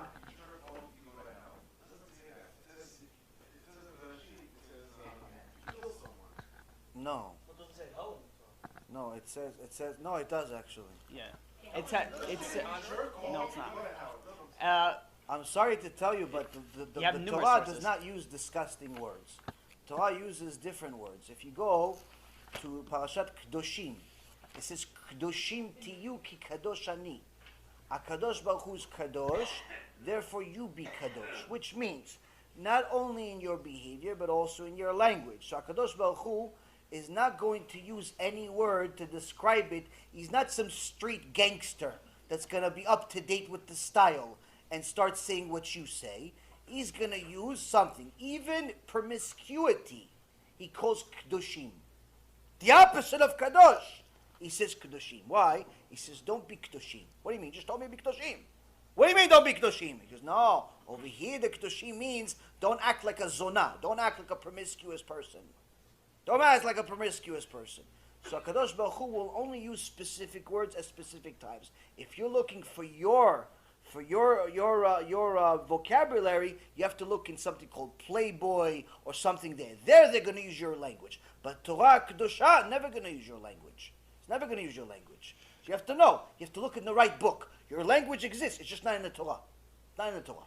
Now, HaKadosh Baruch Hu does say, if you waste seed, you're going to have a very serious problem. So much so that the Gemara, the oral Torah, the foundation of our entire Torah, says that even if you just touch your member to urinate, not to do what you said, to urinate, and you're not married, there's no way you're going to avoid Gehenom. Even more so, if you're doing business, you have girls in your shop, right? So sometimes you guys exchange stuff, right? You give her like a paper clip or pen or maybe some change. Shake hands. Shake hands. Perfect. Now, the Gemara Masechet Brachot. I'll tell you. I was in the corporate world too. I was on Wall Street. I'm also on Wall Street. Okay, sorry for you, but I was there too. Now, Gemara says a person that does business and the woman he wants to give her change, but because he likes the way her hands look, because she has a new manicure. He has a new manicure from Jose. She got a new manicure, and he wants to give her the change slowly. 1, 2, 3, 350, 375. Why? Not because he's retarded. Because he likes the way our hands look. The Gemara says there's no way that he's going to avoid Gehenom. Why? Because if he's getting joy out of looking our hands, for sure he's going to get joy out of looking at other things, and then he's going to waste seed. And for wasting seed, for sure he has to go to Gehenom. Why? Because Gan Eden is 60 times the size of Earth. Gehenom has no size. Why? There's more population there. And it continues to go. There's much more fans. Much more people that go there. So, what does a person do if he works on Wall Street or a person works in the corporate world? He acts like a person that wants to protect his neshama. A woman comes to me and she says, I meet a lot of people. Not all my lectures are only 50 people, 100 people. Some of my lectures have a few more. Now, sometimes the women are so excited, they want to give me a hug. Sometimes they're so excited, they want to shake my hand. Sometimes, you know what I say? I'm sorry, I'm married. And according to Judaism, I belong to my wife. I'm not allowed to touch your hand. I'm single. Now you're single. Let me ask you a question. I don't know, I may be off, but based on the people that you hang around, are you in a cash advance business? No, I'm not. You're not? Sounds like that, but I'll tell you like this: the people that if you're hanging around Jewish people that don't care about the halakha, they wanted to straight find new friends, because it's Oldest with them. Whatever, it doesn't make a difference. The point is you have makes to a big difference. What everybody else is doing is not your business. It makes What a big you're doing is your business. If I everybody don't else believe it's started 1% snorting chance. You may believe crack 1% on at 8 o'clock in the morning, you gonna start doing it? No. No, there you go. So what's the difference? You're not talking about real, because I close deals and I need a. I close deals also. And this thing and that, and people that have girls and ladies, It- and I need to shake their hand. They're gonna give me a hand. How am I gonna close the deal? Wait, hold on a second. We went from they hugged me, and even though I just closed the deal, to shaking hands. Now you can find a leniency to shake a woman's hand for business purposes if it creates different issues and so on and so forth. But you're never gonna find a leniency for hugging them. You're never gonna find a leniency for kissing. You're never gonna find leniency No one in for a wasting professional seed. setting hugs after they close a deal. No one hugs, They no one shake, kisses, and no fine. one wastes seed in front of each other in business. No one wastes seed in business. I did business. I made $1.5 million in one day of my business. So I know a little bit about business. I promise you, not that day that I made $1.5 million, I didn't hug anybody. I didn't kiss anybody. I didn't waste seed. No, I didn't have the need for it. How come you do? What kind of business you in? I do recruiting. Recruiting, so it requires wasting seed? No, I You have to hug them? You have to hug CPAs? Usually they're fat. What do you have? You know, the point is, if you really want it, you can do it. Question is, do you want I it? never gave a hug to a girl. They Okay. hugged me. So, Being honest with you. okay, so next time, They jump on me. So next time, I know you're adorable, I want to eat you. But the reality is I can't. Why? I'm already married, so I can't eat you. But you're single, so they want to eat you. You have to say, I'm single, but I'm married to HaKadosh Baruch Hu, so you still can't eat me. That's okay, let them think you're crazy. It's better for the whole world to think you're crazy than HaKadosh Baruch Hu think you're Rasha. You know, I'll tell you like this. They're not going to think you're crazy if you say this is your, especially in our liberal world, that everyone respects everyone. You could tell them you identify as a giraffe, and they'll be like, giraffes don't have hands, so I can't shake your hand. You know, like, and they'll be like, well, I respect your opinion, power to the giraffes. I don't know, like, whatever they'll tell you. But they will respect you. Don't think that you're going to lose it out. I'll tell you there was once a business deal that was going on, and there were a few religious people going there.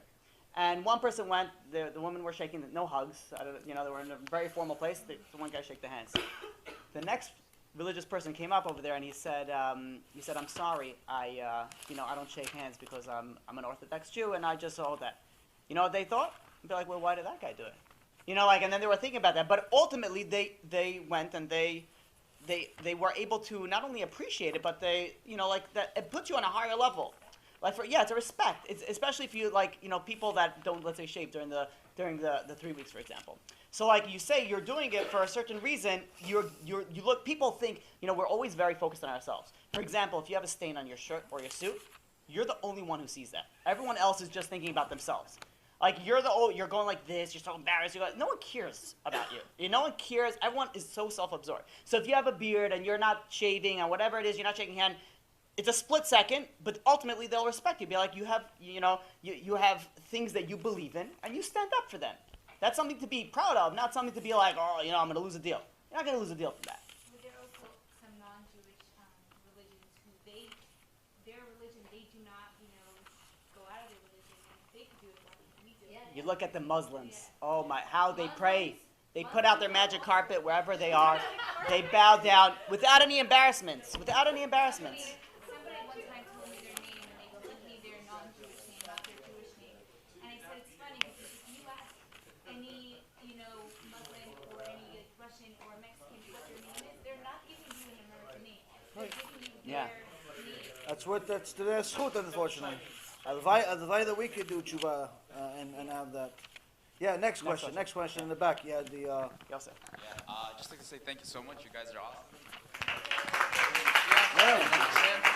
Mashiach come at night or no? All right. 5 Well, minutes. but Liyahu Navi has to come 3 days before him. Oh, okay. So I just had a quick question because you said something about Gehenom. You said that Gehenom, that eventually the soul's going to be tortured, and then eventually it's going to be destroyed from the torture. Not always, just the 7th level. Just the 7th level.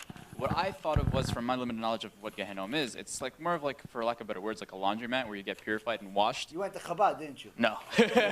Well, for 2 weeks, then I ran away. But anyways, but yeah. So that's my question. Isn't Gehenom like a place like a laundromat or like purification rather than destruction? What do you want? You want to answer or you want to answer? I'll take it short. I know you're going to take the long one. The Gehenom is meant to. There's different levels of Gehenom, right? So you have, let's say, a regular person that didn't commit the severe sins, and or a regular good Jew that maybe they messed up once or twice. They didn't do whatever they, to the level that only God knows. They go to Gehenom for X period of time, right? We say Kaddish for someone 11 months because 12 months is usually the maximum sentence for a regular good person.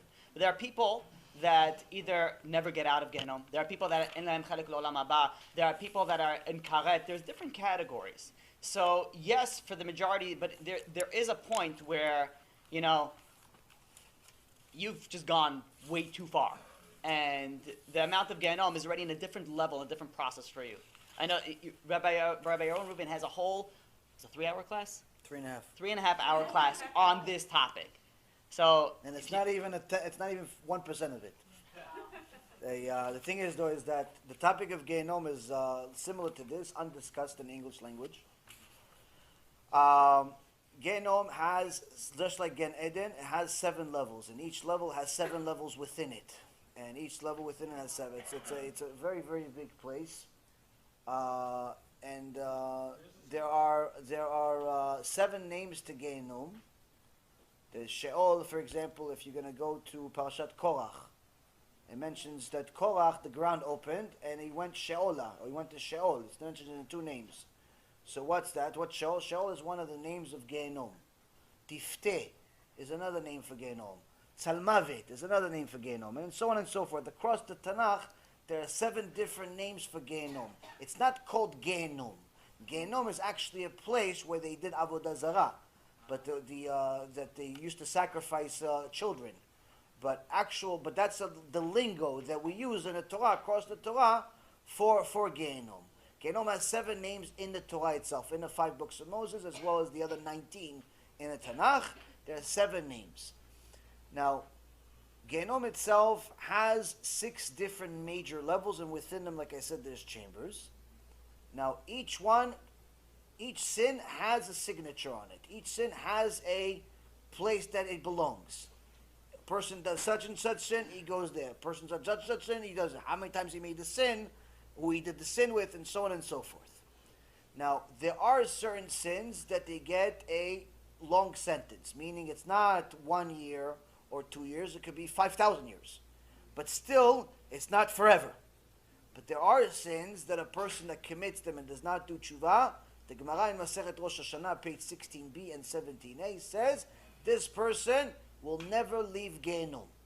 Meaning, he goes in there and he doesn't come back. Which means, where does he go? He goes to the 7th level. And that place, there's specific sins, which is Chilul Shabbat Befaresia, Chilul Hashem, wasting seed on purpose. These are a few of the crimes that a person can make. Huh? 7th level. 7th level. If they don't do tshuva. If they don't do tshuva. If they do tshuva, Ashrei v'asher chelkem, they can even turn their sins into mitzvot. But if a person wasted seed and didn't do tshuva, a person violated Shabbat, didn't do tshuva, they have a very, very serious problem that's permanent. Now, that level, HaKadosh Baruch Hu doesn't want to send you there. But if a person presses Hashem, he does certain things, Hashem has to do it. Meaning, it's not that Hashem desires that a neshama get destroyed. It's simply a cause and effect. If you put your hand in the fire, it will get burned. It's not that Hashem wanted your hand to get burned. It's that you're crazy. You decide to put your hand in your fire. What is he? You're going to make a miracle for you? You can't. Meaning there's a cause and effect. A person does certain things, he has to go there. Why? Because the Torah is not just the rules for us. It's rules for him too. He's limiting himself. Because if it was up to him, he'd just give everybody good, but then there's no point. There's no point in the world.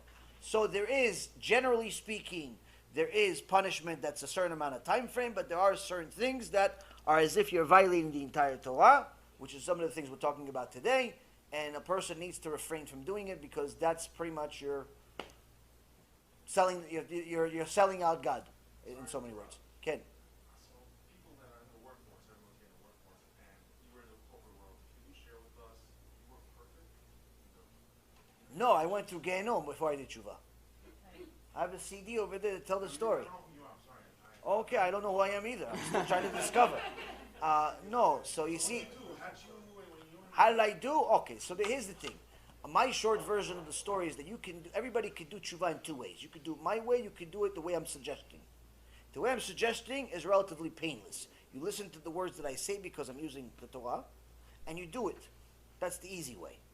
It's hard in your eyes because it's far and everybody's the opposite and so on, but it's hard in your eyes. But it sounds impossible. Or you could do it the way I did it. One day, HaKadosh Baruch Hu decided that he's going to give me a personal shiur.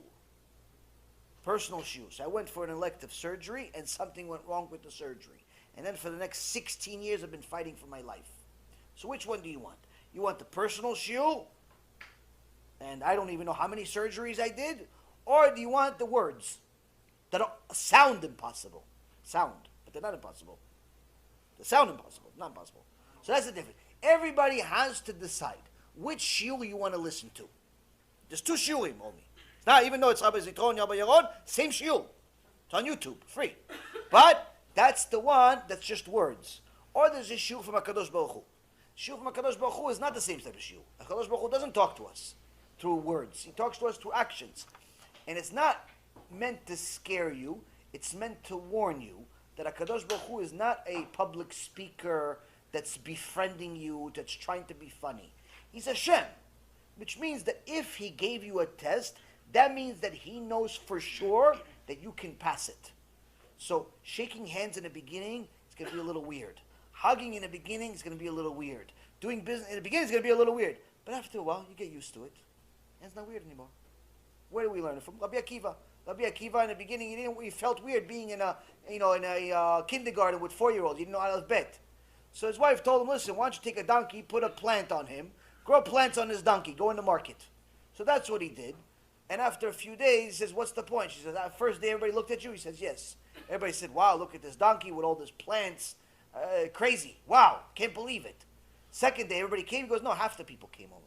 Third day, 10% of the people came. After the 4th day, nobody even cared. She says, exactly. Everybody got used to it.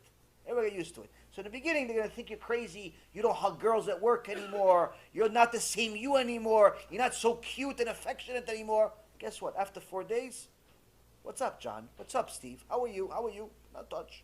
No touch. She's never going to touch the CEO. She's never going to touch Donald Trump if he comes. She's never going to touch somebody as important.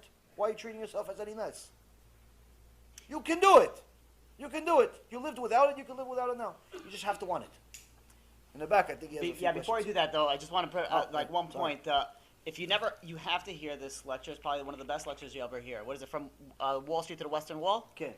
If you take anything, take one of them. There's a few of them. Wall Street to the Western Wall. It's one of the names. Or Hashem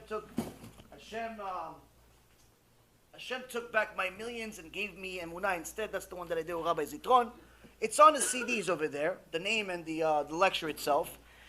It's a very, very inspiring story that gives you all walks of life, whether it be materialism or it be intermarriage or it be pretty much anything and everything that a person goes through. Baruch Hashem, HaKadosh Baruch Hu gave me a little taste of everything, and I went from one corner of the world, to a completely different corner of the world. Now I was smart just like you, and I was young just like you, and I had all the different things just like you. I'm not like a different species. It's just that, again, Hashem gave me warning signs. I didn't listen. So Hashem said, okay, you don't want to listen, I'll give you a shiur. I'll give you a warning. Some people, he gives them that personal shiur early in their life, like he did with me at 26. I was 26, I started getting a nice personal shiur. Some people waits longer. Some people doesn't give him a shiur. Like my cousin, he died, he was 50 years old. My other cousin, he died, he was 23 years old. Hashem decided, no shiur for them. We have to go something else. So you can't rely on it. The point being is that either way, at some point, everybody discovers that HaKadosh Baruch Hu is not kidding. It's just cheaper to discover it through this lecture. You understand? You didn't hear this type. Trust me, you didn't hear this type. Listen for the first 15 minutes. People fear. You talked about fear, right? And people, I know about fear. I learned in yeshiva. And how can people still sin through tzniut? And people know all these things. So why don't people still? People know that they're not supposed to do drugs. People know that they're not supposed to rob. Yeah, you can't judge. Fear is not a factor. That's what I believe. It's not a factor. So you understand that fear exists, but you don't have it. So if you look at the book by Rabbi Israel Misalant, they gathered his letters. Rav Blazer, one of his Talmidim, put together all of his books. And Rabbi Israel Misalant writes that Yirat Shamayim is the only fear you need, but the only one that you don't have naturally. Human beings in general are afraid of everything naturally. We're afraid of bugs, we're afraid of heights, we're afraid of poverty, we're afraid of sickness, we're afraid of everything, except God. That's the one thing we're not afraid of. We're not. Tachlis, we're not afraid of it. Why? If you were automatically afraid of Hashem, there'd be no point to your life. Why? You'd be a tzaddik gamur. You'd never make a single sin. There's no point to your life. So that's the only fear that HaKadosh Baruch Hu removed from you. Everything else you have naturally. Why? Because to fear Him is to serve Him. And that, you have to work on it. Meaning that Yirat Shamayim is something that's acquired, not learned. Acquired, meaning you have to toil for it, you have to think about it, you have to delve on it, you have to meditate over it, over and over and over again, and understand why should you even be afraid, Bichlal. People learn about the subject of fear, they learn that there are things to fear, but they don't actually fear because they don't do the rest of the process.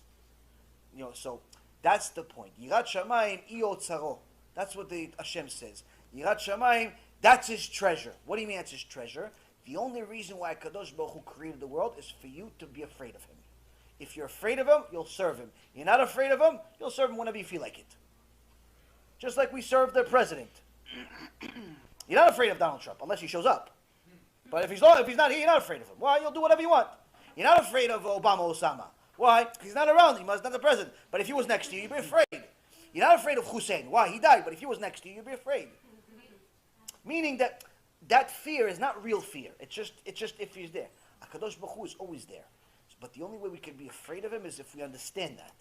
And that takes a little bit of effort. A lot of effort. Have you also learned to love him and serve him instead of only learning to fear him?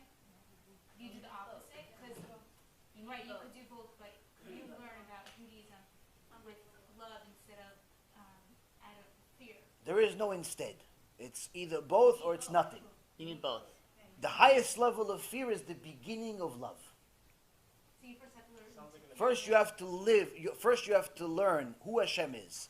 As soon as you understand that Hashem is God, naturally that should make you be afraid. If you're not afraid, you're crazy.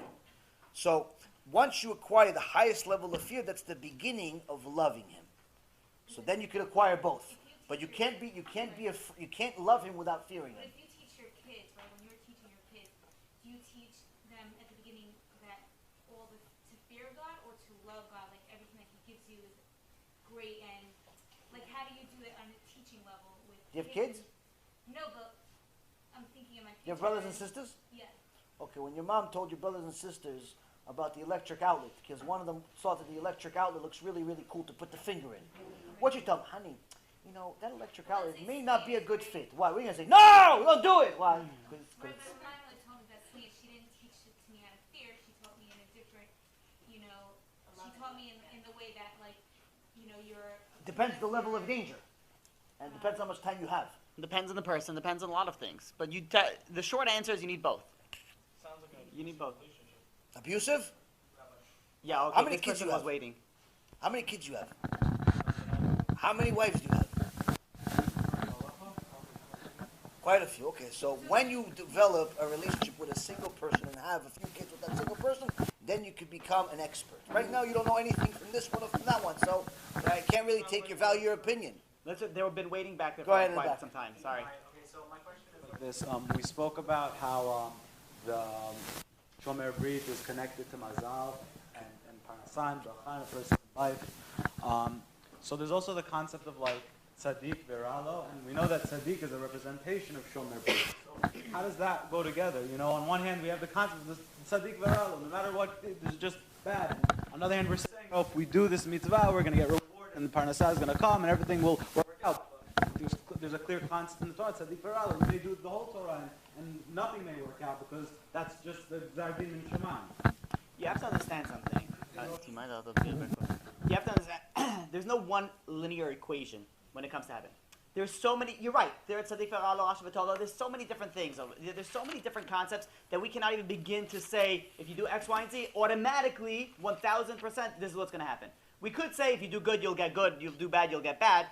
But once you go into the details, we don't know what this person's past life. We don't know what this person's previous actions was. We don't know what the God's plan is. But we know one thing. There are certain things that Torah tells us that if you do X, Y, and Z, this is what's supposed to happen. Oh, but let's say you have somebody that, let's say, tried that and didn't get to it. So again, there's so many different equations that come into play. For example, let's say somebody goes and in the medicine world, right? So they're taking some sort of drug to try to heal some sort of ailment. So they'll take it, and it's supposed to. There's a 100% accuracy. Doesn't exist, but let's say there is. But it doesn't work. Why not? Because there's another problem going on in the body that they didn't catch. So it's really that drug within a combination of another drug that they need. And then they do that, and then they see, it's like, think about it like this. Let's say somebody has a leak in the house. Let's say somebody that doesn't live in their house, so it's a vacation home, and they didn't winterize it. And they live in New York, so the pipes freeze. So they turn on the pipes, everything is leaking everywhere. How do you know where the leaks are? You first close the water, you find one leak, you close it. Then you open up the water, you find the next leak. And then you close that. And then you find the next leak, you close that. Oh, but the plumber says you just close the leak. And then automatically I should have the bracha flowing from my sink, the water. But what happened? Because there's a few leaks going on. Once you close off the leaks. Now, how do you know? You don't know until you start closing things up, and then you know where the leaks exist. So things are never linear when it comes to it. But there's certain things that the Torah tells us that this brings this mazal, this brings this skula, this brings this punishment. There's also different medicines for different things. The same Gemara, Masechet Brachot, that talks about the tzaddik viralo, rasha v'tovlo, it also says that there are 7 different reasons of why HaKadosh Baruch Hu brings suffering to a person that we know of. 7 reasons. One of them is to reward him, elevate him, previous Gilgul, and so on. And then there's the 8th reason. What's the 8th reason? HaKadosh Baruch Hu says I can do whatever I want. Why? I'm God. I can do whatever I want. Meaning, he has his own cheshbon of why he does it, but he doesn't want to tell you. How do we know this? He told us to Moshe Rabbeinu. Moshe Rabbeinu says, oh, how come this? He goes, Moshe, I'll do whatever I want. I'll reward and I'll punish whoever I want, however I want. Yes, you have different reasons that this puzzle piece can potentially fit here, but he's not obligated to our rules. We don't rule God. He rules us. So, generally speaking, HaKadosh Baruch Hu gives us certain things that if we do, certain things will come from it. But the Rambam writes that the real reward for everything is not even in this world. The only things that you get in this world is a little bit minuscule part of the reward in order to enable you to do another mitzvah or a bigger mitzvah. It's not really the reward, because there's not enough in this world to reward anything. Like the smallest mitzvah that exists, whatever it is, the reward for it is bigger than this world. Which means that whatever reward you did get out of it is not really the reward. It's just that to enable you to get another mitzvah. So that's the thing. So if we start looking at things that way, we realize, listen, I'm just here to toil, to work, to serve HaKadosh Baruch Hu. The real reward is in the next world. You're going to stop looking for certain things. And also, when certain things don't happen your way, whether it's not getting the parnasah that you wanted, not getting this that you wanted, it's not that the mitzvah doesn't work. It's that simply HaKadosh Baruch Hu does not think that, or knows that this, what you want, doesn't require what you want. You understand? Like, you can fulfill that mitzvah without that money or without this thing. You can still fulfill that mitzvah that he wants you. So whatever reward he gave you in this world will still allow you to do whatever needs to happen. So it's not necessarily a one-size-fits-all, as the rabbi said, but generally speaking, if you ruin your brit, for sure you're creating a havoc and a whole domino effect of damage. That's for sure. If you protect your brit, in general, you're also creating a domino effect of Kedusha, but it doesn't necessarily mean it's going to come the way that you want it at the time you want it. The Parnasah may come, but it may be 5 years from now. You understand? So that's also another thing. Next question? Somebody in the back? I just want to remind you again regarding the pasuk. You said you were going to mention before we leave. That's one part. Other thing was we mentioned that other than what was prescribed with regards to making up for lost time, you said that it's good to try to spread the message or get the things out to your friends and try to prevent them from doing the same thing, sort of the taken shosha b'makom elyon, to try to correct it at its source. And so this topic is a very tough sale for people in general, and it's not something that people in general want to talk about. I have a friend, for example, anytime I try to talk about this topic, he cuts me off and he just says that, he assumes that this is something that, like, if I'm not privy to it, it's not something that I'm aware of, that I'm not responsible for. How do you recommend getting around those types of issues and talking about sort of like a sensitive topic and making it more of a public thing?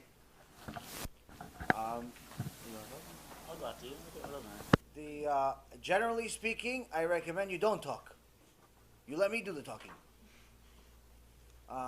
That's what I recommend. Not because I know how you talk, whether you could probably be a better speaker than I am. But since he's your friend, or your brother, or your cousin, or somebody that knows you, by default, he doesn't want to listen to you. Me, on the other hand, I'm a stranger. So by default, he's not going to feel like I'm attacking him. Why? Because I'm talking generally speaking. I'm not talking about, hey, John Stevenson, you're in a crowd. You are, I'm just talking generally. Whereas you are talking to him. So automatically he's defensive. He says, well, leave me alone. What do you want for my life? So that's number one. Don't do the talking at all. Take one of the videos, press share. That's it. And don't do any cheshbon, any accounting. Is it too much for him? Is it too little for him? Is it too... Only thing you need to do is effort. We are responsible for the effort. Pressing share.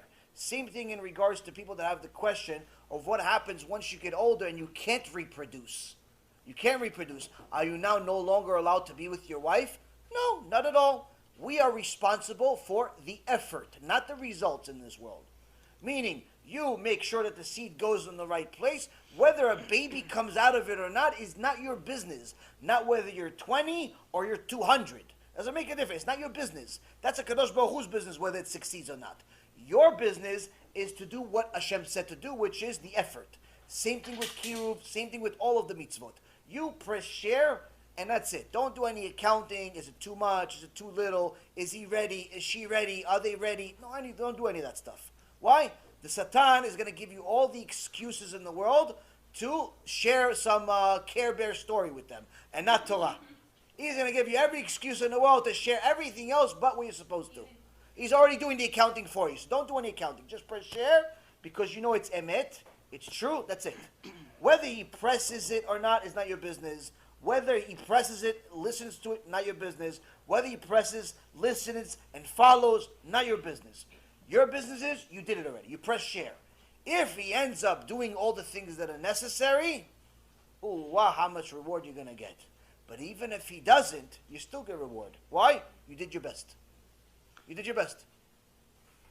Just added that, like, he was saying, like, oh, I think he was going on, like, if I'm ignorant on it, I won't get punished for it. I don't know if was that what you were? Yeah, sort of, yeah. Right. So I ignore the topic, so yeah. Right, so it doesn't work that, like, explain to him, like, if someone, through taxes or through, he sells drugs to children. I didn't know. It's plants. What's the big deal? Like, oh, I never read. Like, it doesn't necessarily work. But I do want to add with what the rabbi was saying regarding when it's a friend talking. Sometimes it could go very, very well, and sometimes it goes like, come on, just stop it already. It's so much easier to have somebody else speak about it. And I'll tell you what I've had done. For me, I had people that say, they come to my class. Before they come to my class, they give me a call, and they say, I'm bringing this friend. He has this and this thing, put it in there somehow. I do. We sneak it in. We put it in there. He says, nah, he's talking about something else. He's talking about the destruction of Jerusalem, whatever it is. And then so then this way, it's sort of like it's not like sneaking it out. It's just like breaking him to the door, and then you speak about the topic that they're affecting. I had people that came over to me afterwards be like, wow, like, this is something that I've just been dealing with. Really?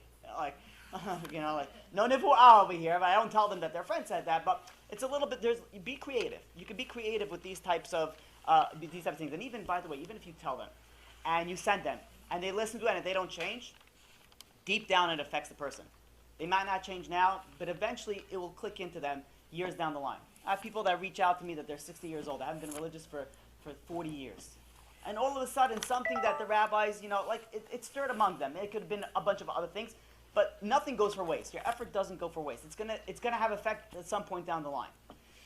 Finally, I would say pray for the person. If a person is, you have to realize if someone is very twistedly involved in this, like the rabbi was saying, one thing leads to another. I know people, that I've dealt with on a personal level that they started off at a young age with a very big problem with this, and not like the general, like a little bit on the higher level of a problem with this, and they ended up men with what, like everything to that point. So it does have that. And I asked, and when I speak to them, I'm like, is it true? Because they didn't have these type of tavot, these type of temptations beforehand. So, like, again, is it a science behind it? I don't know. But I'm just telling you from my experience of what I dealt with. So it's very beneficial to try, the best of your ability. Yeah. Follow up to the ignorance part. So if someone is, just a general Torah question, if someone is not aware of halakha or something, and are they still responsible for something? Because I think that's kind of the mindset that my friend has. Like, I'm not aware of that, so therefore I can't be punished for it, or I don't know it as deep as what you're explaining it to be, so therefore it's not as severe as what it should be. Right. So like he just said, the person that doesn't know the law doesn't mean that it absolves him from the law. But even the Mishnah in Avot, from almost 2,500 years ago, says, Shgagat Talmud Ola Zadon.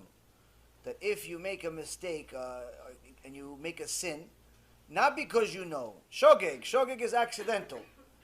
Shgagat Talmud Ola Zadon. But if it's shogeg because you didn't learn, meaning you elected not to learn Torah, so that Ola Zadon. Meaning that even though the sin itself was accidental, the lack of learning was on purpose. Therefore, that accidental sin is counted as a purposeful sin. So there's no get out of jail free card. There is, if a person intentionally does not know, then all of those accidental sins turn into on purpose. So it's a person that wants to play a game with Hashem.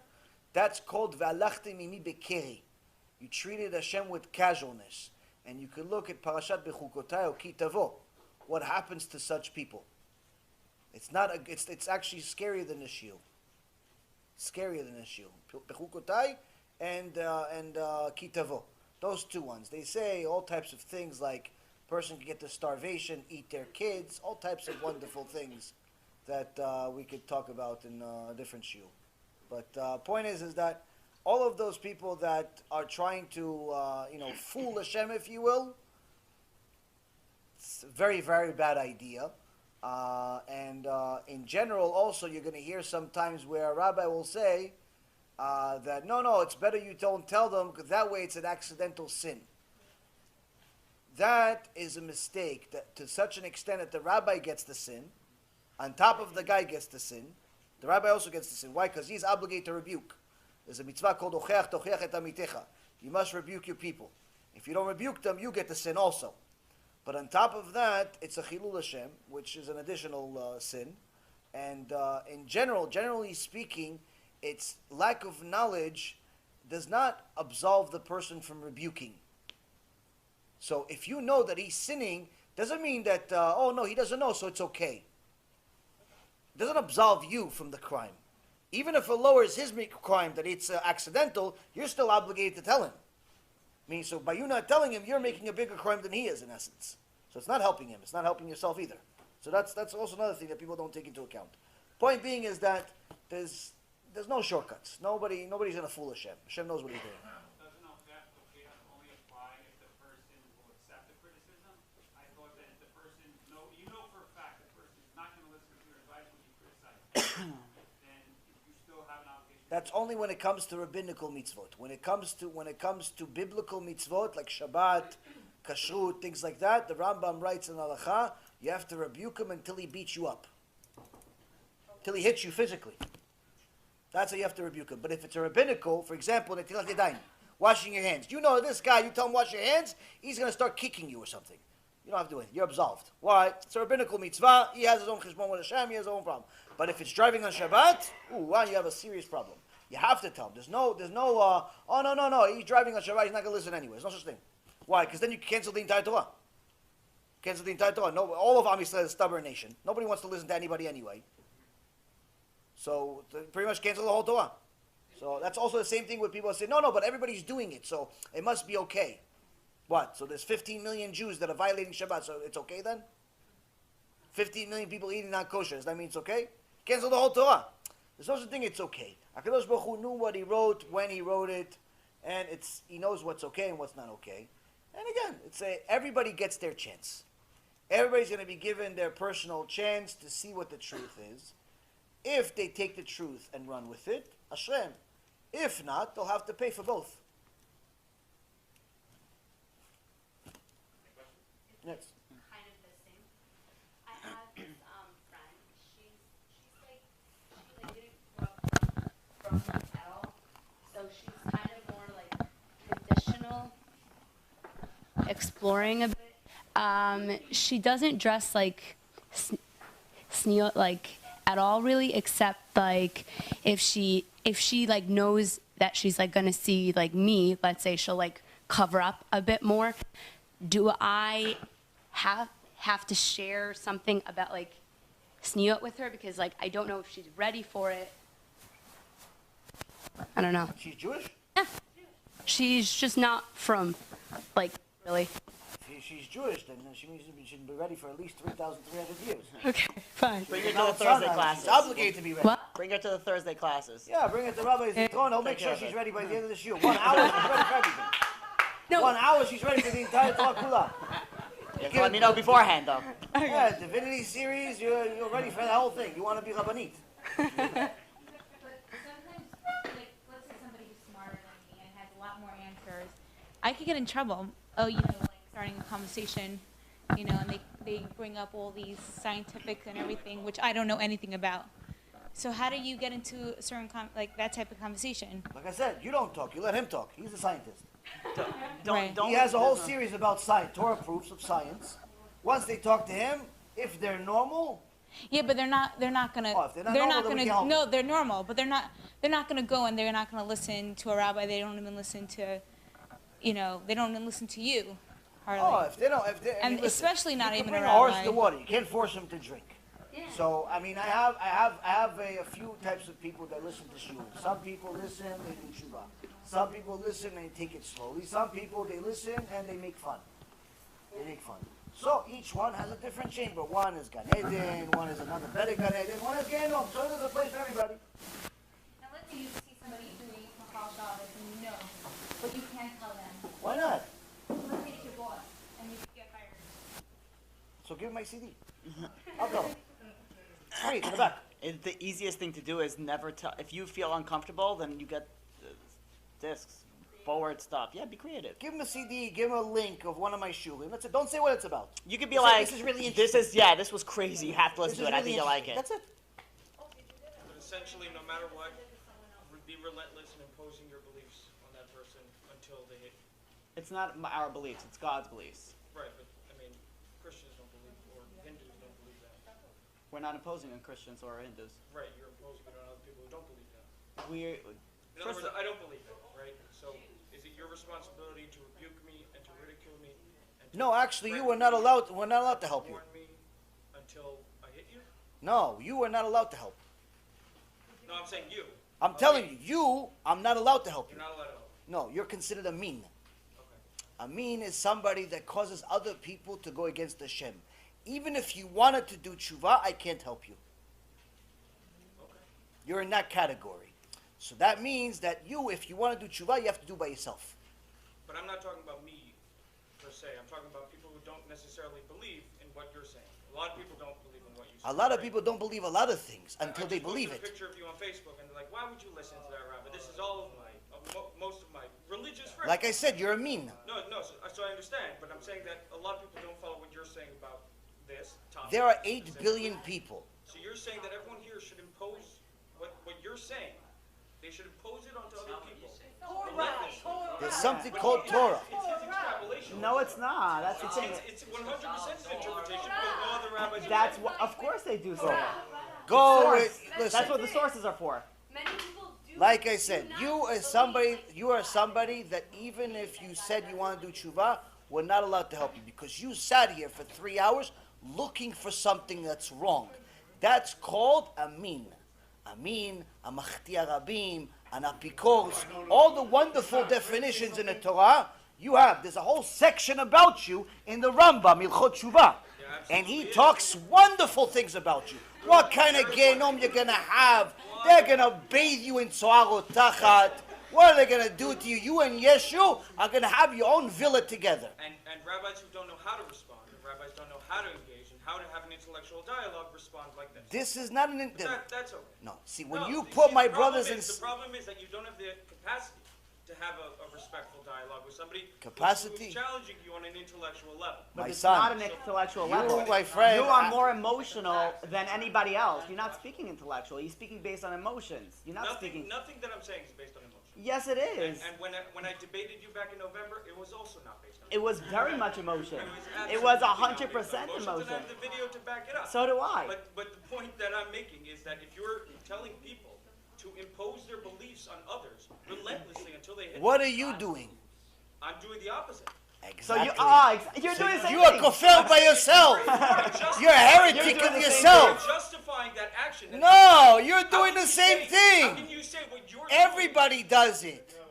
Everybody does it. Everybody that Everyone has an does do it. idea. And all I'm Everybody saying- has all an I'm saying idea, is that shares the your- idea. your The premise difference is is I have an predicated- obligation. Sure, but You your just premise- have no reason to Your exist. premise is predicated on you said at the beginning, you said double check everything, right? Yes. Check for sources. Check. For, 100%. Okay. Check. Do you have any data to back any of your claims up? Everything. What? Everything I have. You said that the Holocaust was because people were masturbating. Do you have data Rabbi to back Aaron that up? Rata said it. Who? Rabbi Aaron Rata. And are you standing by that? Yes. So how do we know that? Because he said Because it. he said it. Oh, so therefore it's true. Yes. Really? That's called how you- emunat That's how chachamim. you check things? That's called emunat chachamim. Something you would know nothing about. Those are your sources? Chachamim. Somebody said See, something? there's the difference. The Gemara Masechet Wait a Shabbat minute, says. you do the same thing. Hold on. based- No, See, I'm asking. Let me All I'm doing is let me asking. explain something to you. The Gemara Masechet Shabbat says. You know what Masechet Shabbat is? Yes. It's a tractate in the Gemara. Yeah, I've heard of it. Okay. So Gemara Masechet Shabbat says the Chachamim at that time said our sages, the ones from the previous generation, they were like angels. But if they were like humans, we would be like donkeys. If they were like humans, we would be less than them. We're like donkeys. They were like angels. Maybe we're like humans. The Ben Ish Chai says, if the Chachamim are considering themselves they're already donkeys, then we're less than donkeys. And if you think you're the same as Rabbi Aaron Rata, or any Chacham, even from 5 years ago, if you actually think you're the same as Rabbi Zitron, you, my friend, are a donkey. Why? Because you think you are in the same level playing field. Because you you have Aleph Bet knowledge. And you read some websites and watched some YouTube videos. Okay? You read some websites and watched some YouTube videos. If you read half the material he read, then you would be a different perspective. But here's the problem. You are one of these people that's looking for something wrong in order to justify your evil behavior. I have backup claims. You don't want to accept The it. rabbi said it, and therefore it's true. Okay, what's the problem with the rabbi? You don't have How emunat do you know what chachamim. the rabbi said is true? How can you blame the Holocaust, the slaughtering of 6 million Jews, on a natural process that human beings and all other animals Let me ask you a question. Hold on a second. Who was at fault for the Holocaust? Who was at fault? Yeah. There's a huge Did you read sociological Mein Kampf? explanation to Did that. you read Mein Kampf by any chance? Oh, you didn't? So you don't know anything about the Holocaust? What do you know, YouTube? I've read many passages from Mein Kampf. Passages? I've not studied the entire text. Let me tell you Are something. you trying to Let appeal me to tell you authority something. fallacy? Is that No. what you're trying to do? You're saying unless you said before that won't know an abusive relationship unless I'm married with kids? You think that only No, people married with you kids just are- don't know anything about anything. Right. That's You want to disprove the Torah, but you don't know the Torah. No, I want you to back up what you're saying. I do back. We it. have, Look but at you all don't my accept the classes, source. I have Is that source. a rabbi said it and therefore it's true. Yes! So when Hindus Look at- come to me and they say, my shaman said No, it, and you therefore it's cannot true. compare a come from cow a to When a Hindus come human. to me and they said the Bible, the New Testament says this, therefore it's true. Let me ask They you, threaten me just as much as they threaten your him. parents I'm were not Jewish? threatening you. I have Your nothing parents to were do They with say it. if you don't accept Jesus in your life, you are going Were to. your parents Jewish? How do I know? Were your How parents do I know Jewish? what their Jesus says and what Go, you're saying? go, Were your Chavo, parents they're Jewish? just like you. I'm asking you. Was How can you back that up? Why can't you back that up? We No answer, can. huh? He already. your he parents already- Jewish? Yes, Your grandparents Jewish? yes, Your great grandparents Jewish? probably. So then you know better that they believed in it. Okay, Christians. Oh, parents no, were wait, Jewish, wait, before Christians' that. grandparents were Jewish. Christians' Before- great-grandparents Yeah, were Jewish. yeah, and they believe in it. It's the same So argument. so you know better than all your ancestors. Do we know better You- medically how to you- treat a body now than we you. did 1,000 years ago? Absolutely. Okay, Do so we you know- think do that we you know better. scientifically You know how better. to create medications to treat illnesses So again- now more than we did 2,000 So you're years saying ago? that No, you're we don't. When it was all, yeah, we do. No, So you, we I'm don't. asking not about we. I'm asking Now, about you. the average person I'm asking reading you. a newspaper knows more than somebody knew 1,000 years ago in their entire lifetime. I'm asking you personally. Do you claim that you know better about Judaism than your great grandparents? I have no idea what my great-grandparents' knowledge of Judaism. Your parents. Probably not. Okay, so then in your limited scope of Judaism, yet you know that you have less than your parents. I'm assuming that somehow your parents or your grandparents you know what, must I have been was probably in religious. yeshiva longer than my father was. It doesn't mean anything. I know plenty of people in yeshiva that I've debated you. A lot of your knowledge of Judaism comes from Christian sources. No, it doesn't. Yes, it does. Actually, almost all of my texts sitting No. on my shelves are the Torah or Rambam or All your Mishnah proofs or against that are the Talmud. same proofs that I read in Christian websites. Anyone that went on to the this. topic of Trust me, wasting I've seed, done we're the done with this research topic. just as much as you. You're wrong. I'm wrong about where my sources are coming from. If you I barely claim- have read a single thing. If you No, claim, put it this way, no, if no, your no, grandparents if you do tshuva, you don't have to claim, know why. you know, they knew more than you, then maybe it will be incumbent upon you to maybe look a little bit. Do you think your grandparents knew more about 10,000 years? Then what's 10 years? What's 10,000 No, years? the meeting point is you separate don't need to species go to in order Gehinnom to at all. create? If I'm not you following can them do based on right their now. scientific knowledge. Okay. I'm following them based on their anyone done it in our Torah knowledge. Is it possible? Let me talk to you. I just want to say something online Do it. before The before people it close doesn't off. count. Guys, I'm sorry. I'm supposed to make one announcement and then we'll debate whatever. But there's one announcement I need to make. I keep on forgetting that this is very, very important. There's the Torah Anytime came out with, you know, we said that you need to learn Torah, you need to go and you need to, you know, gain more as much as you can. Some people have a very hard time listening to an hour, 2 hour, 3 hour, 4 hour lectures, you know, which you look at the rabbi sitting next to me is able to speak for many hours nonstop. So just like what Rabbi Reuven does, they cut it off into little smart little clips. Torah Anytime also, and there's plenty of WhatsApp chat. So the Torah Anytime created this amazing thing that for some people, let's say they're driving, they're going between meetings, they're taking 2 seconds, you can listen to a 1 minute class, a 2 minute little thing. So I'm going to give you this number down. Take this number. This number is very important. You go and you WhatsApp this number, the words add me. And they will add you on, and every single day you get a tiny, tiny little clip, little dose of Torah that will go and will help you. And you use that and you try to go and you spread it out. Those things are so interesting, so fabulous, so amazing. They have like music in the back. It's done very, very professionally. Strongly recommended. So take this number down. 929. Everybody, come on. We're going to wait until everybody does it. They're just going to watch the recording to get it. 355-4268. Again, 929-355-4268. Text, WhatsApp, add me. You're not going to regret it. Every day you get a tiny, tiny class. It's fascinating. It's amazing. It's going to change your life. Amen. Sorry, but the rabbis didn't mention to say tikkun haklali and how that like helps. There's a book over there. There's a small little book called Holy Nation that I brought you. You guys can take it for free.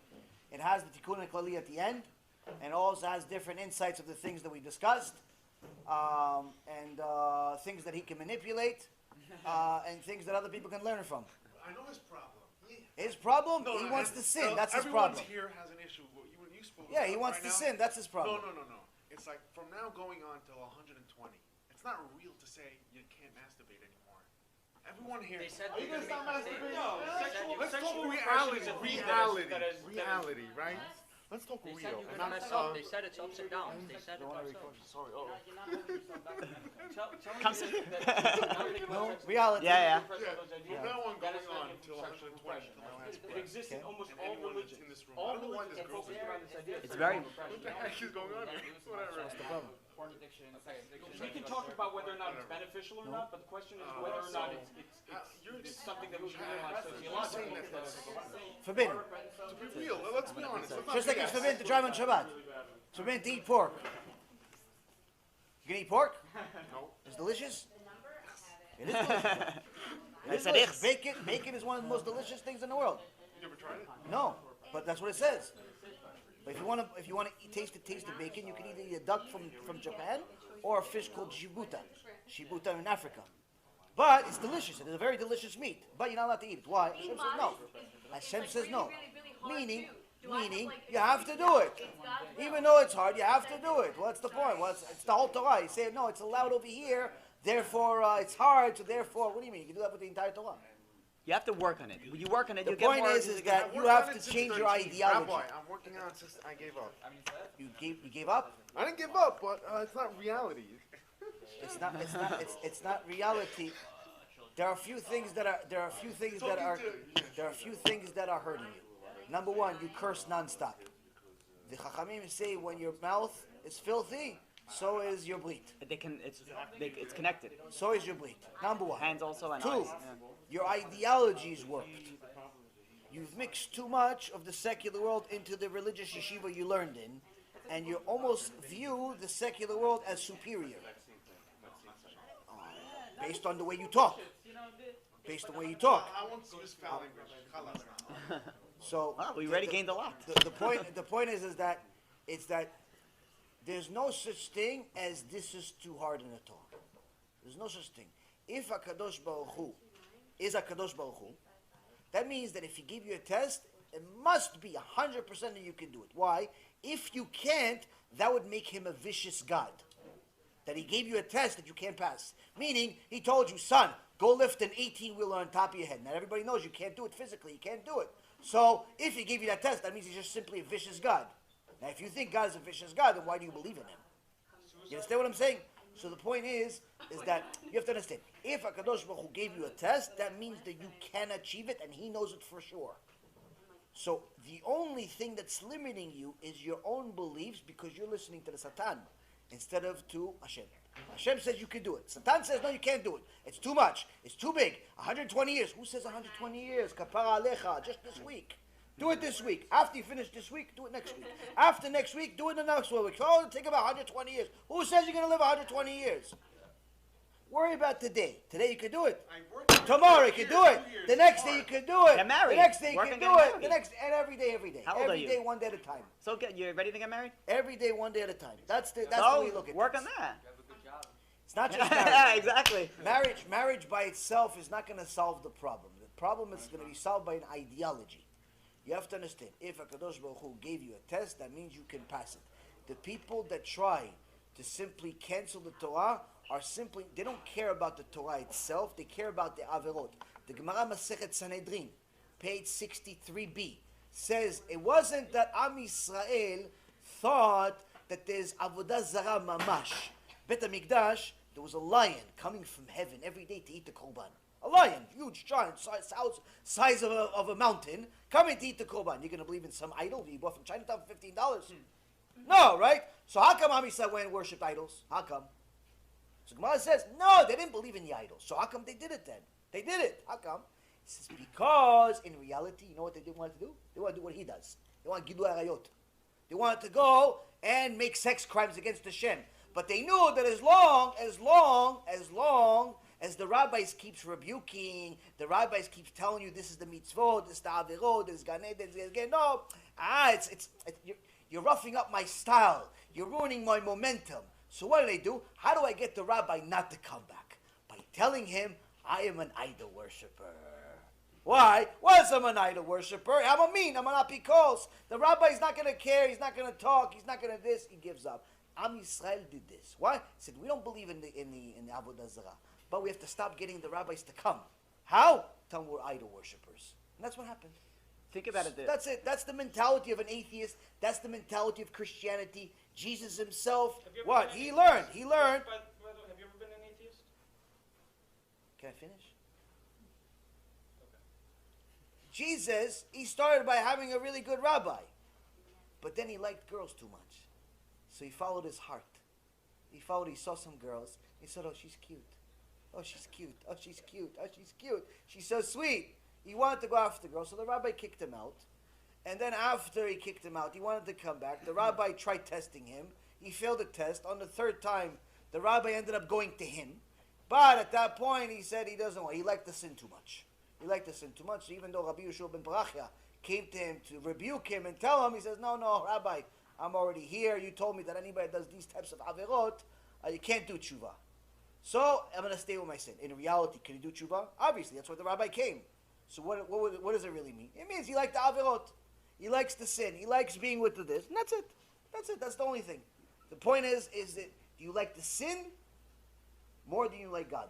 That's the only question. If you like the sin, you're never going to do tshuva. But if you understand the sin is delicious, but Hashem is even better, you'll actually do tshuva. You got to think of it also as like one day at a time. You're thinking of like the big picture is hard. Alcoholics, right? They do one day at a time. And they try and they work hard. People that were in drugs, they work one day at a time. Now, I'm not comparing it to alcoholism or drug addiction, even though in some levels, you can. But what you have to think about is one day. For one day, you can do it. For 5 minutes, you can do it. Like you're walking in the street, right? You want to be modest. So you want to watch your eyes. It's very hard to go, let's say you're walking very far. It's very difficult for you to walk all the way home. Kappa. So you're very difficult to walk all the way. And but you could say, listen, 5 blocks, I could do 5 blocks. So you get, the success breeds success. The more that you do it, the easier it will become. Amen. No, I said amen for the success breeds success. Yeah. I thought you want to move it over there. No, fine. Come.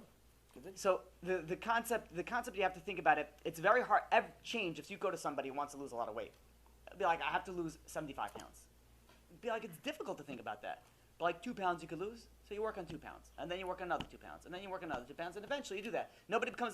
Most people don't become billionaires overnight. They work a little bit, and then they invest, and they work a little bit, and they invest, and they keep on trying, and they keep on working, and sometimes they lose money. It's part of the business. Sometimes they lose, sometimes they gain, and it's the cost of doing business. Failure is the cost of doing business. You got to think positive for the success part, not negative that it's impossible. Thank you. What was that famous saying? If you say that you can, you can. If you say you can't, you can't. Michael Jordan missed more shots than he scored. Really? Yeah, exactly. All failures. Lesson learned, you hog the ball. All failures, they are necessary in order to succeed. But in general, generally speaking, if you only calculated your failures, you wouldn't get out of the house. You wouldn't get out of the house because in general, you're going to fail, more than you succeed initially in everything in life. The first time you try to write something, it comes out terrible. First time you try to say something, it comes out terrible. First time you try to do something, it comes out terrible. So if you just gave up immediately after you failed at something, you're simply not going to try anything at all. So the point is that failure is part of success. It's a necessary part of success. But the key is to have the right ideology. And the right ideology is that I'm not giving up just because I failed. I'm only going to give up if I don't believe in it. If I don't believe it's true, then why am I doing it? And that's what the atheist tries to achieve. Atheist tries to convince himself that he doesn't believe in it. Now, what happens? What happens with the atheist? Since inside him, he doesn't believe it. But he tells everybody he does. Why? Because misery likes company. So he tries to go to Shiurei Torah and convince everybody else, yeah, this is what I believe, and you should believe, and you should believe, and I believe, and you believe, I believe. He tries to do what I'm doing, just the opposite. Why? Because he doesn't want to be alone and miserable and atheist and gay So he wants to have some company, he wants to have some friends. Remember we went to Shiurei Torah together? I have a lot of friends waiting for me. Right, you have a lot of friends. There's plenty of them. Plenty of them. Now, the point is that everybody in the moment of truth, everybody believes in God. Everybody believes in God. The question is, when are you going to admit it? When are you going to admit it? Are you going to admit it through your actions in life? Or are you going to admit it when you're looking at the abyss? Now you see, the best thing about the atheists is that they're only atheists as long as they're alive. But as soon as they see death is staring them in the face, like if you go to the hospice, everybody's religious. Everybody's religious in a hospice center. Everybody's religious in a hospice center. There's no atheist in a hospice. Just because somebody made a phrase that says that doesn't mean it's actually accurate. No, it's actually true. I have people that go. I'm sorry. Do you mind? It's just like it's better to go. Yeah, thank you. Sorry. The argument that the atheist is only arguing in order to argue and rationalize that he wants to commit sin is completely preposterous. I'm arguing against what you're saying because I think they're bad ideas and they're harmful to society. Okay. I respect you. I think you're a wonderful and intelligent human being, and I think that, I don't respect that you really truly believe what you're saying. Right, but I don't respect you. The problem is that I don't care if you respect me. I'm not here. But no, but it should be mutual. I wish it was, but you have your religious dogma. No, it's not my religious dogma. It's you your. don't have the No. You ability- see, here's the difference between us. Let me tell you the difference between us. Let me tell you why we can't have a relationship. I deal with a lot of atheists. I deal with a lot of Christians. I deal with a lot of kufrim. I deal with a lot of people. But there are only certain types of people I don't deal with, and that's minim. Why not? You see, my beliefs, I'm going to tell you my beliefs. You could follow it, not follow it. I think it's because you can't respond to them. I think it's because you don't have the. I think you don't know how to listen. I think you don't know how to listen. I really did enjoy. You're just going to I'm attack not- me, and you're going to. I'm going to tell you. I don't play games like that. Okay, If you so I'm want gonna to tell sit down and have a debate, I have no I'd be interest more in than happy debating to. somebody like you. I I don't need think to- that you would have the capacity. Here's to. the thing. But if Somebody- you ever change your mind, somebody- you can talk to Rabbi Zitron. So he knows how to get in touch with me. Get in would touch love with you. to, but he doesn't. He just openly said he doesn't have any respect for me. No, I don't. Right. The difference is, difference is I'm that- here that- to share that an nobody else idea. will challenge you on just what you're want. saying You publicly. can't challenge. You can't challenge Nobody anything. else will There- challenge you first on of all, this there ridiculousness are that's plenty of harmful to sources. Do me a society. favor. Return the stuff you took. It's not for you. Wait, how come we're It's the, not for you. the longest thriving Return it. society and all societies fall and crush? That's my question. What? See, now I'm telling you to return it. Now you're just a thief also. Society falls and doesn't last. On top of your bad midot, you're also a thief. You can say that the Chinese have been here. They switched dogmas. Let me But explain. doesn't that- Here, hold on. they For the sake of, hold on a second. For the sake of argument that we're going to finish for the night. The problem why communist Russia failed. When you is want to because lecture, of you Stalin, go because host one yourself. Go Stalin away did already. not Shoo. allow for Shoo anyone to away. It's not the Torah, that's why you failed. Shoo away with Jesus. Go. You're not allowed to question anything Now, they said. What? The Listen. Torah's not come to heaven. Night. here's the difference. When somebody doesn't agree with you, that's not a problem. Somebody doesn't agree with you, it's not a problem. There's nothing wrong with disagreeing. The entire Gemara is full of disagreements. Now, you're never going to see me go to an atheist shiur trying to convince them to believe Torah. You're never going to see a rabbi do that. Why? It's not my place. They have a mission. Let them do whatever they want. Let them do whatever they want. They want to go kill themselves, let them kill themselves. They want to go jump off a bridge, let them jump off a bridge. I'm not going to go and disturb their peace. You're never going to see a rabbi do that. But you're always going to see the atheist kofel come to shiur Torah. Why? Why? He can't live with himself. He can't live with himself by himself. He has to influence other people. That's why you can't deal with it, because they're Rashayim, they're evil. They're evil. It's not about I'm sharing my idea and he's sharing his idea. I reserve the place to share my idea, and those that want to listen to my idea as if it's my idea came because they want to listen to it, welcoming. You're drinking beer, Now, on the other hand, his idea, I don't want to hear his idea, so I'm not going to go to his place and share my idea at his place. But he's here to share his idea at my place. You understand? That's the difference. That's where we cannot have this normal discussions with people like that, and you have to simply minimize them, destroy them, and insult them in every way, shape, and form, just like it's idolatry itself, and it's a mitzvah from the Torah. Don't think that I was mean for a second. It's a mitzvah from the Torah to insult such a person. Mitzvah from the Torah. Just like it's a mitzvah to lay tefillin, it's a mitzvah to be modest, it's a mitzvah from the Torah to insult such a person. Why? This is a person that causes weakness among the nation. If you give him even 1 ounce of credibility, you can lose countless souls. It's better that the next time you pray, you're going to pray Amidah. You're going to pray Amidah. In Amidah, we say La minim ve la malshinim al ti tikva. We say these minim, these malshinim, may they not have any hope. What does it mean hope? So I pray for their destruction. What are we praying for? We pray for people like him to die. Every day, 3 times a day. 3 times a day you pray for him to die. Him, that guy. Yeah, you pray for him to die 3 times a day without even knowing it. Jewish soul? Jesus also had a Jewish soul. Right, but Erev Rav isn't it also does. So you're saying that you have to make if people who aren't religious, you have to get No, not people who are religious. No, don't misunderstand me. Different category. Don't misunderstand me. It's not me. It's not me. Hold on a second. It's not me. Rambam Ilchot. Rambam Ilchot Shuvah, chapter 3, Halacha number 7, describes different people that are minim. One who says that there's no God, no ruler of the world, our friend over here. One who accepts the concept of a ruler but maintains that there are 2 or more, that's Christians. One who accepts that there is one master of the world but maintains that he has a body or a form, that's 4. One who maintains that he was not the sole being or the creator of existence. And 5, one who serves as a star or a constellation or entity. These 5 people are considered minim. Now these minim, he goes into a different place. These minim, in Halacha number 6 in chapter 3, the following individuals do not have a share of the world to come. Rather their souls are cut off and they're judged for their great wickedness and their sins forever. The minim, the apikosim, who deny the Torah, and so on and so forth. The point is, Rabotai, this is halacha. It's not my opinion. My opinion is meaningless. It's worth literally 0, probably less, because it's still human at the end. But when the Torah tells us that a person like this could simply take a 3-hour shiur and turn it upside down because he's going to put a question mark in your head, it's my job, more important than the entire shiur, is to destroy him. If it was legal, I'd kill him. If it was legal, I'd kill him. Right? If the Sanhedrin was here, they'd kill him on the spot. Sanhedrin was here, they'd kill him on the spot. Why? Because this is a person that came to weaken Am Yisrael. So you have to fight such a thing. It's the fact that he's a Jewish soul, the fact that he's a Jewish soul is now secondary to how he used his Jewish soul.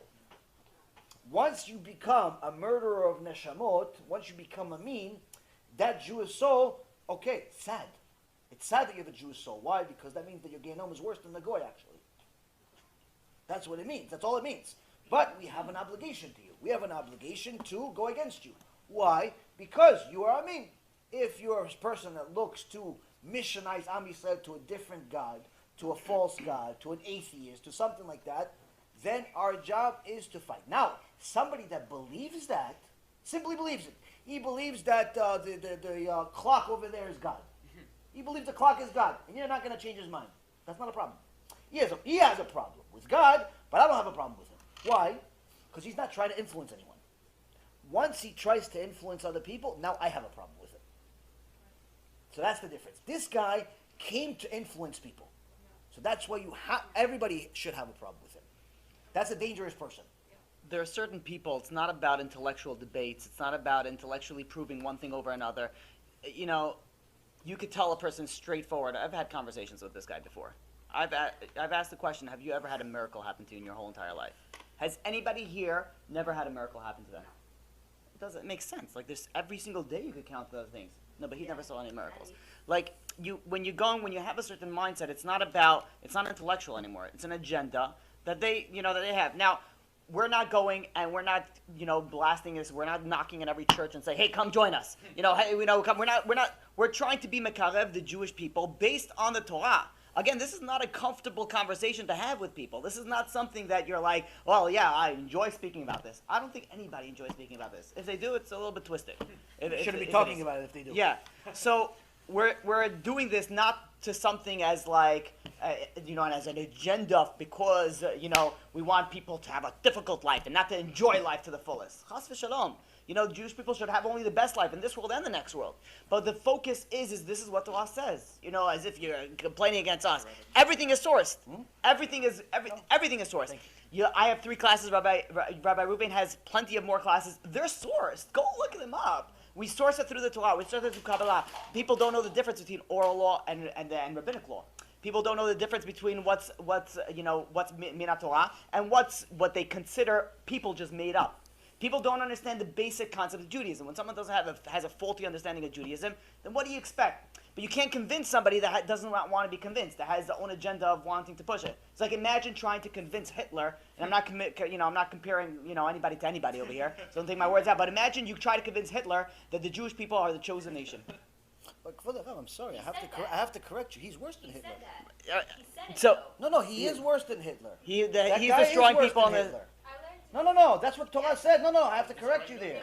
No. He said Jews are the chosen people. I think something like Oh, really? No, but he also said that he's there to punish the Jews because the Jews went against God. Yeah. But the point is, that a person that's a mean is actually worse than Hitler. You have to know this. It's important you know this. Why? Hitler, imach shimo v'zichro, killed 6 million bodies. This guy is trying to kill a soul. A body can still go to Gan Eden. He goes, soul, he kills a soul, he doesn't go, he goes to Gehenom. You understand? This is much worse. And by the way, I agree with what the rabbi said. What? No. It's not, no. Don't desecrate the Torah like that. He went to yeshiva, he said. Who said this? This is what I heard. Rav Chaim Kanievsky didn't say this. I'm sorry, he didn't say it. There's no such thing as a real atheist, like I said. At the moment of truth, they're not going to become an atheist. The question is, when are you going to admit it? My problem is not atheism. I just simply think atheists just, are stupid. And they also love their desires. My problem is not atheism.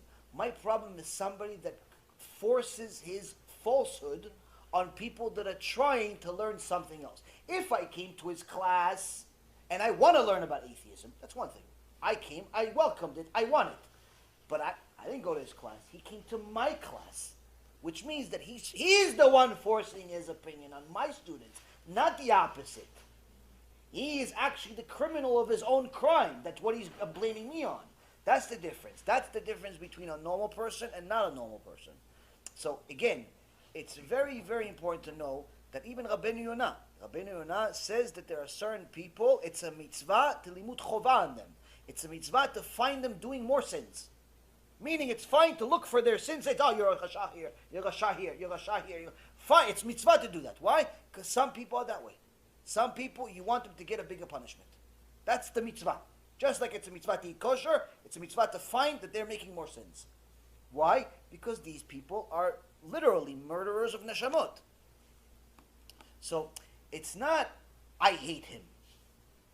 If he did it. Without all of the things, he's just like another person to me. But once he starts spewing his venom out, I'm obligated to hate him. I'm obligated to. It's not I want to. I'm obligated to. Why? He's trying to kill all of you. So what, you want me to love him? Give him a kiss? Oh, kapah alecha, hey, you're my brother. What, my brother? He's trying to kill all of you. You understand? So it's not, I can't love such a person. If somebody took one of your kids, Hashem Yachem, you don't have any kids, Baruch Hashem. Somebody took kids, drowned them. Okay? And I came and said, oh, I love this guy. What kind of rabbi are you? What do you mean you love this guy? You just killed my kid. Yeah, but he's such a good guy. He makes good cakes. What's wrong with you? What do you mean good cakes? You just killed somebody. You say, this guy's worse than that. He's worse than that. Why? He literally actively tries to kill neshamot. He tries to get people to go to Gehinnom. Huh? That he's my son? No, he's not my son. I'm trying to talk. I'm trying to talk to him in a certain point. He's not listening. He's just a person that is looking to, just like the rabbi said, he has an agenda. He has a goal. He's like a sniper. Snipers, they're not like regular soldiers. They go to the field. They hide for 5, 6, 7 days just to shoot off one shot, and then leave. For him, he did a perfect job if he acquired one soul. If one person left today with a question mark, he's perfectly happy with it. He's perfect. That's him. That's how evil he is. Missionary 100%. Missionary 100%. That's the missionary. That's why we're obligated to hate him. He's going to call me tomorrow. What should I tell him? You shouldn't answer the phone. You should put him on a block. You're not allowed to talk to him. Block him. Block him. You're not allowed to block. According to the Your Rambam. friends from yeshiva? You went with you to yeshiva? No, he just took my number now. He said we're going to talk tomorrow. Oh, so he got the soul. He's recruiting. He got the soul. He recruited. He saw that you're the one. Apparently he saw you as the weakest one. He saw that you're the weakest one. Tell him, listen, I'm busy hiring CPAs. I can't talk to you right now. Call me in about a year. You have to, according to the Rambam, you're not allowed to talk to such a person. He saw you as the weakest link. Hashem Yachem. Why? You ask him questions, you search certain things, he's like, oh, he's a good friend. All you do is influence him a little bit, do a little kiruv on him. He has a YouTube channel. I know. Yeah. Every Joe has a YouTube channel. Doesn't give you credibility. Jews for atheists? No, I'm just making a joke, but I'm meeting with, let me tell you something, seriously. Tomorrow I have a meeting. I'm doing a startup, and this late girl, she's like 21, 22-year-old, and we talk about the startup, but I flirt with her because she wants to flirt, and I can't sometimes control myself because that's her, and I don't know how to resist because that's my personality. So, you send me a text message on WhatsApp, and I'll reply to you with my shiur about Gehinnom. And then you send it to her? She's Jewish also. She's not. You study that shiur, I promise you stop for learning. What's your number? 917-468-2324. My business cards are on the desk. My business cards are on the desk. You send me a text message to that number. I can add you to our WhatsApp groups and send you if you have any questions you could ask. And I'll be more than happy to help. We'll do Alavit now? Can. Okay, we'll do Alavit. Okay. Yalla, thank you very much for learning thank with you, me. everybody. Thank you, Kvod Harav. Ashrecha v'ashrecha l'kecha. We had a two-part shiur, Tzaddik. So two-part, three-part shiur. Baruch Adonai le'olam. Amen.